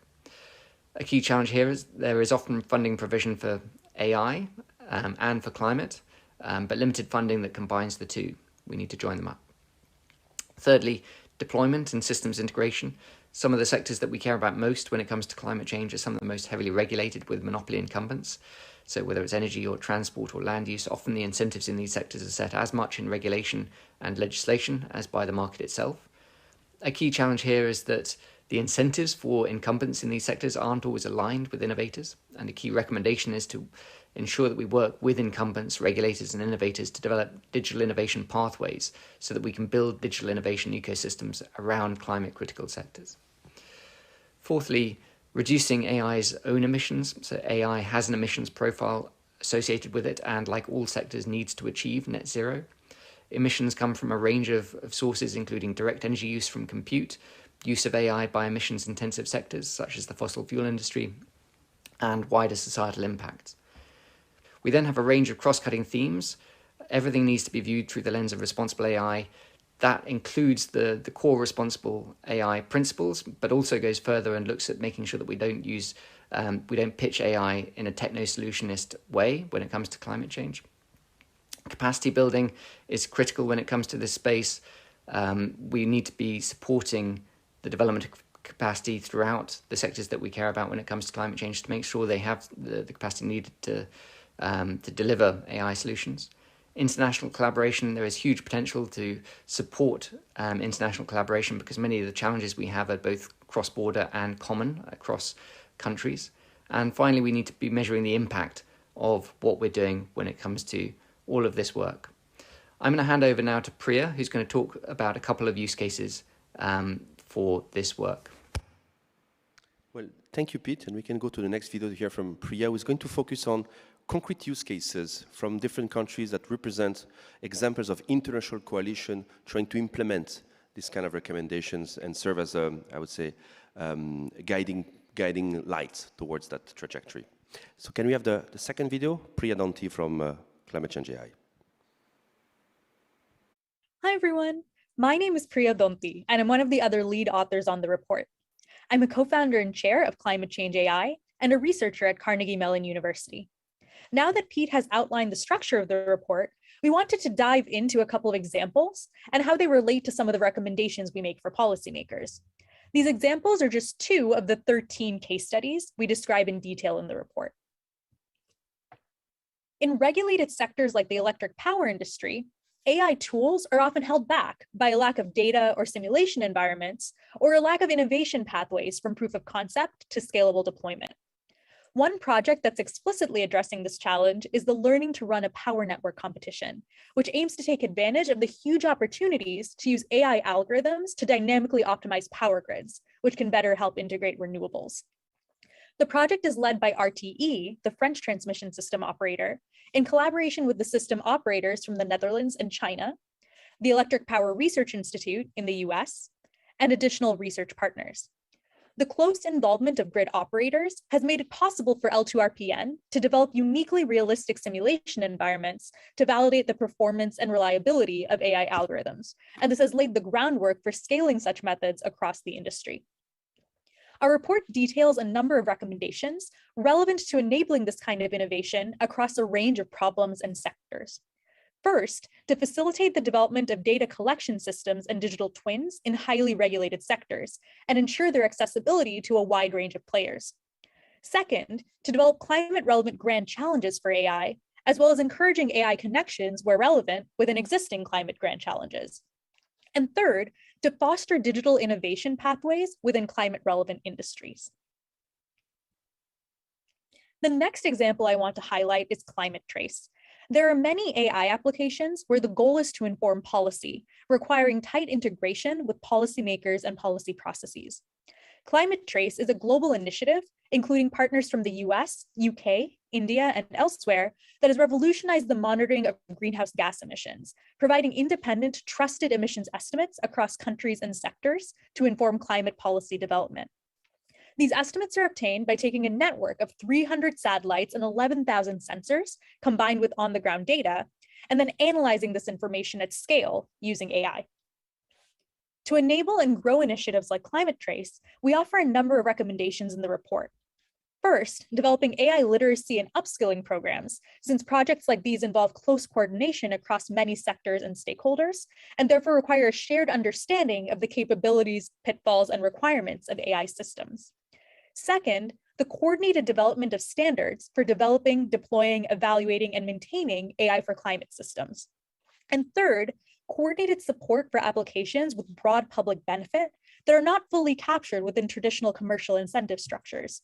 There's an opportunity for international collaboration in helping launch and sustain other public interest applications, such as AI-enabled carbon stock estimation and deforestation monitoring. Well, I think it gives you quite a general overview of where we're taking this. To conclude, a word about where we're taking this. Well, first, we know that to address responsible AI for the environment, we need to reconcile climate action and the preservation and biodiversity. If we don't bring the two together, it won't work on either side. We're seeing IPBES and IPCC collaborate. We want to work with them. We want to anchor this work and work with them, for example, on next generation simulation and modeling that could help trigger new solutions and pathways. We also want to put in place a framework towards impact planning and assessment. There is a lot of hype. We need to anchor ourselves around reality and sequencing to attract interest and mobilize investments. And last but not the least, and we think it's very much aligned with the spirit and the mandate of GPAI, I belong originally to the Data Governance Working Group. And I've been working with Responsible AI, but we have a cross-working group project where we want to pilot the development of a climate action-oriented data trust to try and invent new ways to share high-resolution data, personal data that are quite risky to manipulate, but that if we are capable of manipulating, because of their high resolution, will open up new solution pathways. So once again, congratulations and thanks to our delivery partners, to Joshua, to Raja, and to Semia for their support. And I yield the floor to Dino to hear from the fantastic work you've been doing. Shall I proceed? Absolutely. Yes. Thank you very much. I'm actually talking about this project, which is actually three related project that we've been pursuing. There is a more technical part of it, which is actually how to develop a method for working together social media companies to investigate whether their recommendation system move users towards harmful content. There is also a community consultation project that we're running, again, for the moment in New Zealand, about asking the citizens of a community what they perceive as harm online. And there's also a legal policy sub-project that it's somehow investigating the legal and policy basis to actually engage in this way with social media company, to take all the legitimate interests of stakeholders together in this story. I will mostly concentrate in the little time on the technical part, giving only glimpse on the other two. Why this focus on recommender system? The recommender system are those algorithms that deliver content to social media user feeds or timeline, that help us essentially navigate a deluge of potential content. So they're doing very useful work for social media users. And essentially they are AI systems. They are machine learning systems that learn somehow how to suggest content based on, in a personalized way to users, based on the user experience, the user engagement with the network. So that's precisely why they are so useful and why they are so also concernful in some sense. Scientists from many different disciplines actually have concerns on how recommendation systems learn, because of course there is a feedback loop between the recommender system that learn from the user activity what content to suggest to the user based on the preference that are inferred from the history, but also the other way around. The recommendation of the system will influence the user in future choices. We are in a dynamical system where there is a continuous learning and a continuous feedback situation. Now, the legitimate question is, can this kind of loop bring to instabilities, to, let's say, potentially dangerous pathways for users? We know from many different branches of science, from cognitive psychology, social sciences, that we show systematic bias in our selection of contents towards, for instance, moral emotion, negative sentiment contents that draw more our attention, towards political outgroups, topics that concern others or minorities, or bias toward false information or sensationalistic information. The point is, if the recommender system somehow reflect and amplify this bias, this could lead users in some potentially harmful direction. And look, the point is that even small influence could lead to big effects. That's something we should consider. I always like to make this example. If you are on a car driving on a straight road and your steering wheel has a slight, let's say, misalignment toward right, at any moment in time, this is negligible. You don't really care. But this is something that goes on. And if you eventually don't correct it, the car will go off-road. It will make an accident, right? So we need to monitor the process of accumulation. And that's why it's very legitimate to ask ourselves whether or not recommender system can lead towards harmful content, and actually not necessarily always, but in which circumstances, in which situation, for which kind of topics, for which kind of countries or region in the world, for which kind of users. And there are plenty of theoretical models. I'm also a researcher in this area that somehow put this problematic problem forward.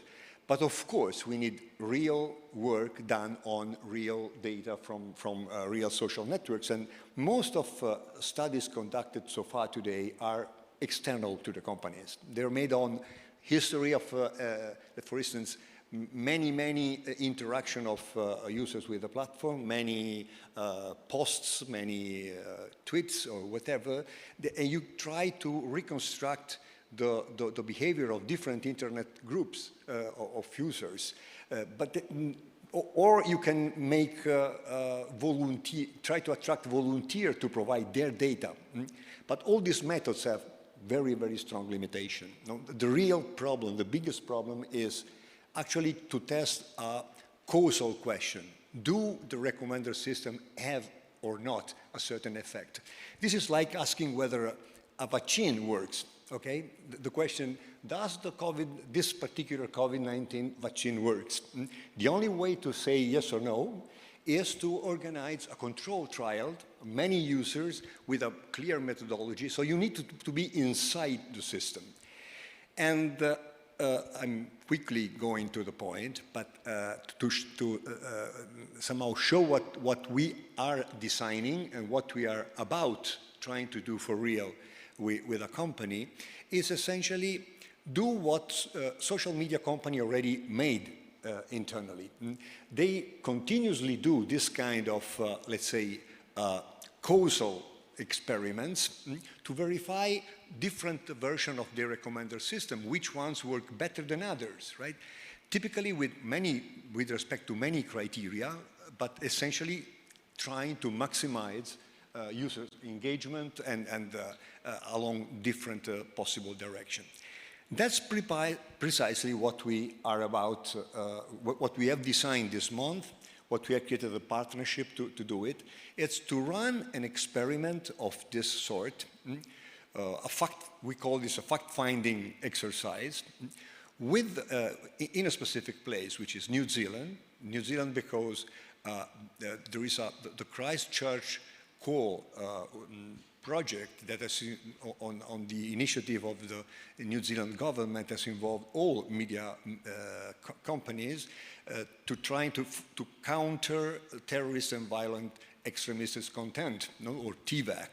So we'll make reference to that kind of stream of work with an idea which is very precise. So use what the company already is using internally, but for a different purpose, for the purpose of somehow trying to understand what happens with respect to measures of users' engagement with harmful material. Yes, please. I just wanted to make sure that you were heard loud and clear, so just put your mic a little bit under your chin so we're not losing one of your sentences. Yeah, wonderful. Close. Exactly, okay. Wonderful, thank you so much. Okay, sorry, thank you very much. The focus so will be about, instead of trying what different form of recommender system create more engagement for users, we actually will ask which different version or different forms of recommendation system actually have an effect in driving users toward violent and extremistic content. Of course, this study is going co-design with the company, with a social media company, and a group of independent experts that is provided by GPAI. Essentially trying to ask this two big questions. Do recommendation systems have different impacts on the user relation towards harmful content? And in which circumstances this may happen? And do recommendation systems that maximize user engagement also run the risk of driving user towards harmful content? For the moment, we don't really have a clear-cut answer to this question. Essentially because most of the studies has been conducted internally to companies, and we know little actually about this. And what we are proposing is actually to use the scientific method and eventually publish the result of this fact-finding exercise according to scientific standards on open papers. Because first of all, we strongly believe that this method is safe both for the company, We can organize this kind of method without somehow infringing the company IP in any means, because we want to deliver transparency about the ethics of recommendation system. Not reveal the internals of the recommendation system itself. We don't really, we can take the recommendation system as a black box, essentially, but look what are its effects. And also, the method does not compromise at any meaningful sense the privacy of users of the social media company, because any let's say, confidential data will, of course, remain within the company, and only aggregated measures of user behavior will be actually be published. We have very good hope for this to actually happen. There is a very good example, a very fresh one, coming from Twitter that has very recently posted on October 21st. An article that you see is actually entitled Algorithmic Amplification of Politics on Twitter, freely accessible, which exactly employs the kind of fact-finding exercise we have in mind to a different purpose, which is actually asking a different question, whether the recommendation system amplify the consumption of political content to users. And actually, it's a very interesting paper showing that it constructed essentially considering two different populations. A population that is subject to the ordinary company's recommender system, a normal operation, and another population that instead it's the personalization is switched off, and you simply receive the tweet on your timeline, simply the earlier, the latest tweet on top from the people, the accounts that you follow. No? So essentially it's like comparing a pure social influence, let's say, with social influence plus a personalized recommendation. No? And they actually discover that, yes, there is an amplification of the political content, systematic in all the different countries where they do the study, but they also find that certain kind of content is amplified more than other kind of content. Actually, the right-hand leaning content is more actually amplified than other contents.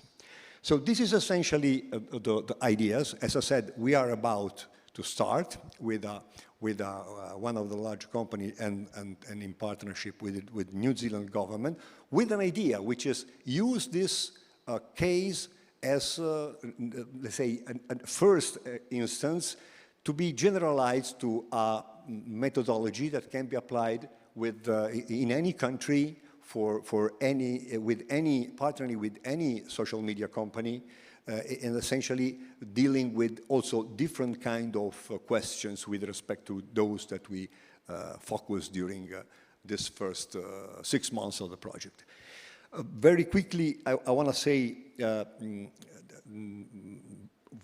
two things. First of all, say a big thank to the co-lead of this project, that are Alistair Knott of University of Otago, New Zealand, and Kate Hanna from University Auckland, again in New Zealand. For both of them, it's really the middle of the night, so it's like two or three in the night, so they will join later probably. The second thing is that we also have run in parallel, and in particular Kate Hanna has been following this stream of work. We have also run this community consultation project, which has a very clear-cut question again. And of course, there are general definitions. For instance, the Global Internet Forum on Counterterrorism has defined a notion of violent and extremistic content, and there is a multi-stakeholder work in trying to do this kind of definition as wide and encompassing as possible. But we also believe in our project that there is a regional dimension of what is harmful for what population, that's really truly important. This can really be different in place to place. And what we are trying to develop in New Zealand is a project of consultation of the communities that are more subject of harm for a very, let's say, practical purpose, to understand, to learn from them in first place, but also to learn how to classify material that is truly harmful for them. And this could be a very important input for instance, for machine learning tools that can then help to automatically recognize such content and be paired with our project. Because of course, to monitor the tendency of user towards harmful content, we need a very good definition and a very good classification tool for harmful content.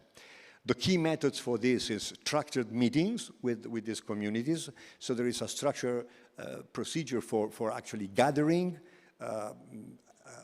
auditing, and partnering with communities that it's going on. It has been slowed down by the pandemic, but it's actually going to start on large scale in Aotearoa, New Zealand. They call there a hui. A meeting is a hui, which is a Maori word for a constructive meeting, and that's what is going to happen next. I don't say nothing about the legal process because this would require a long time, but I really would like to refer the interested people to the other report specific on the legal and policy aspect. Thank you. Thank you so much. Wow, that was a very detailed and amazing, report on the ongoing projects. Of course, we definitely dove into a little earlier this morning into how AI and climate change are related and how AI-powered tools can definitely make a change there. We probably want to focus on for the next few minutes in terms of question. If you do have some question, though, ladies and gentlemen here in this room, probably more on the social media part of it, because I'm pretty sure that it rings the bell for all of us here, especially in the awakening of Frances Hogan and the way she's definitely describing the methods of our ex-employer here. We have one question in the room that we're going to take, just up there. Yeah, if you can just light up the room, it's way easier for us to see it. Ma'am, please. Thank you. I am aware of other research projects that have been conducted along the same lines. For example, from by the Mozilla Foundation, in which they audited the world's largest video platform, and they actually found out that 13% of the pre-roll videos conflict their own community guidelines. Anyway, my question is, there's been numerous research projects in which we have been found out that social media delivers radicalized content and takes people into very dark paths. My question is, why every sector in the world takes the legacy systems off the market? Because I don't see many Trabants driving along the autobahns now. And why do we still let companies run algorithms of recommendation, which are pretty old, like collaborative filtering is from 1998? Why do we allow them to still have very outdated, not really delivering what recommendations should be? Why do we allow that? Very good question indeed. Dino, do you want to take it? So the question is more about, if I can wrap it up, probably is also the question about how do we let those big tech still run algorithms that are actually fed with data that are corrupted and biased in the first place, and how can probably institution initiatives such as GPAI make a difference out there? Can they be, can they actually help citizens and users, because in the end we're users and citizens at the same time, to see a little better path out there when it comes to social media. So Dino, do you want to take the answer? Thank you. First of all, it's a very good question. But the point is that I believe that companies continues to use algorithms that work in the sense they measure they work. No? If it's somehow a technology that maybe in some cases is old-fashioned and other cases is actually not so old-fashioned. It's actually providing more engagement to users. They essentially will continue to do so unless there is a kind of, let's say, governance system that what we're trying to push with, that somehow bring into the picture other interests, other legitimate interests of other stakeholders, like, you know, people, governments, regulators, that somehow put into the picture the necessity of having different criteria to optimize. So remember that in the end, a lot, not all artificial intelligence, but the machine learning is essentially optimization, try to optimize a criterion. And if in that criterion you only somehow put one specific goal instead of many others, you will end up in maximizing that specific corner of the issue and simply not consider the others. And that's, I believe, why it is important, first of all, to understand what's going on now, what are the likely effect that we might severely underestimate in this area. And second, what can be done together to bring a better way of cultivating the public opinion and our democracies. I don't know if I responded to you. Do you want to follow up with the question? Well, it's just that every sector, especially consumer goods, have been forced to adapt to the demands of each decade. And precisely now, we're in the human-centric decade. So for example, if you buy a tin opener, it will be 1,000% safe. Not in 1992. That was not the demand. So rather than if the algorithms work or not, are they working according to the new demands of a human-centric society, which fundamentally protects people? And the answer is no. So my question again was, why don't we take them off the market like legacy? Like, this is why we don't go around with hair dryers from 82. They've been taken off the market because they can blow up in flames, etc., etc. That was my question. Which is very good. Nicola, do you want to address it? I think you got a point here in terms of defining what GPAI can do in that spirit. Will GPAI define the legislation? No. It does not have a normative mandate. But can GPAI help define what state-of-the-art represents and pathways to standardization that can bring 20, 40 countries around upholding the democratic order and freedom of expression? Yes, it can. And I think that what Dino, Alistair, and Kate are about to do is moving and starting a pathway to help define what we mean by state-of-the-art. This is something we can do, something that government, in a way, are expecting from us, that can really inform with practical tools the, in a way, operationalization of these great AI ethics principles. This is, I think, a very important potential for GPAI. But if I may jump in with a follow-up really quick, because we literally have only 5 minutes left on this session. Why would it work now? I mean, literally, the crisis call was, I can definitely remember and remind the very time Yassina Yarden and Emmanuel Macron were at the Élysée signing the crisis call. It was in 2019. And you had all the Nick Cleggs and Jack Dorsey of the universe signing the call and saying, yes, we're not going to go with more of the same in terms of algorithms, in terms of feeding our platforms with videos that are going to encourage violence and hate. And guess what? We're in 2021. We're still having the very same debate. So, I mean, it's just a, you know, like very general question out there. Why would an initiative such as GPAI work better than any other, you know, initiative that have been put out there so far? Yeah, that's a good question, and the reason, actually a hard one, if I may say.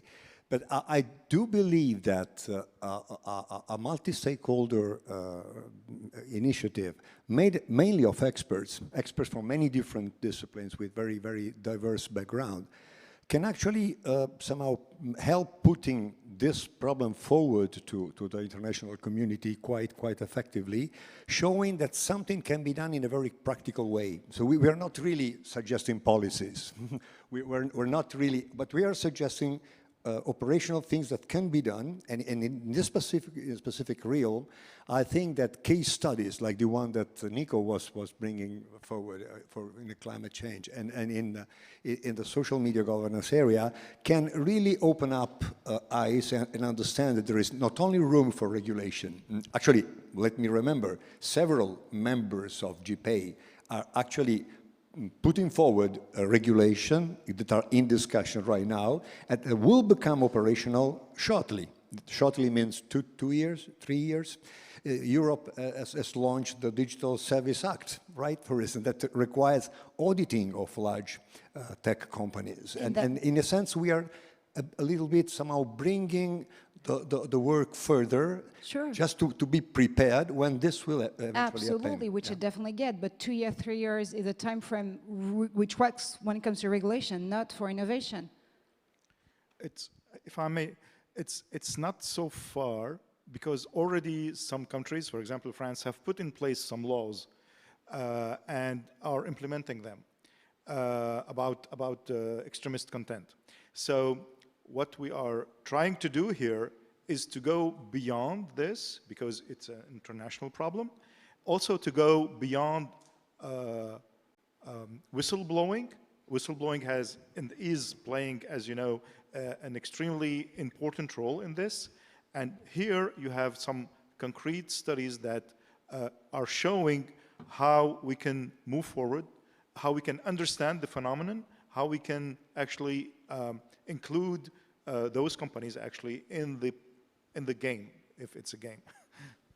Well, yeah, sure. We have one last question, and we'll definitely have to move on. Sorry, you do have a mic, and then we'll definitely have to, unfortunately, move on to the next debate. Please, your question. Thank you. I think it's great to have the work on how can you have independent research to understand the effects of these systems, since the research is so mixed.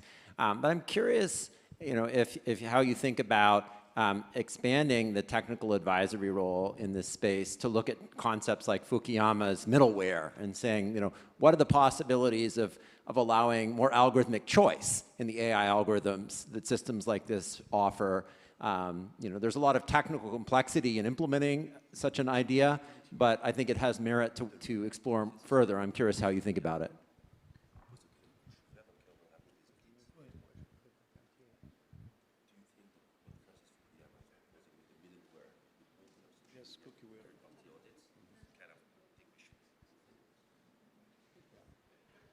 I don't know if I have a... Yeah, I mean, it's a little, yeah. We have a little bad experience trying to hear on stage sometimes, so that's why we're just trying to rephrase it between hours, but... So anyone has an answer to the... Sorry, but can you repeat? Because I think you've got a great point, great question. I like Dino and Raja. I have my own opinion, but since he's leading the project, please repeat this one, because it's a great one. Yeah, so I'm curious how you think about the opportunity for GPAI's social media group to inform proposals that are coming about increasing algorithmic choice, right? So Fukuyama at Stanford, for example, has written about this concept of middleware, where to say that you could require multiple algorithms to be used, for example, in recommendations, and then allow consumers to choose. But there's meaningful technical challenges in that, right? It's not enough just to write a law. How could that be done effectively while mitigating risks, right? So have you thought about that? Is that something that's on the table for future projects? Yeah, that's certainly a good point for the future. For the moment, we have concentrated, let's say, the middle layer would be the independent expert that sets out a methodology for doing this kind of cooperative work with the social media company. Being able eventually to turn this into something that is actually operated through some service, it would be really important because, of course, in a sense, would standardize also the kind of audit that you can do, the kind of measurement that you can do. We haven't considered it yet, but it's certain a potential outcome if we are successful in this first stage. In this first stage, actually, we would like, it's already very, very challenging to put together, let's say, a way of collaborating in a transparent way with companies with respect to a set of indicators that can be constantly monitored and can be constantly somehow give to the public opinion, to governments, let's say, crucial information to make choices about regulation, about whatever needs to be taken aware, to somehow safeguard the democratic public opinion of our countries, which is really a public good of extreme value. Thank you very much. I'm really sorry, but we'll have to call this session to an end, maybe with some conclusive remark, either from Joshua or Raja. Joshua, maybe first. Yeah, thank you. So I want to say that in the application of AI, the innovation driven by AI in areas of social good and public goods, there's a real need for governments to step in, because there's a gap that, these innovations are important for society, but they may not be sufficiently commercially appealing according to maximizing profit. But that means that kind of innovation is not happening, or it's not happening sufficiently. And I'm hoping that the work we're doing is going to encourage governments by giving them concrete recommendations of where to go and what to start. Thank you very much. Well, thank you very, very much again, gentlemen, for your perspective and for the bold, work you're doing out there. I mean, taking on those challenges is, again, kind of bold, I think, even though it's going to require a lot of efforts in the next years to come. Of course, thank you very much. I guess they deserve some applause.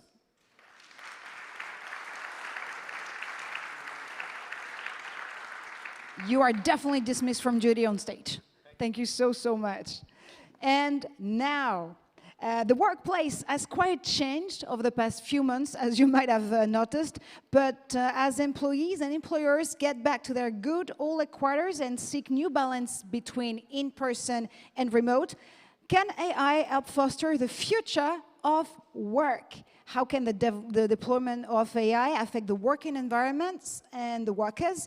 How can it preserve and even improve job quality, inclusiveness, health, and safety in the workplace? That's definitely what we're going to focus on for our next panel.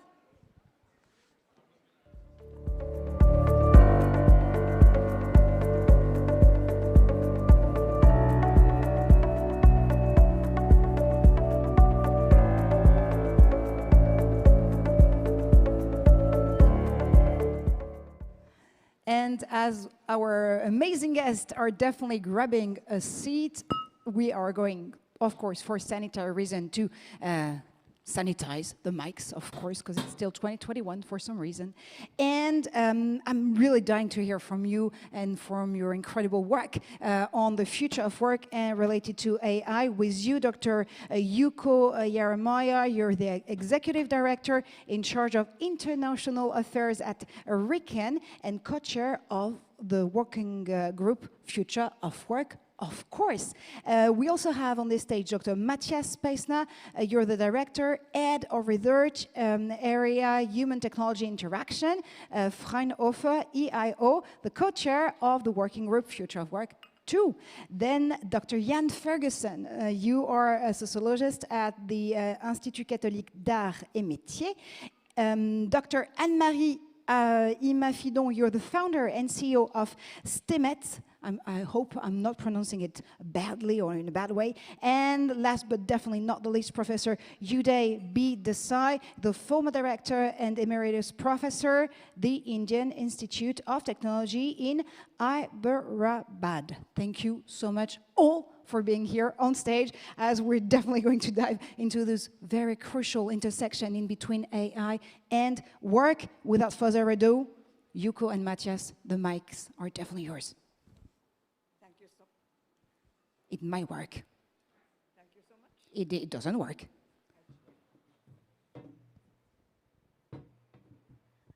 So sorry. There you go. Thank you so much. Before diving into the projects themselves, I will give you some very short history of our working group. I hope we have the slide. We're definitely going to see the slide in a few minutes. It's coming. There you go. Perfect. So as you know, GPAI is quite unique if you compare to other international organizations. Since its inception, working parties, working groups, have been and continue to be a driving force of GPAI. And as such, from the beginning, you may say you have been working as a startup enterprise. And this, under the COVID-19, that means fully online. So I met my colleagues just now. Wow. And we have been working more than 1 year and a half. We feel so comfortable, but physically, I'm so happy to have all of them and missing 4 others. But anyway, we are here. I will say first 4 months since last July was really, at the beginning it was a little bit chaotic because we have been, 27 experts coming from 15 countries on the screen, never met before, and had to work together. And it was good exercise for us to talk about future of work, because we are experimenting new way of working together, even without AI, but it's a good experience. So what we try to do at the beginning is really discussing, brainstorming, and to try to identify what could be key issues to be addressed on future of work and AI. Because so many papers, discussions have been done, we are not duplicating them. So to make short our story, we decided to focus on the practice. Reality check what's going on in the company levels, because we didn't know so much what's happening in reality. So that's why first idea was collecting use cases. And it became the pillar of our working group. And to identify at the same time what should be key aspect should be addressed together. And we have been talking about training, education. We have prepared a transition, but also we have to see in the human machine, not only interaction, but collaboration. Also, we need to address the issues of bias management, and also the condition in the workplace, fair condition. And say, we are talking about the future. So we have to talk about the future of work. So that was the first 4 months. And we have been quite successful to prepare the FAST Summit last year and talking about what we achieved with the collections of use cases and how we can be able to integrate all these ingredients. Next slide, please. Then second way, I would say transition phase, because we have been able to, after the summit, steering committee in place, and we moved to the more project-based approaches. So as you know, we have already 2 projects we'll be presenting on. And also, to these 2 projects, we tried to integrate all different ingredients, because we have been working with the committees, 6 committees, and 1 pillar, 2 pillars, and try to integrate all these ingredients. So we have been working and then finalizing 2 projects, observatory platform and fair work. Next, please. Finally, since April this year, became more stable, but not yet in a high level, but we are working on. But we are for sure that we are working on a more sustainable path. And then not only satisfied with the 2 existing projects, because we want to do more. That means we make the last pillar, Living Lab, as a 3rd project that we'll be shortly presenting at the end. But in between, we try to really stay innovative in the way that in between, we try to create kind of a community of students to engage young people because we are quite senior. We need to have fresh ideas to engage students to be with us and then work together. So I pass the hand to Matthias. Thank you, Yuko. Before we now deep dive into the 3 projects, I would like to give you a brief overview of how all the projects contribute to our overall goal of shaping responsible AI applications for the future of work. So in order to shape the future, we need to know the status quo, and this is the main topic of Jan's work with the observation platform. We have collected a lot of real AI cases from the companies, and this helps us to understand how AI is used today, what the impact of AI can be on the work environment. And this study helps us to identify the real crucial points, the big challenges that will be addressed when it comes to developing guidelines for fair work with AI. So this is the second project, AI for Fair Work.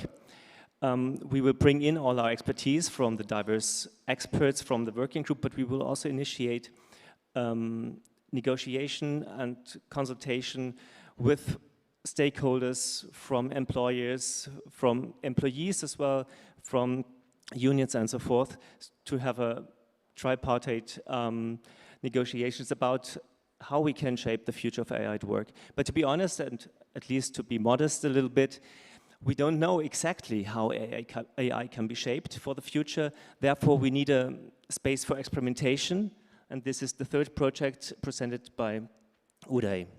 So I think it's time to move to the presentations now and hand over to Jan. Thank you, Matthias. When we think about the future of work, we immediately think about the future of workers. And it is normal because we are very worried about the future of workers around 2 key questions. How many jobs could be destroyed? And how many jobs could be transformed? And what will be the nature of these transformations? What will be the key challenges for workers? What the challenges workers will have to face? And this project is trying to give some answers by understanding the current real use case of AI at the workplace. I am not talking about a sensational AI system the media are talking about every day. We are investigating ordinary AI system at the workplace, real-life AI systems. And at the moment, believe me, it's a very, very hard challenge for AI designers. We used to talk about the Turing test to talk about how smart can be a machine, but the walking test is very challenging for AI. Sometimes it just doesn't work, and that's the end of the story. But most of the time, it does work, more or less, but it's only the beginning of the story. Because when you succeed technically, you have to face the social issues. And designers are discovering that working is not only about performing tasks or achieving goals. Working is a social activity, meaning organization of work, values of work, and professional practices. And they are not prepared to this. So that was my introduction to get your attention, and now I will talk about what we did this year. Next slide, please. So first, the objectives of the platform. Next slide, please. Next. Thank you. So the general objective is to having a compilation and analysis of ongoing, conclude experiments and real-world cases of AI at the company level. So it meaning providing insights to the current state of art in AI interfaces and AI-driven processes for the worker's perspective. So to achieve this objective, the operational objective is to build a catalog of use cases of AI system deployed in workplace and organization, to build this snapshot of AI at the workplace. And the third objective of this observatory is to feed the other committee of a group Yuko talked about before me. So second, the activity of building a catalog. Next. So in 2021, we decided to systematize the interview survey. If you remember last year, we did a mix of online survey and interview. And what we found is really better to meet someone when you want to understand what happened really, okay? So this is about interviews of around more or less 75 minutes. And we big focus on a real use case. This is not AI in general. And we ask questions around 5 dimensions: motivations for AI system implementation, participation of workers and the representative and the process defining, designing and developing the AI system, the role of alchemy and in the implementation of the AI system, consideration of ethics and the design process, and last but not least, the impact of AI system on employment, work, and organizations. Next, please. So something really important we did this year was to create this students community. So what it brings to us? First of all, it's allowed us to increase the number and quality of use cases in our catalog. So that was a benefit. But we just wanted to have a service from them. We wanted to bring something to students. So this is the other point. And this is also the reason we started with only 5 students, because we wanted to learn how we can help them, manage them, and offer them a high-level international experience that enriches the student skills. So that's very important because we wanted to prepare a future generation of GPAI experts. So for that, to reach these goals, we didn't know how many students we were able to help, to follow, to support. So we started with only 5, and next year we hope that we will have 20 GPAI junior investigators. We already start with Japan, and we are hiring. So if you have some appliers in your country, you will be very helpful to present them. Next, please. Second point is the choice of use cases. So for the moment, it's really, as we say in France, open bar. We accept every use cases because, first of all, it's quite hard to identify a use case and to have an appointment with someone who accepts to talk about it. So for the moment, we accepted every kind of use cases in every sectors, even if we have connection with OECD because they have their own survey, so we want to avoid overlap between our work and their work. But next year, we want to use this very, very interesting model, this very interesting diagram created by a member of our group called Boris Stokowski. And this will help us to bring more diversity to our sample. So as you can see now, for the moment, we try to place every use cases on this modelization. And for the moment, it's very unbalanced because we have 25 use cases in digital co-workers function of AI. So next year, we want to something more balanced. Next, please. So now findings and recommendations, what use cases say. Next, please. So some general comments. First of all, if you consider end user use cases, most of these use cases are currently proof of concept. They are POC. Okay, and what we can, in general, identify as a big subject is, for the moment, performance is necessary, is mandatory, but it's not sufficient condition because AI system really deeply challenge organization. You need to reorganize because AI systems imply rethinking the organization of the activity. You have to socialize because AI system destabilize the value system associated with the activity. And we have to think about practice because AI systems transform, generate, or destroy professional practices. And this is something really important. But second, beyond success of failure, experiments enrich organizations. First of all, it seems that we can talk a lot about AI, but a POC is an obligatory step, a mandatory step, if you want to understand in depth what is an AI system at work. Talking is not enough, you have to experience. Second, the realization process of a POC produces an organizational learning effect because it engages a formalization process of knowledge and know-how of an organization. Some respondents told us that they discovered that the process was not precise enough. And that was a moment we can talk about the practices, and it was an interesting moment for that. So AI system bring an opportunity to talk about knowledge and know-how in organization. Next, please. So now, to finish our recommendations, we have 3 categories of recommendation inspired by practices or recurring problems. First category is about the success of use case. So the first one I will develop a little bit later is establishing methodological principles of a POC beyond the performance of the AI system, because for the moment we are very focused on the performance of the AI system, how efficient it is. Second, encourage and improve integration of academic research. Second category, empowering the worker. Define the right trade-offs between usability and user involvement.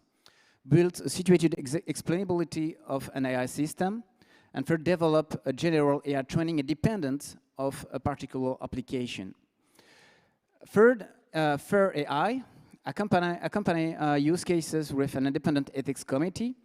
And bring diversity in teams to reduce biases in data. So I will develop 3 recommendations now. Next, please. So first of all, the success of the data, establishing methodological principle of a POC beyond the performances of AI system. So I talked previously about reorganize. AI systems imply rethinking the organization of the activity. Let me give you an example. This application was dedicated to a nuclear power plant.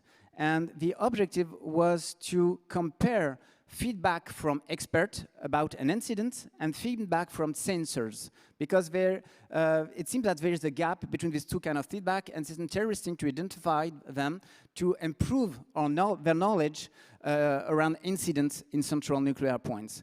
And that was a very, very nice innovation process. The workers participate to the design of a solution. They were very happy with this experience. But at the end, the problem was it had additional screen, additional information, and the cognitive load for workers was too much. So at the end, they said, okay, it's very efficient, very interesting, we are happy, we are not afraid anymore of AI, but we can use it because we have to rethink the whole workstation, the global workstation, and this is really it's harder than just doing a proof of concept. So let's see, we'll do it later.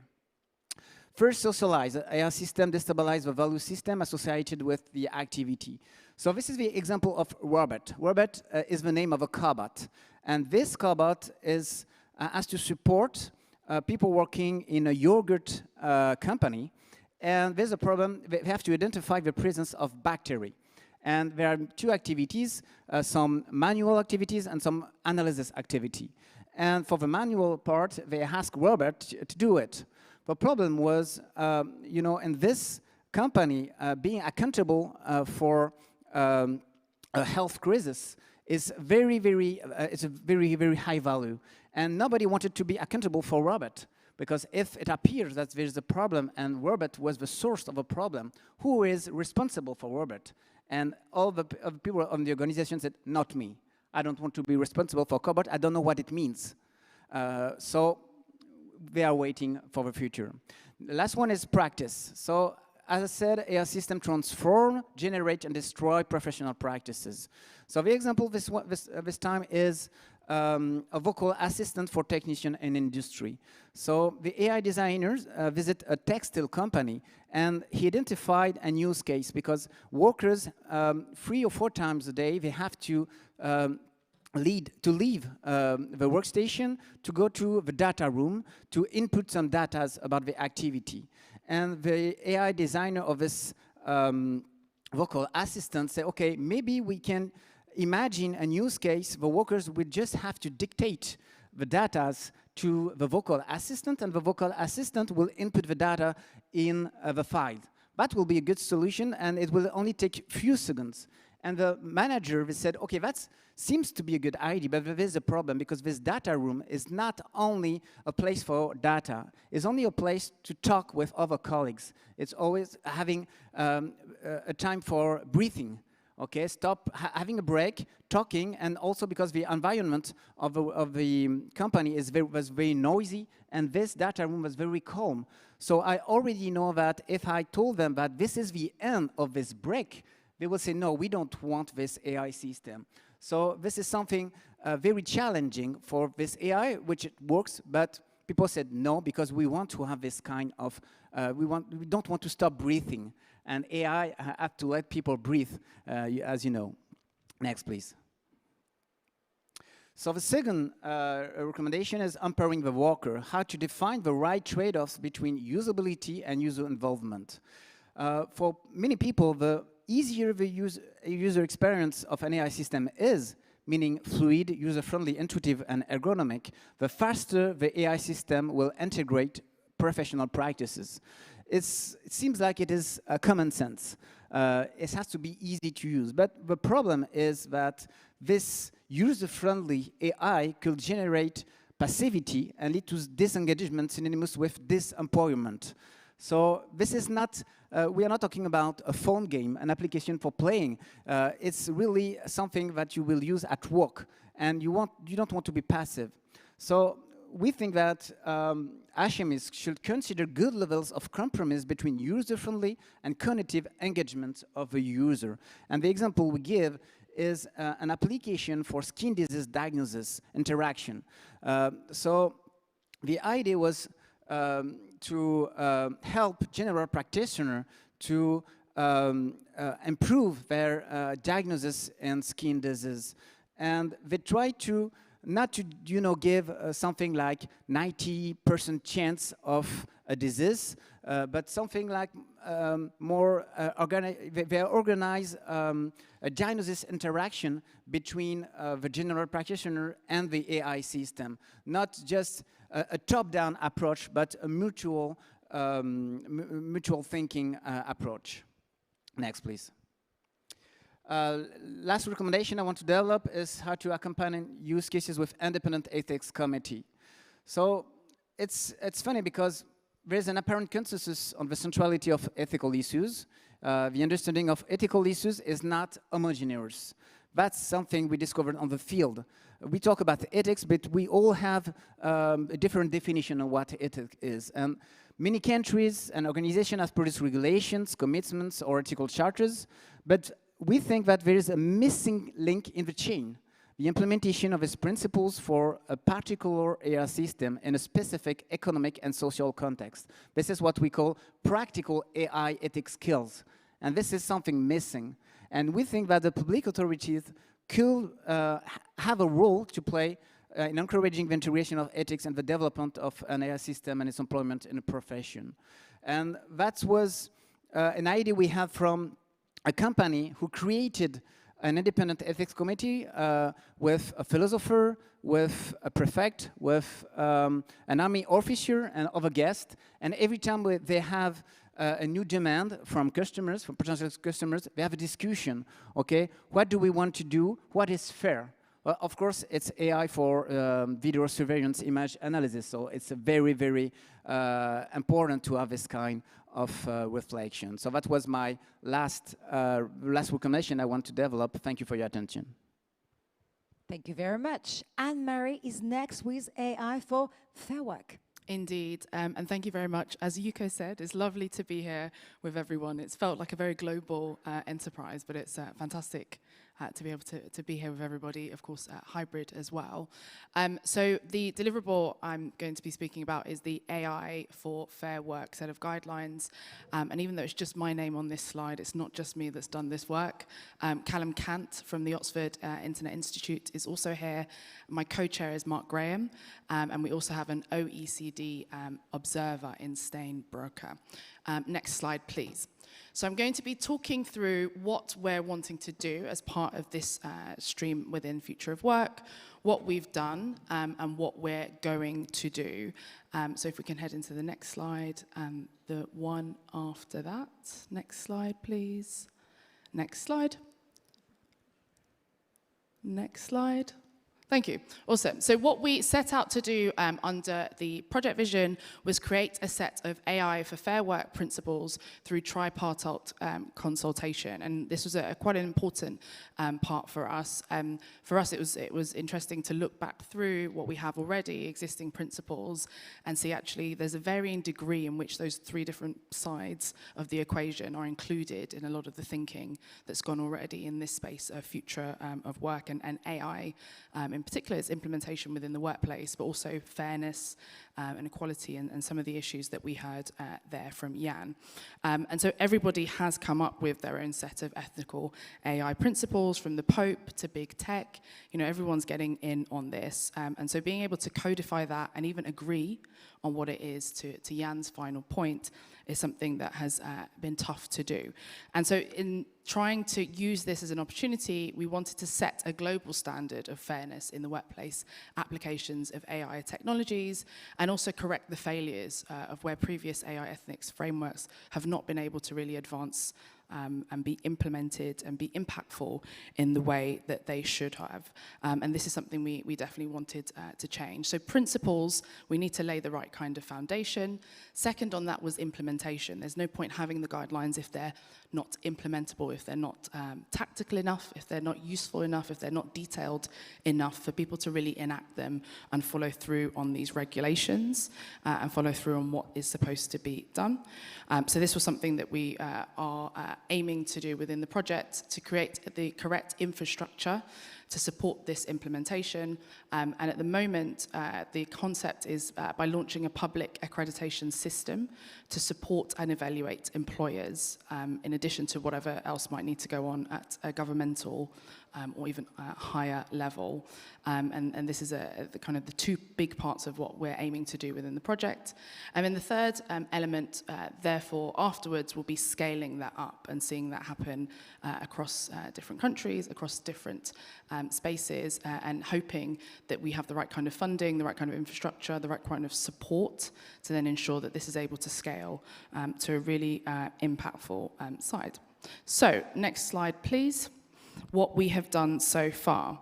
So if we head into the next slide, we have already worked through some critiques and a literature review of existing fairness frameworks that are out there that have been developed by lots of different folks. And this is some initial work that's been led by the team at the Oxford Internet Institute, who have identified 4 major critiques of the existing AI ethics literature, which we've got here on the slide. So the first set are ethical. And this is the kind of our understanding, our definition of what that means within this context. Default ethical theory has been consequentialist, which is that if you choose this option that produces the best outcome for the most people, it will work. It's kind of utilitarian approach. And it's quite hard actually to predict all outcomes, what the optimum is, for whom it is optimum, you know, when does that change, who does that change, what are the different factors that feed into it. And so it treats quite a lot of what we're considering at the moment as if it's one massive trolley problem. But we all know that, you know, what happens next is rarely assured, but also it's a lot more complicated than that. And in the different types of workplaces that we have to consider where AI is being applied, in the different countries, in the different settings, in the different societies, this is something that's pretty tough and hasn't been sorted properly. The second are the technical issues. And AI often is seen as this exceptional phenomena. Kind of, it's amazing, it's going to solve all the problems, it's very scientific, no bias, you know, all these amazing things. And it's not quite seen actually as what it is, as many other technologies are, the field of technology is, which is that it's a part of a long lineage of work? You know, it's still not something we've got the complete answer on. And so actually, you know, at the moment, we're still in the kind of early days of AI, if I can be forgiven for saying that. A lot of this is about advanced statistical analysis rather than, you know, genuine intelligence and something that's genuinely autonomous. It's also reflected quite a lot of the existing types of power as well. Who is making these decisions, and what are the power structures that they're trying to maintain, and how that is put through by the technology. But also, you know, we're not starting ex nihilo. You know, we're not starting from a zero. Like we said, it's a long lineage. And so actually, as we technically evolve, how are we reflecting that then in the frameworks that we're putting together? And it's so important for us to consider that. Thirdly is political, which is that high-level principles are rarely been applied because moving into the concrete detail is going to entail debate. I'm excited to say I'm a trustee at the Institute for the Future of Work, which is partly why I joined this group. And excited to say today, actually, we've had a report from one of our all-party parliamentary groups with a couple of MPs who have kind of taken on the idea of this algorithmic impact assessment. There's an inquiry paper that's available if folks do want to take a look at ifow.org, but this is us, at least in the UK government, realizing that, you know, we need the political will, political understanding as well to enact a lot of these frameworks and make them happen. But this is, of course, not something that's happening wholesale and across the board. But the detail that is needed is a lot higher than what we have at the moment and what is put out by quite a lot of the frameworks. And so the transition from these abstract codes to concrete regulations is also taking us really from ethics into politics, which I think we do have to definitely recognize that, you know, there's a lot at stake here. And then fourthly is social, and this failure to separate powers. AI ethics were implemented by the people who design and sell AI. There's quite a lot of marking our own homework, or even when you don't do that, you know, famously we've had Google fire 2 top ethicists in the past year. And so we're still trying to figure out, you know, this tension between profits and fairness, but also including the worker perspective in the way that we implement this. And then to some of the points that we've heard already, you know, the fact that the research into ethics has got to be independent. It has to be separate, it has to be outside. And so that brings me to our plan. So in our next slide, please.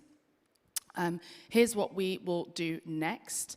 Next slide, please. So we have a theory of change that we've put together, and we'd love, if anyone is interested in seeing this in more detail, to reach out to our Future of Work group, and we'll be able to share this. But we've essentially got 9 steps, 9 objectives to get to before we're able to launch our accreditation scheme by Q3 2022.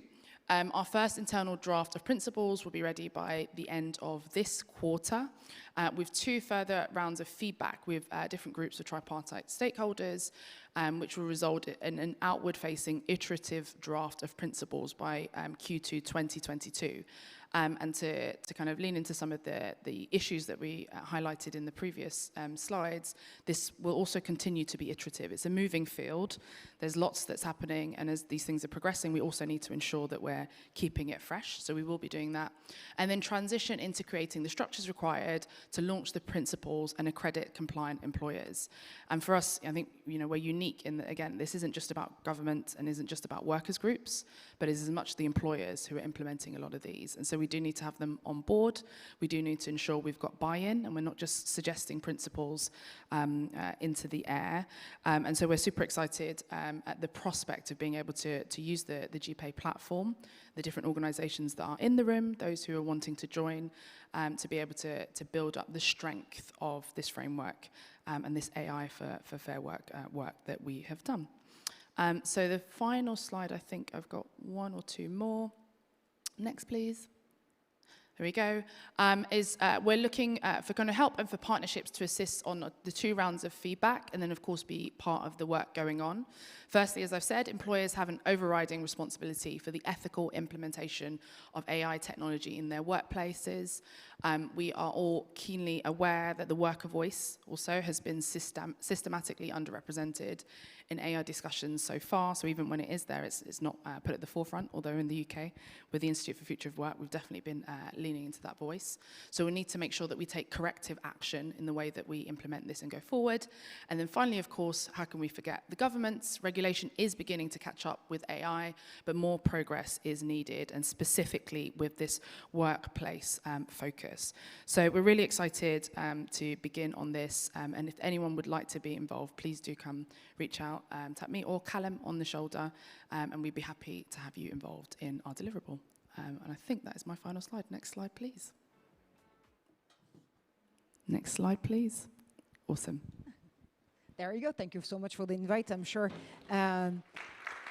our attendees are dying to join the initiative. And next, Houday with the AI Living Laboratory to experiment AI, of course, in the workplace. Okay. Thank you very much. And it's really a pleasure to be back in Paris after nearly, I think, about 17 years.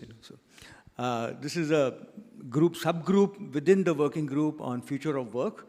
And what I'm going to present today, as Matthias mentioned, is explorative. In the sense, there is no final conclusion on this. We are still exploring this, and we'll start implementing this in 2022. And this is what I have about 3 slides, but they're based on a lot of brainstorming that we did within the working group. And in principle, I would say this subject impacts, and we are very anxious also to get inputs from everybody in the audience and also other working groups out here. Next slide, please. Now, when you talk of a living lab, this is a phrase which has been around in the scientific community, okay? And it has very different kinds of definitions. Okay, so I look at 2 of them: experimentation environment in which technology is given shape in real life context and in which end users are considered as co-producers. I think this is the catchphrase when it comes to a living lab, that the end users are co-producers, unlike that somebody defines something and that the others simply use it. And I'll jump to the last one, which is the living lab, co-creation ecosystem for human-centric research and innovation. So again, the catchphrase here is co-creation ecosystem. Now, we want to capture this co-creation ecosystem, and we want to capture the co-producers into a platform. It will be initially, our plan is to have a virtual platform. Okay. You may find some of the ideas a little bit in terms of more theoretical in nature, and they indeed are. But as time goes on, we will bring it down to the ground level and make them into a practice. Next slide, please. So what our proposal is that the first virtual lab that we will launch, it will be a virtual one. Okay. Eventually, in phase 3, we will look at the physical lab, because the resources required also are far, far greater for a physical lab out here. And the main objective will be connecting a network of physical living labs, which may be around the world, and we'll have to explore and see if these people will be willing to be connected to our virtual platform. It will allow sharing of applied experiments for assessing the impact of AI at both individual and company levels. Now, if you look at the last phrase, it is all-encompassing phrase. It covers the different working groups that we have in GPAI. It also covers the different subgroups that we have in Work for Future. And that's exactly what we are trying to say. Living Lab will allow citizens to experience AI, albeit virtually. See, one should keep in mind that many of us experience AI because we are privileged to experience it. It's not that everybody necessarily experiences AI. I come from India. Okay, so it's a very different kind of a country than, say, France, or for the matter, United States or Germany or Japan. Okay. So I think in that sense, how do we create this opportunity that only on a smartphone one can experience AI? Okay. Today they are like users of AI or consumers of AI. On a smartphone, a person living in rural India can actually go to Facebook and do something. And in principle, there is a AI engine running in the background as to what to feed him. Okay. I mean, a lot of has been talked about here. I used a name. I hope I won't be crucified for it, for a company name. Yeah. But the idea is that this experience should be more holistic in nature, and everybody should have an opportunity of it. At the company level, you look at information that will be effective, for the company and for the worker. Similar to what Jan talked about, similar to what Anne-Marie talked about. Okay, I won't go through it bullet by bullet. We are running short of time, and love to look at questions out here. Last part I'm unable to read out here. Okay. So again, it will be a platform where different groups will come together and interact with each other. So one of the aspects is interactive. That's what comes on the next slide. Can you move to the next slide, please? Okay, yeah. design and develop a minimal viable product. Okay? That will be phase 1. And that's what we are going to focus on. So in the next year, phase 1 is what we were hoping to implement. And in 2022 summit, hopefully we should be able to give a demo. Okay? The platform will be built as a website right now.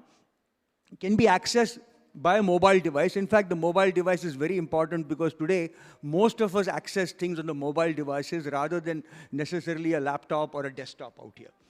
Case studies, what Jan talked about, we will try to incorporate them in our platform. Additional use cases also will be incorporated, from chatbots, library of videos, learning skills, etc. So we will try to collaborate with various organizations, various academic institutions, and see if we can incorporate that. Various corporates, companies, hopefully they will come forward and say that, yes, like today, while listening to AI for Earth in the session in the morning, I thought that will be a great thing to kind of incorporate into our living lab out here. We are talking about a living lab called Earth, okay, and it will be nice to incorporate some of the things that Philippe, I forget the full name, that he talked about. Thank you so much. Again, Yeah, I mean, sure. it's a great invitation to Sure. join Yeah. the initiative. Just, 2 more things quickly. Absolutely. So just give me 2 more minutes. We will try to also incorporate in the first phase a bit of AR, VR. So far, nobody has talked about AR, VR. The augmented reality, virtual reality is coming in a big way. The takeoff has been not as powerful as one had anticipated, but I think we will have a bit of that into our particular platform out here.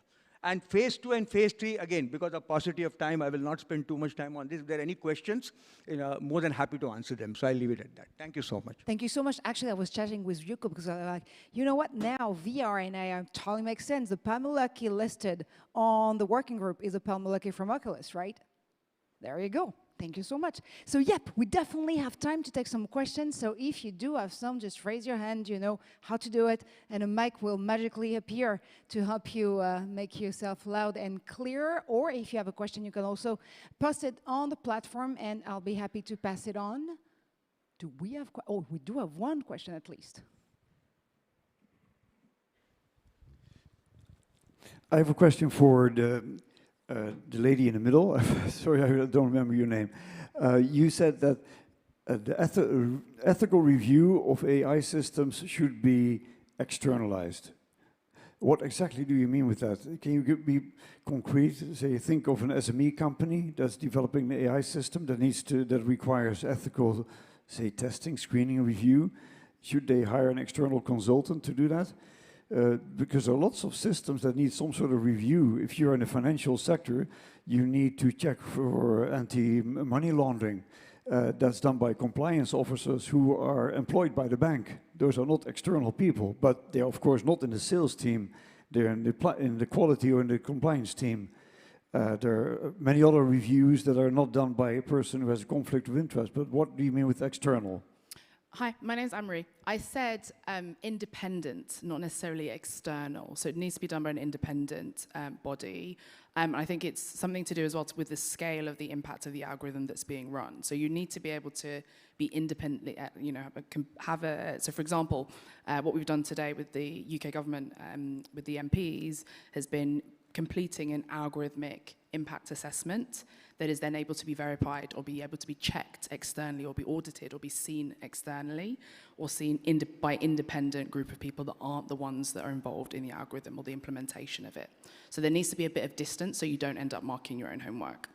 Of course, but independent can mean many things. Let me give an example. I'm the CEO of a software company that develops software for computer vision and pattern recognition used for the detection of emotions in people in all sorts of work situations. I'm not a salesperson, I'm not an engineer, I'm the CEO, and the review of the ethical standards and ethical policy is in my portfolio as a CEO, because I have a strong interest in not trespassing ethical lines, not damaging our reputation, and of course I also want the company to be commercially successful. So I'm above all the departments, but I'm not totally independent. I'm an employee of my own company.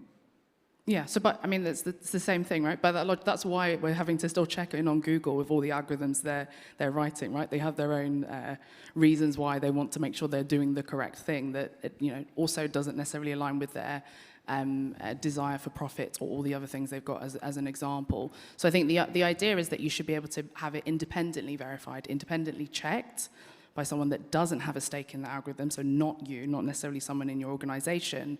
And we're not saying it needs to be an external consultant that you pay, but in the same way that you have other regulatory bodies that come in and check things, there should be an independent body that is able to come in and have a look at what are the assumptions, what is the ethics, how does this match up to the framework that we have, or can you demonstrate that you've done your own impact assessment and we're able to see that these are the considerations that you've made, these are the mitigations that you've put in, these are the things that you're warning, or that you are transparent to any of your people, any of your customers or any of your clients that are using the technology. But it's needing that third party to come in and check because, you know, as independent as you are, you're also not independent as the CEO of the organization. Yeah. So we have hired our consultant AI ethics professors from universities to review our policies before implementing them. So we did go external in that phase. Yeah. Okay. Thank you. Uday, I think you wanted to jump in. I wanted to add to what you're saying. See, we all do a financial audit, right? So you have an internal auditor and you have someone who comes from outside. Something analogous to that, I think, is what Anne-Marie and what we had been discussing. And we have a second question. Okay, so a quick comment and then the question. The comment is to the previous question. This is actually the context that we're in now in the European Union. We are talking about having these levels of audits. And the idea is that anyway, if you're building a system, a software system, then you should do standard levels of internal audits called DevOps, you know, just making sure that you know what your system is doing. And so all we're saying is that we need to have governments who can come in and check your work once in a while. But absolutely, it isn't that AI magically produces itself, and everybody in the C-suite needs to know that, and I'm sure in this case you certainly did. But not everybody has been knowing that in the smaller companies. So it could be a little higher cost for companies that weren't already doing adequate processes, but that's what we want. We want them to be careful in their production of software. Yeah. But my question then is, and I'm in the Responsible AI Working Group, and I think we need to build some bridges in the future. This goes all the way back to Jan's part. There was a part where he was talking about not wanting to take responsibility for the robot because you know, you don't want to be blamed for the robot. And this comes directly to this question. The whole point is that if we are building AI correctly, then it should be apparent who's responsible for the actions of the projects we use. It's not trivial, but it's no worse than the existing situation where you bring in a piece of equipment and either the equipment, if the equipment malfunctions, it might be the fault of the manufacturer, but otherwise it's the fault of the owner-operator. And so we shouldn't be making this into a big mystery. And I was a little worried about some of the anthropomorphism that might be coming up. So I was wondering if you could talk to that. Yeah, it was, maybe I can just give a last news from Robert.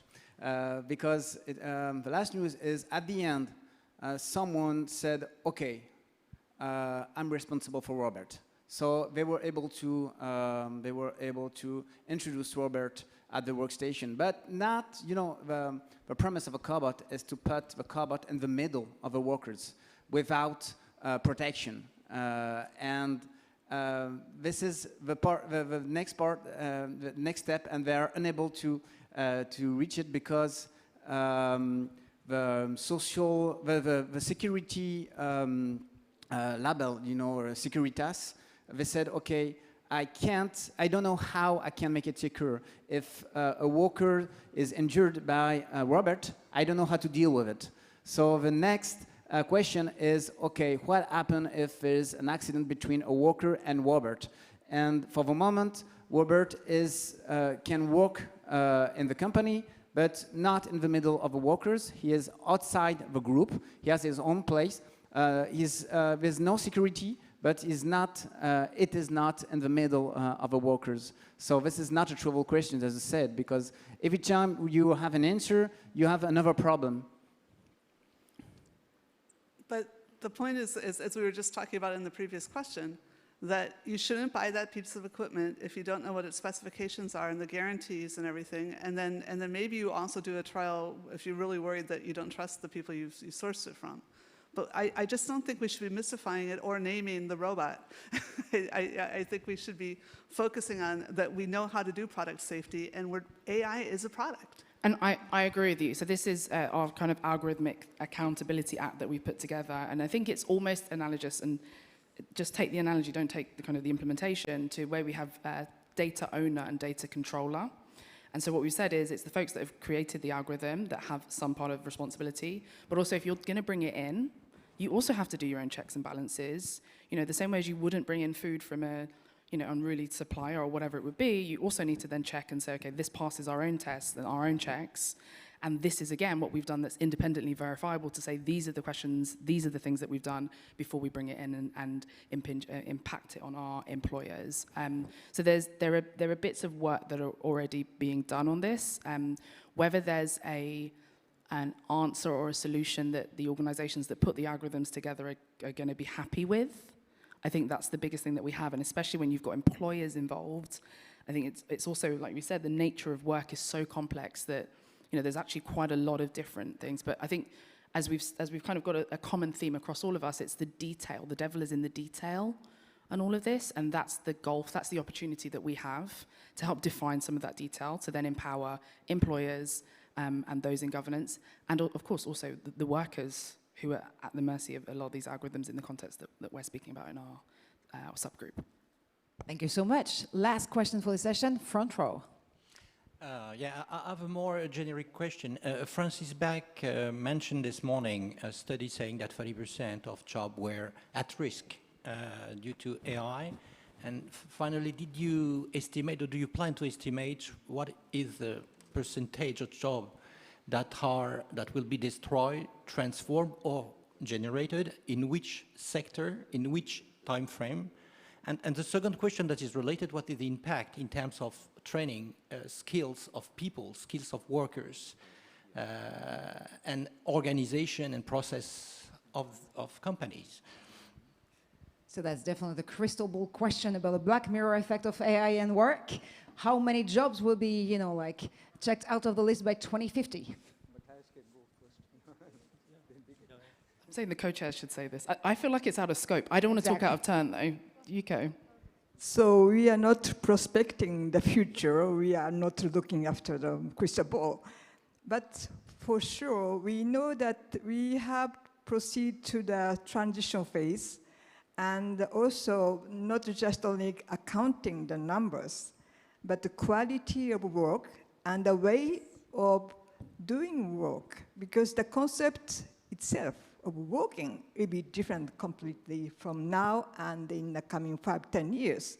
So we should adapt the way of working, and it will be good occasion to enlarge potential for people to bring their expertise to be rewarded and also serving for society. So if we are talking about the future of work, we're completely different of what we know today. And we have to design ourselves by taking action today and exploring all the potential of AI.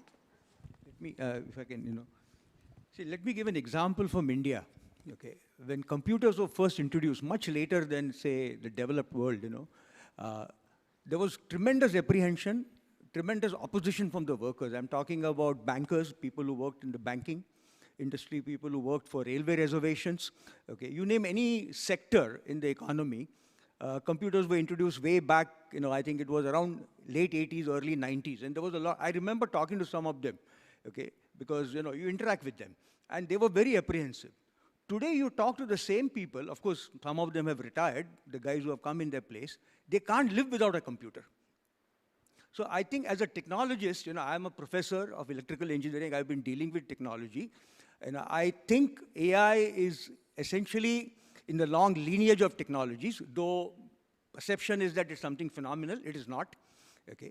Let me dispel that particular myth out here. So I think every time a sort of a watershed technology comes into history, there is always this apprehension. Horse carts got displaced by automobiles, etc. This will go on, and this will go on to future also. So I think new jobs will be created. I agree with you completely. We need to do massive amount of skilling and reskilling.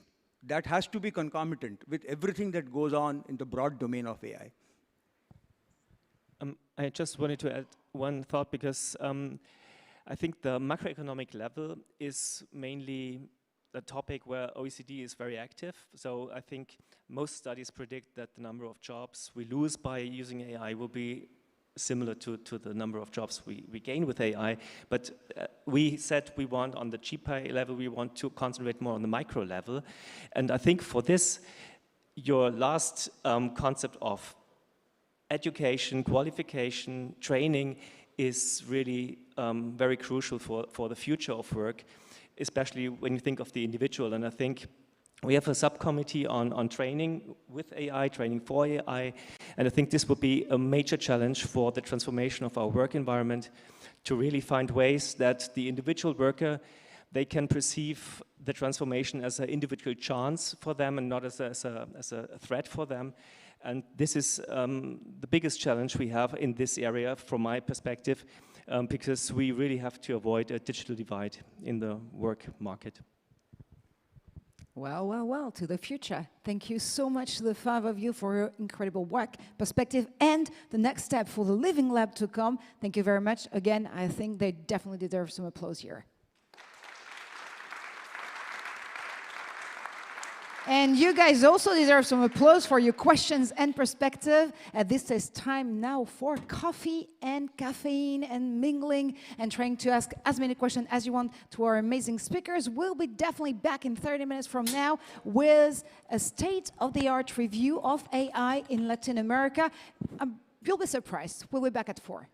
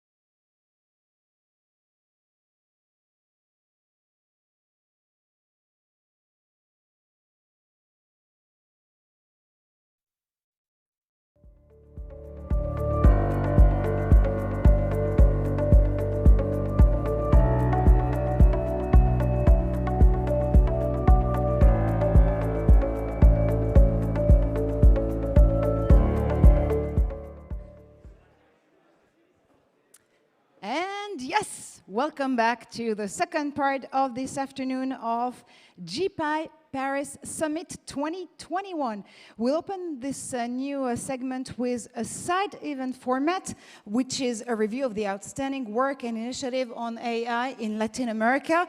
Because yes, let's face it, AI can accelerate progress, but it can also deepen the social divide. So how is Latin America addressing those opportunities, challenges, and a possible roadmap for AI for the social good? Our next guests are definitely have the answer, and they made it in person from Chile, Brazil, and Mexico. Huge thanks for attending in person. Ladies and gentlemen, I'm waiting for you on stage.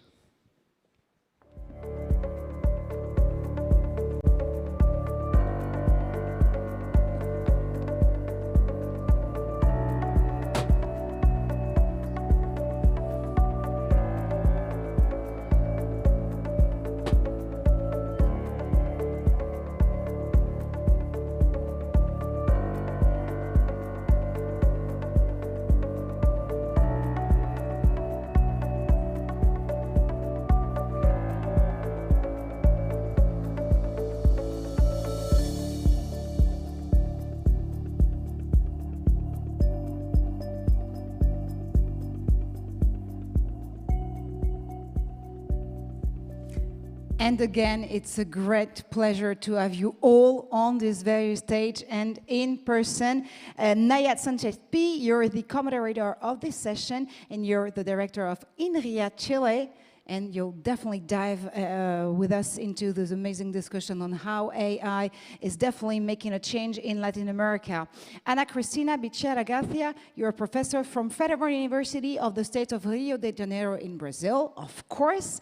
Ricardo Bayet, you're the professor at Northwestern University in the USA, of course, in Chicago. And you're also a professor in Spain, but also at the Universidad de Chile and Chile.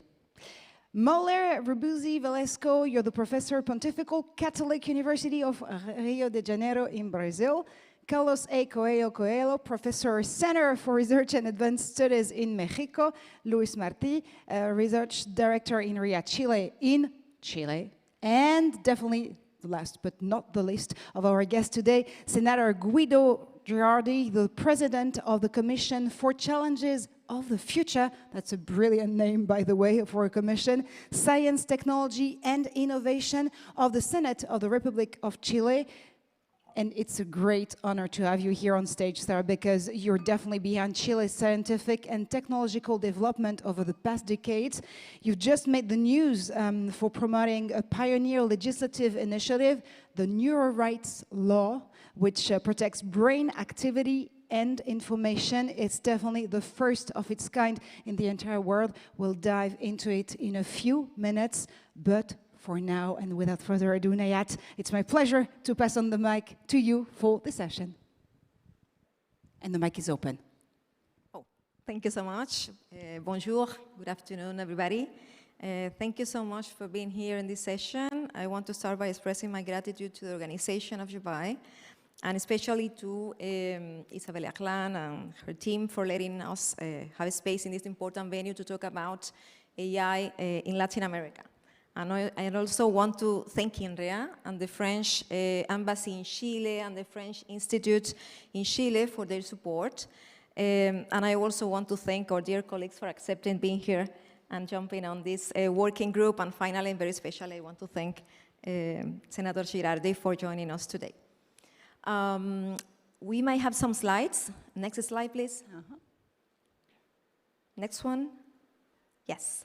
Well, there is no need, absolutely, to go over again on the impact and importance of AI, its potential for being an asset for the social good of all humanity, but also the concerns on societal challenges that it brings. And Latin America, and probably like other regions like Africa or Asia, has specificities in political and cultural terms that make it, on one hand, the perfect scenario for unleashing the transformative potential of AI, but on the other hand, can also be the petri dish for some of its worst outcomes.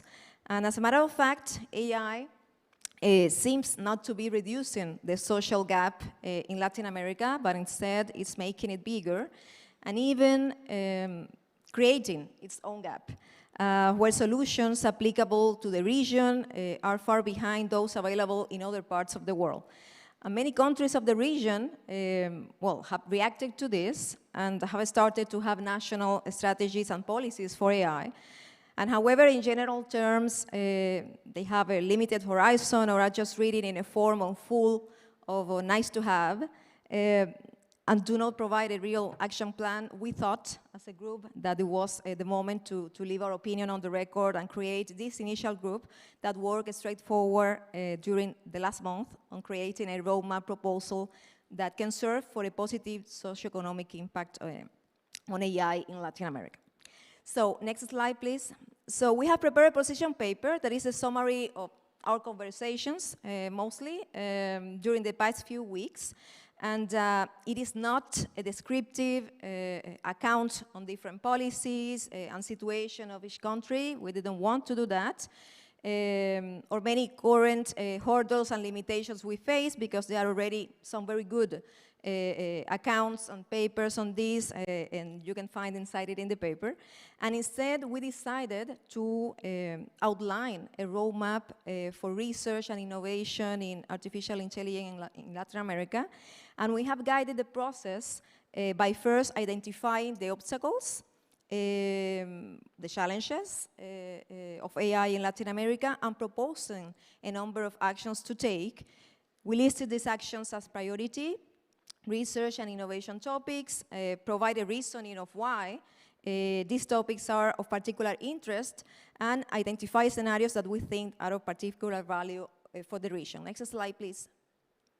And we invite you to check the result of our paper. Bear in mind that this word to be a conversation starter.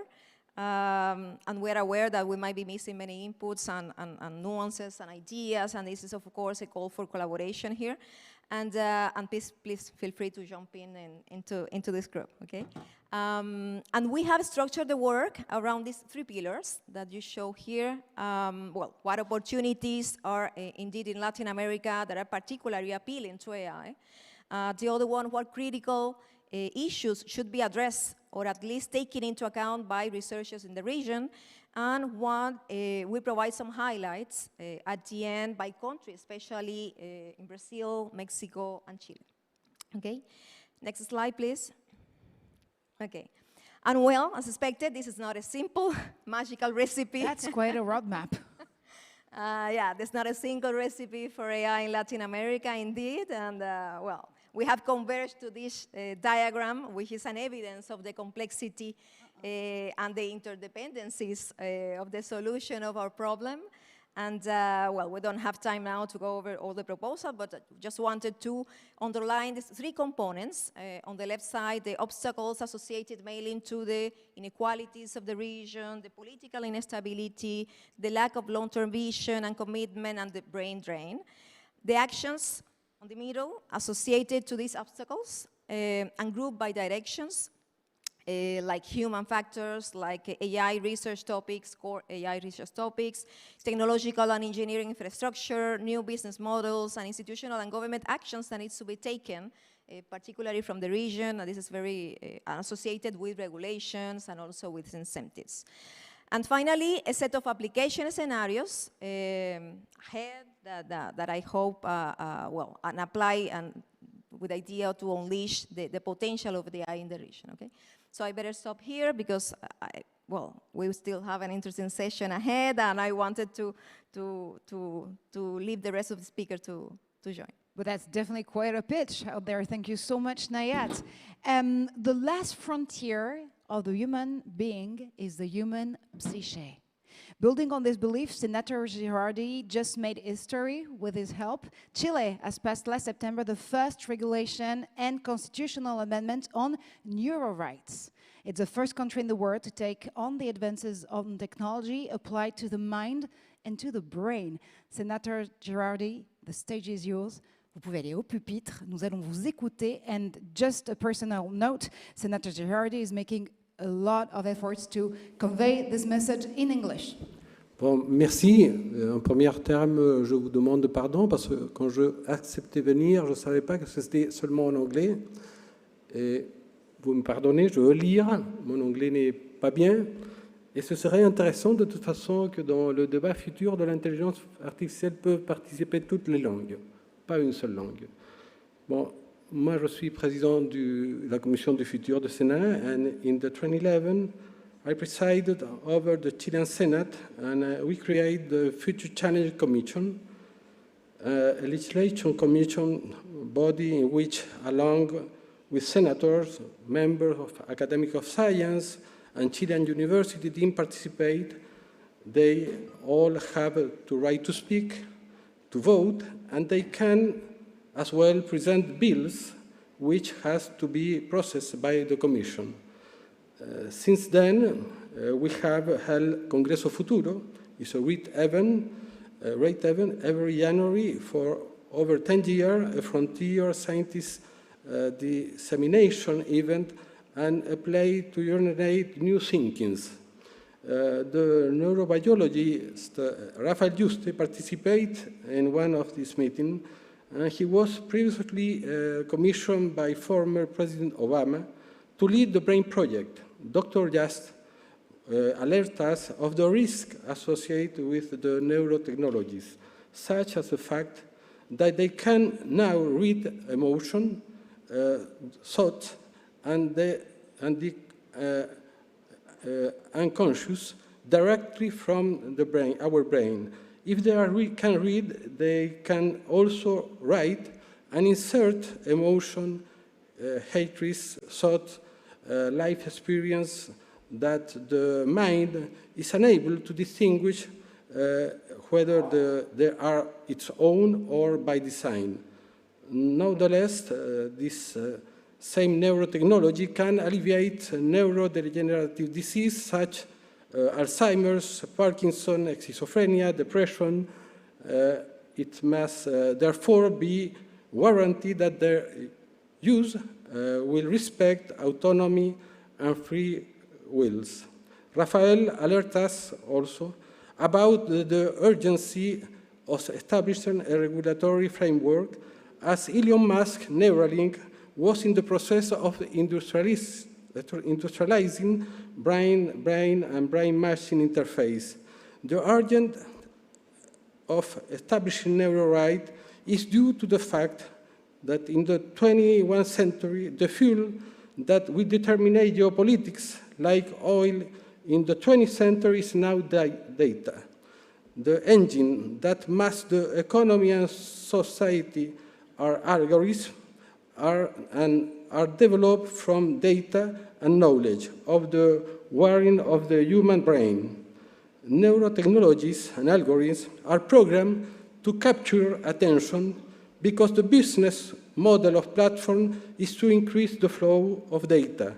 To do so, digital platform, particularly GAFAM, use addictive mechanisms through evolutionary neurobiology process that activate reward circuit via dopamine in our striatum.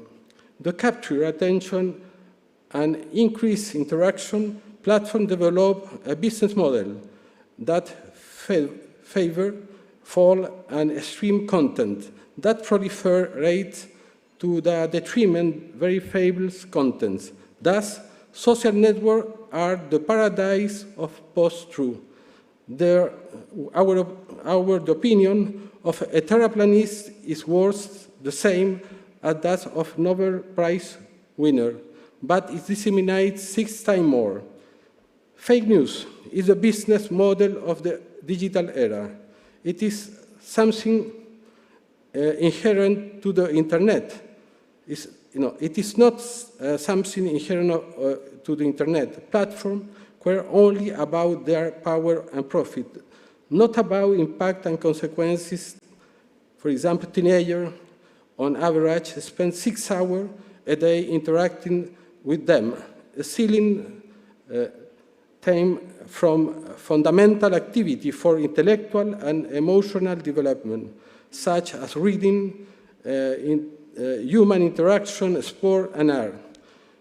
we could say that whoever controls artificial intelligence will have indisputable political, economical, social, cultural, and military power.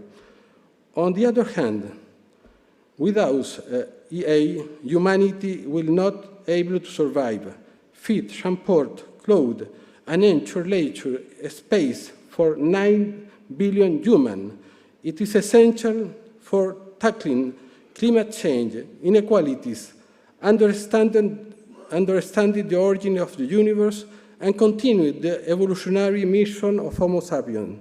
Therefore, the new dispute of the future will be between transhumanist vision, which is chaired by the American GAFAM and the Chinese BAT platform, against the vision of digital humanists, which seek to promote the regulation of artificial intelligence and platform. Transhumanism seeks to maintain cyberspace as a territory without nation, law, regulation, or common gods. They aspire to a world governed by individualism and conception of total freedom, without the existence of a superior interest. For transhumanists, technology must be the only normative power, which is incompatible with democracy. For digital humanists, AI and technology are fundamental for the survival of humanity, but there must be law, ethical and moral norms that regulate it. A world without law, without rule, is an unregulated territory where the law, the strongest, prevail.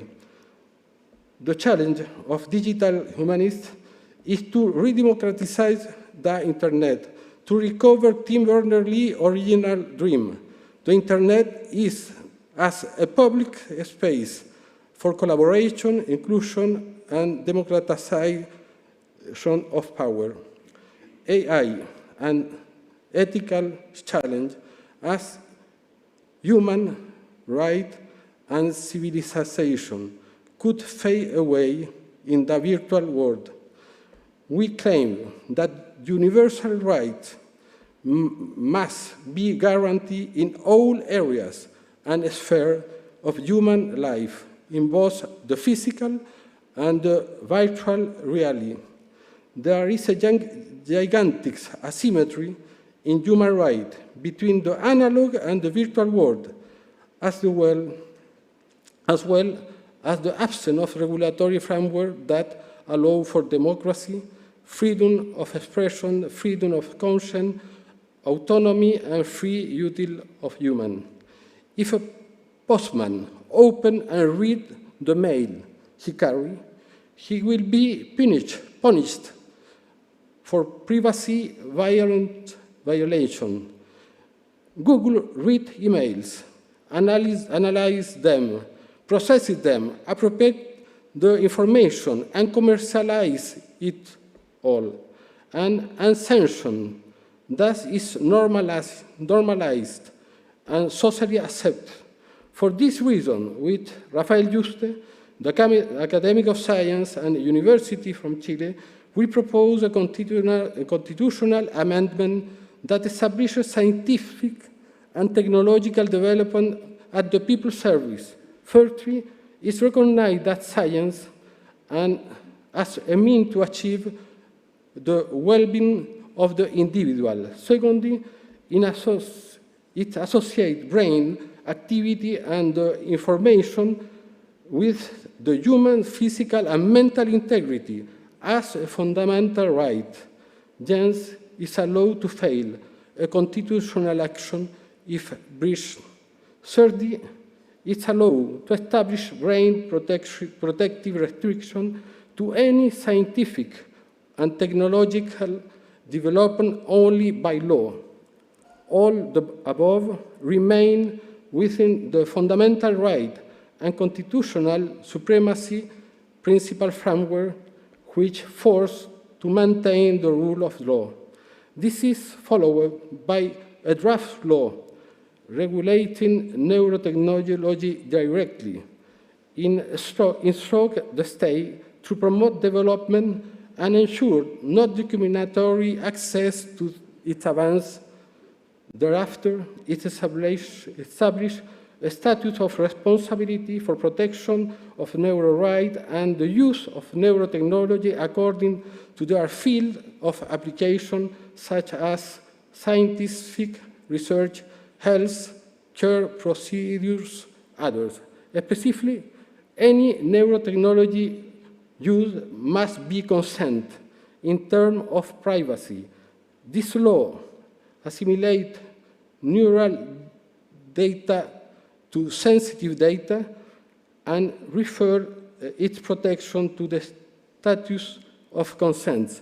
Regarding the device, it constrains the neurotechnology to be registered by the Public Health Service, which may restrict their use. Then liability is adjusted in criminal, civil, and administrative law while these devices are used.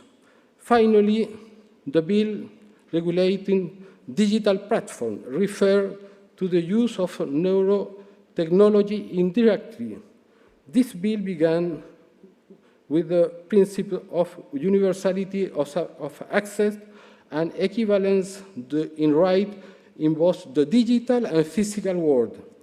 We are debating about the platform duty to alert of manifestly false message, also to inform of pornographic or violence content when entering the platform, and to warn the user when interacting with AI. Moreover, the law guarantees the right of individual private life to be forgotten and to have a digital death, determining inheritance and testamentary rules. Thanks a lot.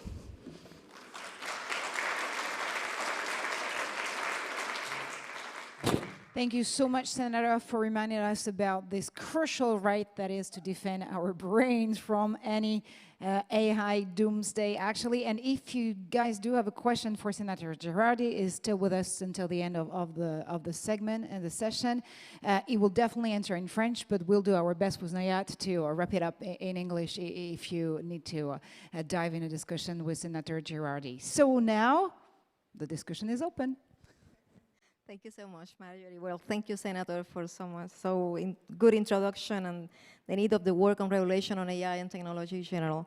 And I would like to have a fruitful discussion with the rest of the panel right now, and with the challenges, but also the opportunities of AI in the region, in Latin America, and coming from Latin America, not only developing, but also coming from Latin America.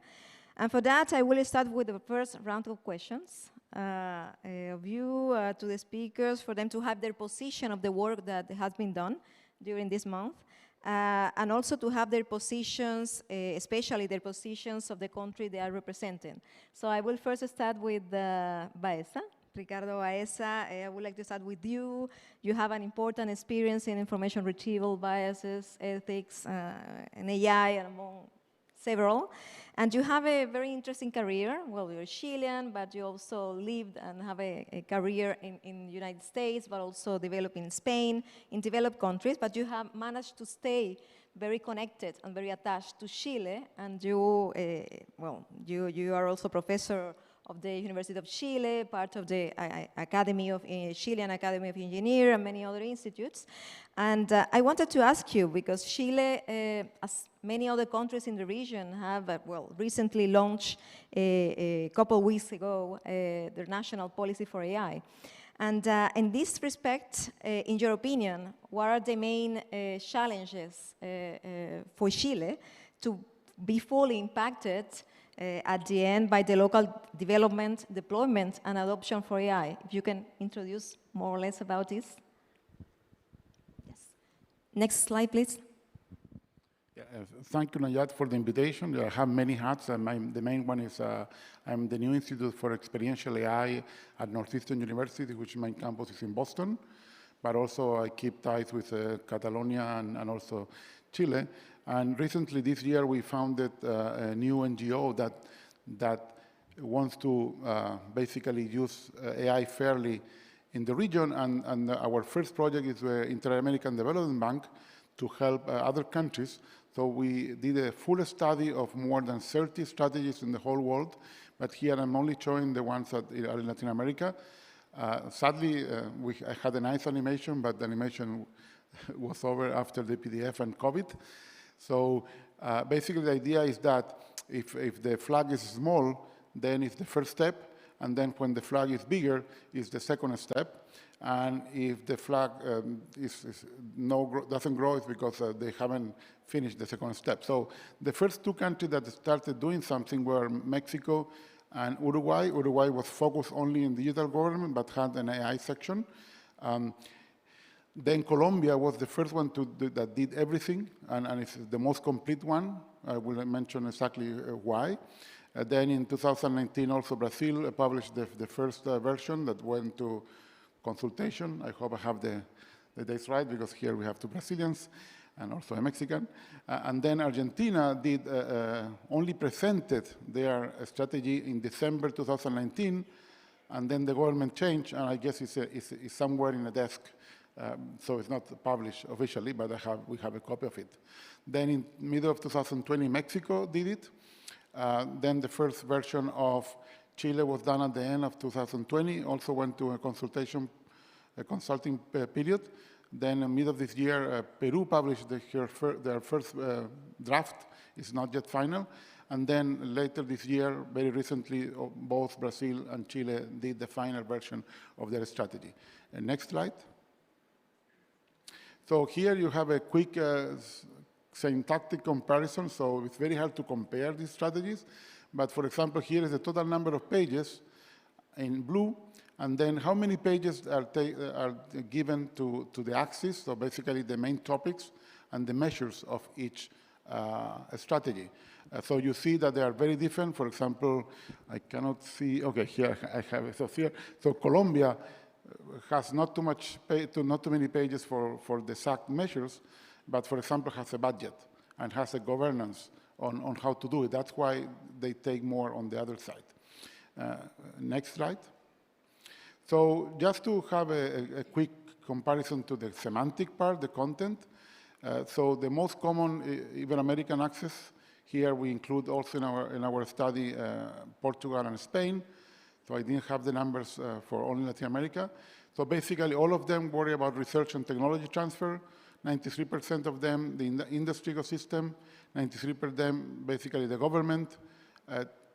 86% of them, talent training and attraction.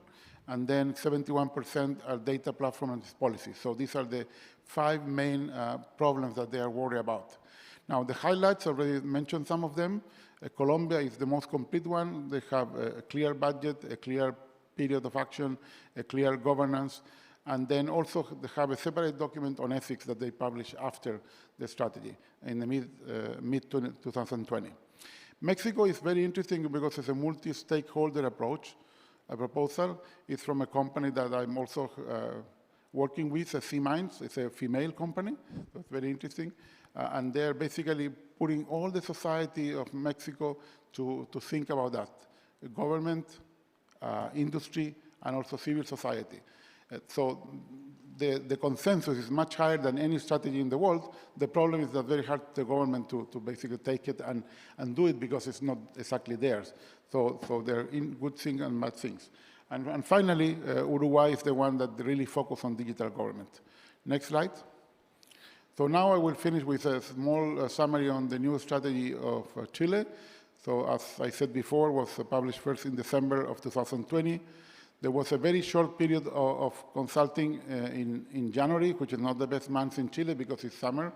So we have been better with a longer period. But still, they got a bit more than 200 replies. And those replies were, I guess, incorporated in the final version that was published just like end of October. So it's still warm. And there are 4 principles, which are a bit different from other strategies. One is basically centered in well-being, human rights and security, sustainable development, inclusion, and globalization and change. Next slide. And then the axes are, and these are the one a bit different from other countries that basically have access on different sectors. Here are habilitation factors. Here we have 11 goals, and they're mainly in talent and technological infrastructure and data. Then you have development and adoption, 7 goals there. And basically this is the main axis in all the strategies: research, technological transfer, innovation, digital government, and so on. Then I guess the last one was everything that was not in the previous two, so it's ethics, regulation, and societal impact, 10 goals. And here you have a more miscellaneous group of measures, including the future of work, e-commerce, which is interesting because I haven't seen it in other countries, industrial property, cybersecurity and defense. Here, if you put defense, there is a problem with ethics, so I would have preferred not to put ethics and defense together. And then gender as a special bias to consider. In the second version, they had an action plan where there are 80 priority actions inside these goals. And then those 80 priority actions, they have 184 initiatives, and these are to be developed until 2030. So basically 10 years to do all this. But there's no budget and there's no clear governance, which is common to almost all the strategies in the world. Thank you, Ricardo. And I think this is a big challenge. Yes, that's a big challenge. How to do it is the main challenge. Yeah. Absolutely. Thank you so much. I want to go through Cristina right now and Brazil. And Cristina, because you have an amazing experience in AI in Brazil, and you have been in the convergence of academia and industry for so long. And well, and with the strong connections with industry, and well, Brazil, as Ricardo was saying, was one of the countries that recently also launched its national strategy for AI, and it's also well renowned in the region for, for the good education programs in AI, for the high-ranked universities and the research centers and the high-quality talent at the end. And I would love to have your position on 2 important topics. In my opinion, with respect to Brazil and AI, this is education and regulation. And because I think that they are very connected, and probably with the rest of Latin America, but had its own specificities. So please, go ahead. Oh, thank you, Nayad. Actually, it's a pleasure to be here, and I want to start thanking the GPAI organizers for inviting me, and especially Nayad.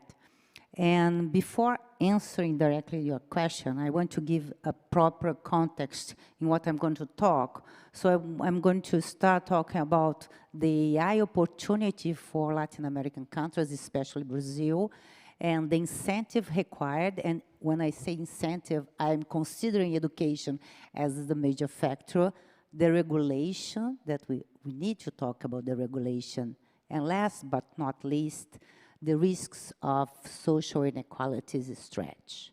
Next slide, please. So, as you know, Brazil is a large country with a huge social inequality. The country has about 2 trillion GDP, but with very low productivity. So the aggregate output per worker could triple if the total factor productivity was similar to US. So we believe that AI can be this booster for providing the economy jump, not only for Brazil, but I think this is the same for other Latin American countries. But we need investments. Next slide, please. The public sector is investing in AI. So we have this year was launched, the government launched the national policy for fostering development of AI and providing financial incentives to universities, companies, and startups. The private sector is still timidly following what the public sector is doing. The Brazilian university, we are doing our job. So we have about 300 public universities and more than 2,000 private universities. All computer science courses offer at least one AI course. We have 3 public universities offering a degree in AI and data science. So although we are actually preparing high-skilled workers, we don't have much jobs with good salaries that are maintaining our skilled workers. So we are witnessing the evasion of talents, what we call the brain drain effect.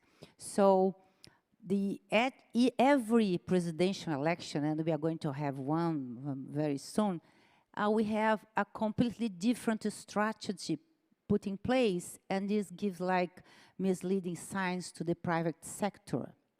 This discontinuity of planning and investments fostering innovation actually damages the hope of our young talents, so they will evade. So let me go now to your second question about regulation. Please, next slide. We are talking about regulations for quite a long time. So AI can bring, like, as I said, can foster development, but at the same time that can augment humans, it can also bring some problems like bad judgment, biases, decision bias, fake news, fake faces, fake realities. So, and not mention the monitoring, the excessive monitoring of citizens' behavior. So we need to think about regulation, and the government actually, the government have launched last October, was approved last October, right now, this year, a national policy regulating AI. And it was approved in the House of Representatives and is now in the Senate. So we are facing right now we are living about this regulation, talking about that. And although it is, of course, it is talking about AI cannot harm society nor the environment, it's also defining responsibilities for developers and deployers. Oh, and also it's saying that the human in the loop should be for all tasks. And this is feeding a lot of discussion in the academic society about the need for all of this imposition of we should have like some assessment of the risks before going to this whole impediment of whole law of human in the loop. Since AI is a hot topic, legislation is mushrooming at state and city levels. For example, right now in Rio de Janeiro, my city, there is a law proposal to ban completely facial recognition. So it is a challenge to define a regulation that will protect citizens and environment, at the same time will not impede, will not hinder AI development. And last, we need to last slide, please.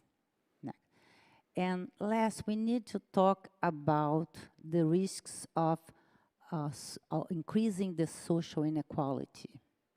So AI can augment workers to improve productivity, but it can also lead to waves of unemployment. We can think that, well, there are going to be, as in previous industrial revolution, other jobs, so jobs will arise, but what about the income? Maybe we have more jobs, but AI will lower the income of the workers. So how we are going to survive? What's going to happen with the unskilled workers? So we need to think about that and to offer solutions about that. For example, the universal basic income, or the companies that are going to share the profits with every worker, even the doorman, or the citizens are going to own the technology and get profit for that. I don't have a solution to propose. But this is a call that we need to discuss about this problem because we need to address the social inequalities that AI will stress. So in summary, AI is an excellent technology and is going to boost and is going to allow Brazil and other Latin American countries to leapfrog the development stages.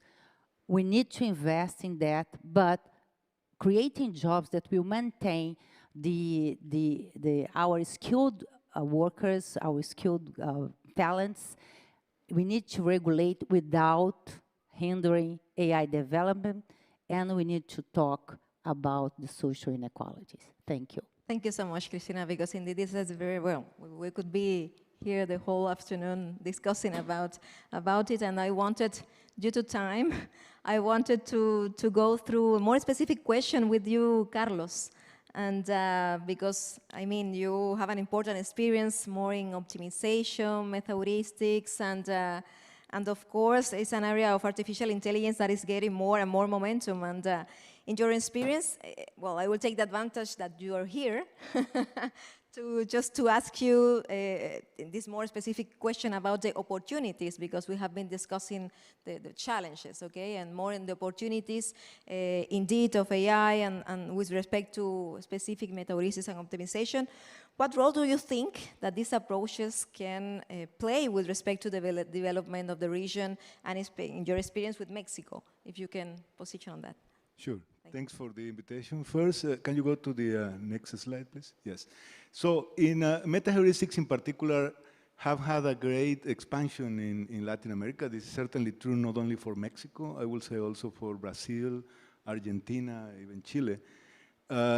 And it's very interesting because it has penetrated not only computer science, but also related areas in engineering. Particularly, I will say, in Colombia, for example, is very strong in automatic control. There are many people working on fuzzy logic. Also, in the case of Mexico, in physics, chemistry, and mathematics. So from academia, there is a lot of awareness about the importance of meta-heuristics and the way in which they can interact with certain applications related to AI. But another aspect which I believe is also very interesting is that there is not only a community in academia, but also a lot of interest in private industry. There are companies now in Mexico that are developing AI solutions using meta-heuristics, particularly for applications related to forecasting, to optimizing routes of vehicles, for example, for delivery, for also making some sort of forecast of the sort of products that could be sold in a particular region. And this is something relatively new in Mexico because in the past there were companies developing applications that were sold in the US, but they were not that common in Mexico because several companies were a bit reluctant to adopt these solutions that were developed in Mexico. They wanted to buy solutions developed abroad, even though many of these solutions were developed by Mexicans working in the US or in Europe. But this is very typical in Mexico. It's still true for large companies, but there has been a big change in the last few years. Another interesting thing is also this increased interest in meta-heuristics can be reflected by the number of events. Like in Mexico, we now have many events, some of them organized by the federal government related to AI. And also, I believe this interest is reflected by the fact that, for example, the two largest conferences on evolutionary computation have already taken place in Mexico and one of them in Brazil. So these big international conferences are now coming to Latin America because they realize, the regular attendance, that there is this increased interest. So can you go to the next slide, please? So basically, I will say we have many opportunities now in Mexico in a different way of what it was probably 15, 20 years ago, in the sense that we don't have to go now to the US to develop these solutions and to do a serious career on AI, although we face the same challenges that Cristina mentioned in Brazil, that salaries are still low. We also have undergraduate degrees in AI, but not that many jobs that are well paid. And perhaps the greatest challenge in Mexico is that we don't have much continuity with the federal government. We have presidents for 6 years, but there is no long-term commitment for long-term projects.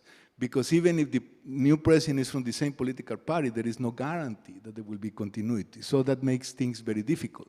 And the other challenge is that sometimes the federal government has policies that work against projects. In Mexico, 2 years ago, we proposed the creation of a research institute on AI. And the typical thing that happens in Mexico, they of course say yes, they never say when. So we're still waiting after 2 years because there is no funding. There seems to be a lot of interest, but there isn't funding for this sort of projects. Thank you so much, Carlos. And yeah. It is and contrary to this, I have to say that in Brazil, there's a lot of funding right now for research centers, and Marley in this, well, is a very renowned fellow in Brazilian agencies, CNPq, FAPERJ, and you have a vast experience also in bridging this gap of AI in academia and industry for so long. And you're also representing Brazil at GPAI. Right now in the group of Responsible AI, and you are the director of a center of AI at Rio de Janeiro, right? And in this respect, I want to ask you about your perspective and behind, well, which are the commitments behind these kind of centers in Brazil, which is the vision in terms of the approach of development of responsible AI?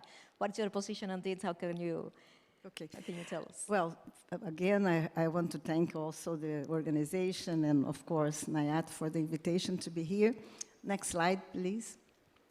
So as you mentioned, NIAT, Brazil very recently, actually, started and launched this program to approve a few centers, and these centers are supposed to be organized in a network, so it's basically to put together universities and companies all over Brazil in certain topics, like it's highlighted here, like health, agriculture, industry, and smart cities, which is very good. Although we have many problems in Brazil lately in terms of science and technology and education ministry because of lack of sponsorship, but anyway, because of all this AI in the whole world, they started and approved these 3 centers recently. And it's also sponsored by the federal government, but also from the state of São Paulo, because it's the richest state in Brazil. And Rio de Janeiro decided to copy that. And the Foundation for Research, is called FAPERJ, has also approved 3 recently centers with a group of universities and companies, but based in Rio de Janeiro in this case, and also in specific areas like renewable energy, climate change, oil and gas, education, agriculture, because in Brazil it's something very important, in smart cities as well. So this one that Nayat just mentioned, it's an AI research in Rio de Janeiro. It involves 6 different universities and many companies inside Rio de Janeiro. Initially supporting oil and gas industry because it's something very strong in the state of Rio de Janeiro, but also focus in order to try to have a long-term center sponsoring not only from the government, but also from different companies in the future, and in smart agriculture and also health. And answering your question, in terms of the committee, it's actually written, the focus is to generate, as is written there, disruptive solutions with the potential to revolutionize how we live, interact, work, learn, evolve, and communicate, provide socioeconomic benefits to society, improve quality of life, leverage economic prosperity, and solve big problems that has no solution today. So the idea is very, of course, try to solve all these problems considering all these details, but we have some challenges. So next slide, please. So basically, I think it has already been mentioned by Christina, by Carlo. It's something that we have in common in Latin America, in Brazil, but not only Brazil, in Mexico. And this is this long-term financial support, because this has been started last year, but the centers actually received the first income this year. And it's a 5-year project, but in Brazil we have a long history of starting. You said that sometimes you have the project, but you don't know when. In Brazil, sometimes we know when, but at the end, we don't receive the whole amount. So it's something that we need to solve and to have this more long-term support. And the idea is to convince industry, because in Brazil, as already mentioned to Christina, in terms of universities, we have very good courses, very high-rank postgraduate courses, and we teach also undergraduate AI. And this is very good, but the problem that the difference in terms of social, and in the schools we don't have this, and very few people actually in Brazil go to university in terms of percentages. So although we have very good courses, not everybody has access to the university. So in order to provide the centers for a long term, we need also to gather the industries and companies to support this research. Because in Brazil, usually the research has been sponsored by the government. And so we need to strengthen this link with the industries. And another important thing is that we form all these very good students, we have very good researchers, but because they either go to academia, but the salaries are not good, as has already been said, so it's something that we need to try and solve this in order to keep the good researchers in Brazil. So I know that. Thank you so much, Marley. Yeah, indeed, it's a problem that we all share in Latin America. And Luis, coming back to the opportunities, I want you to position on that, and I want you to position also in the roadmap that we have been doing in the work of this group, and it's something that we have been discussing during our work, is how can AI be a factor of development in the region at the end, and well, do you think that we need a form of localized AI in the region meant to address particularities of Latin America? What do you think on that? If you can answer also with respect to the roadmap that we develop here in this work. Yes, does this work? Yeah. So, well, thank you for this opportunity of exchanging these ideas, and for me it's really important to not only, let's say, understand what is happening in different countries in the region, but also try to find a way of, in spite of all the problems that we have, still be able to move forward. No? I am going to quote my father on this, that he used to say that doing science in Latin America was like making fire under the rain. No? It's always hard. But you need a lot of passion. But I think that, well, first of all, science is the same everywhere. No? There is not the particular, like the law of gravity still applies, it's the same in Latin America.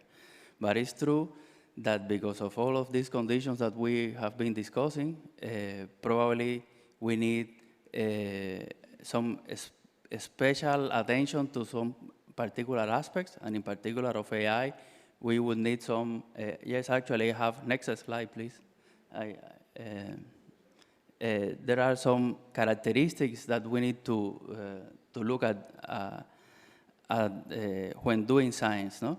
First of all, we have been discussing before, and I am fully aware, I am a machine learning guy, so as Francis Bach, I think, was saying, I see everything as a machine learning problem. Not all AI is machine learning, but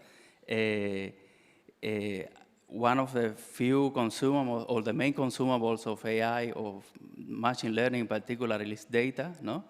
And one of the problems that we keep facing continuously in Latin America is the issues that we have with data, that we can trace that to the lack of a culture of transparency in the long term, but also a relatively recent onboarding on digital technologies and all of this, no?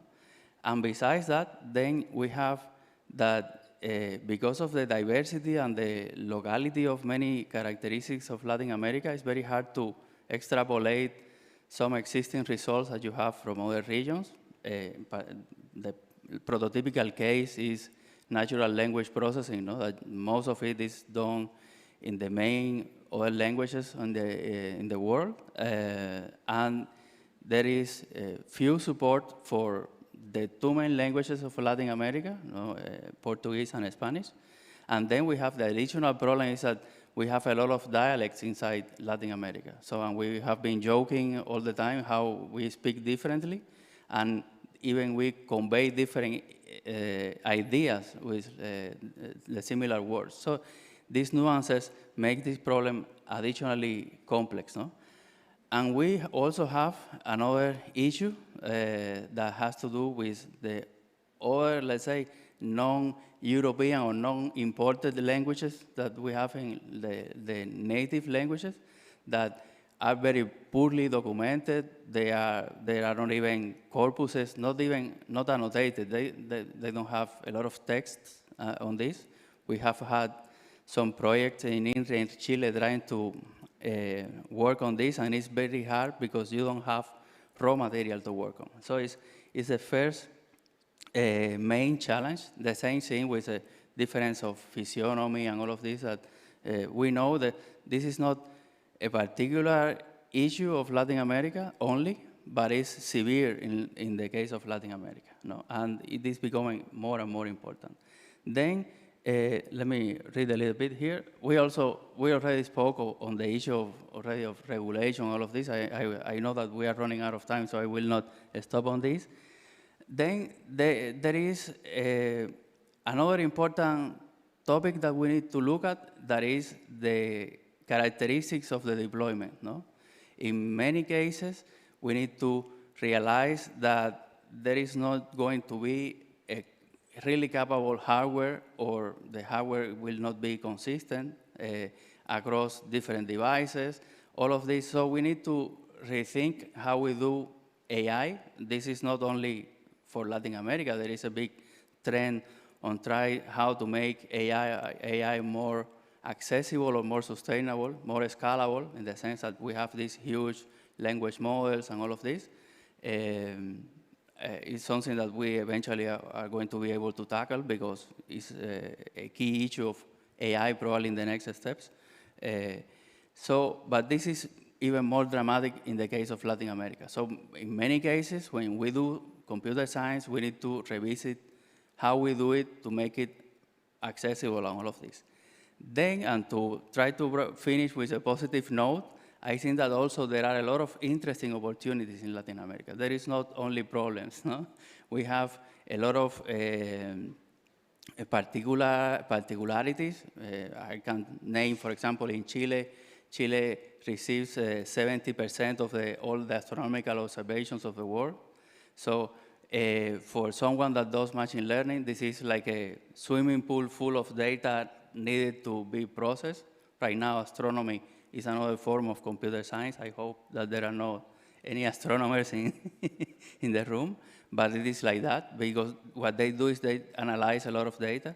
We have other cases of problems like climate change and all of this, that we have the Amazon forest and all of these that are like ideal challenges to also make AI get better. Not only AI helping Latin America, but also AI get better thanks to Latin America. So thanks. I know that. Thank you so much, Marva. Well, thank you so much. It was actually a very, very precise and very in-depth state-of-the-art of what's going on in Latin America when it comes to AI strategies and you know, like draft for regulations and way to foster a better inclusive AI community, I guess, for each of your countries.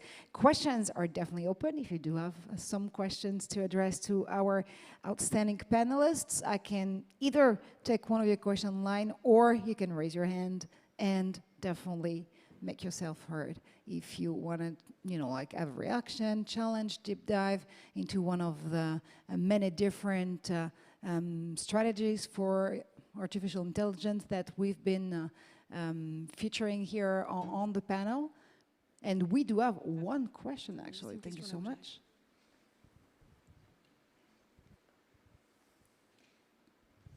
Thank you very much for this amazing panel. I really don't know enough about AI in South America. I'm over here.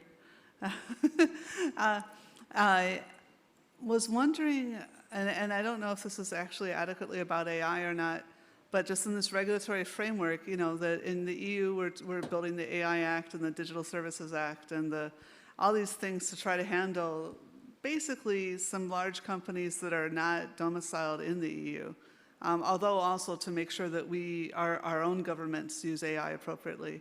Is there any effort within South America to harmonize some of these laws and to use sort of the collective power of 400-odd million people to affect how AI is being expressed in South America, especially coming from outside influences? Thank you, Joanna, for the question. Great question. Europe is always the example for Latin America. So, for example, GDPR was already localized in Brazil. There is a law that has been a long time in Chile, but has a lot of things from GDPR and so on. And GDPR has good things and bad things. We already know in Europe it's hard to enforce it if a country, for example, would like to keep the taxes. And also it's a one-size-fits-all, which is a problem when you have a small business that has to comply as well as the multinational. And in the case of the proposed EU regulation for AI, I'm even more afraid that that is not what we want to copy, so I have a strong opinions on that. So, for example, first, I believe that we shouldn't regulate technology, because next will be blockchain and then quantum computing and whatever we invent next. We need to do something like human rights. It works for any place in the world, for any person, and we all agree at least on those rights, including privacy. So we should do something per sector if it's necessary. We are already doing it in health. We are already doing it in food. And other countries have done it in even other areas. So we should do something that is basically based on the problem and not on the technology we use. And that should help for any technology that we use to solve a problem. We shouldn't have to regulate any time that we have any technology. So this is the first thing. The second thing is that if people copy it anyway, a risk-based approach is very dangerous, because first, the risk is a continuous variable. So risk could be from 0 to infinite. And they decided to divide it in 4 classes: forbidden, high risk, low risk. I don't know why it's not medium risk, and then no risk. I already see the game of the companies. What we need to say to be in no risk? Okay, we can't say that. Okay, what we need to say to be in low risk? So that will be very hard to enforce, will be very hard to work, and it's like doing a self-assessment, because part of the regulation says you have to do a self-assessment, and there is research that shows that you are, basically, you believe that you are better than you are if you do a self-assessment. When you are a student, you are always better than you are, right? At least for your teachers. So I see many risks, and I don't know what is the solution, but I believe that we should maybe take a completely different approach. But I'm not a lawyer, I'm not a regulator, so I don't have the solution, but I don't think that's the best solution. That's my personal opinion. And we'll definitely have tomorrow a more in-depth session about regulation, and see how different continents and governments are thinking about a better regulation, smarter regulation. Does it have to be tech-centric or not? We'll see it definitely tomorrow all together. Another question here on the second row, sorry. Hello. Over here in the front. My name is Ronaldo Lemos. I'm a professor in Brazil. Thank you for the great panel. And I have a question for the Brazilian speakers, but I think everyone should feel free to jump in, which is national AI plans. I think they're very much desirable, but the challenge, especially in Latin America, is implementation. So I would love to hear more what would be the next steps for implementation, and how other countries also in the region see this particular problem. Thank you very much. Well, I'm going to start answering, but please go. What is happening, there are some sandbox tests. So the São Paulo government is right now testing the AI regulation with 2 procurement projects. One for hiring a company to design railroad track preventive maintenance system. So it's like, well, what's the problem? It's like when you put the camera, depending on where you put the camera, for instance, you can collect images when you are approaching the station. And since you collect the picture, you can do something else. And so this is like slightly challenge for them. And the other one is for hospital, the clinic hospital. So this is with lots of sensitive data. I am following what's going to happen because it's going to be a very good sandbox for testing the regulation. As the incentive, I think that Marley is a good example. The Center of Excellence, right? It's a way of investing on AI development, doing like universities network with companies, with startups. So it is a good starting point. But we need to see, it's still young, what will be going to be the results, since we are not sure how long the investment will last, if any. So I let Marley to come. Happy. No, it's exactly what Cristina just said. And you are Brazilian, you know the problems. So it's something that it's very good, this is strategy to create these centers, and I think it's fantastic because we are, of course, a huge country with people working in the same area but in different places. So when you create a national network of excellent academians, so it's very good.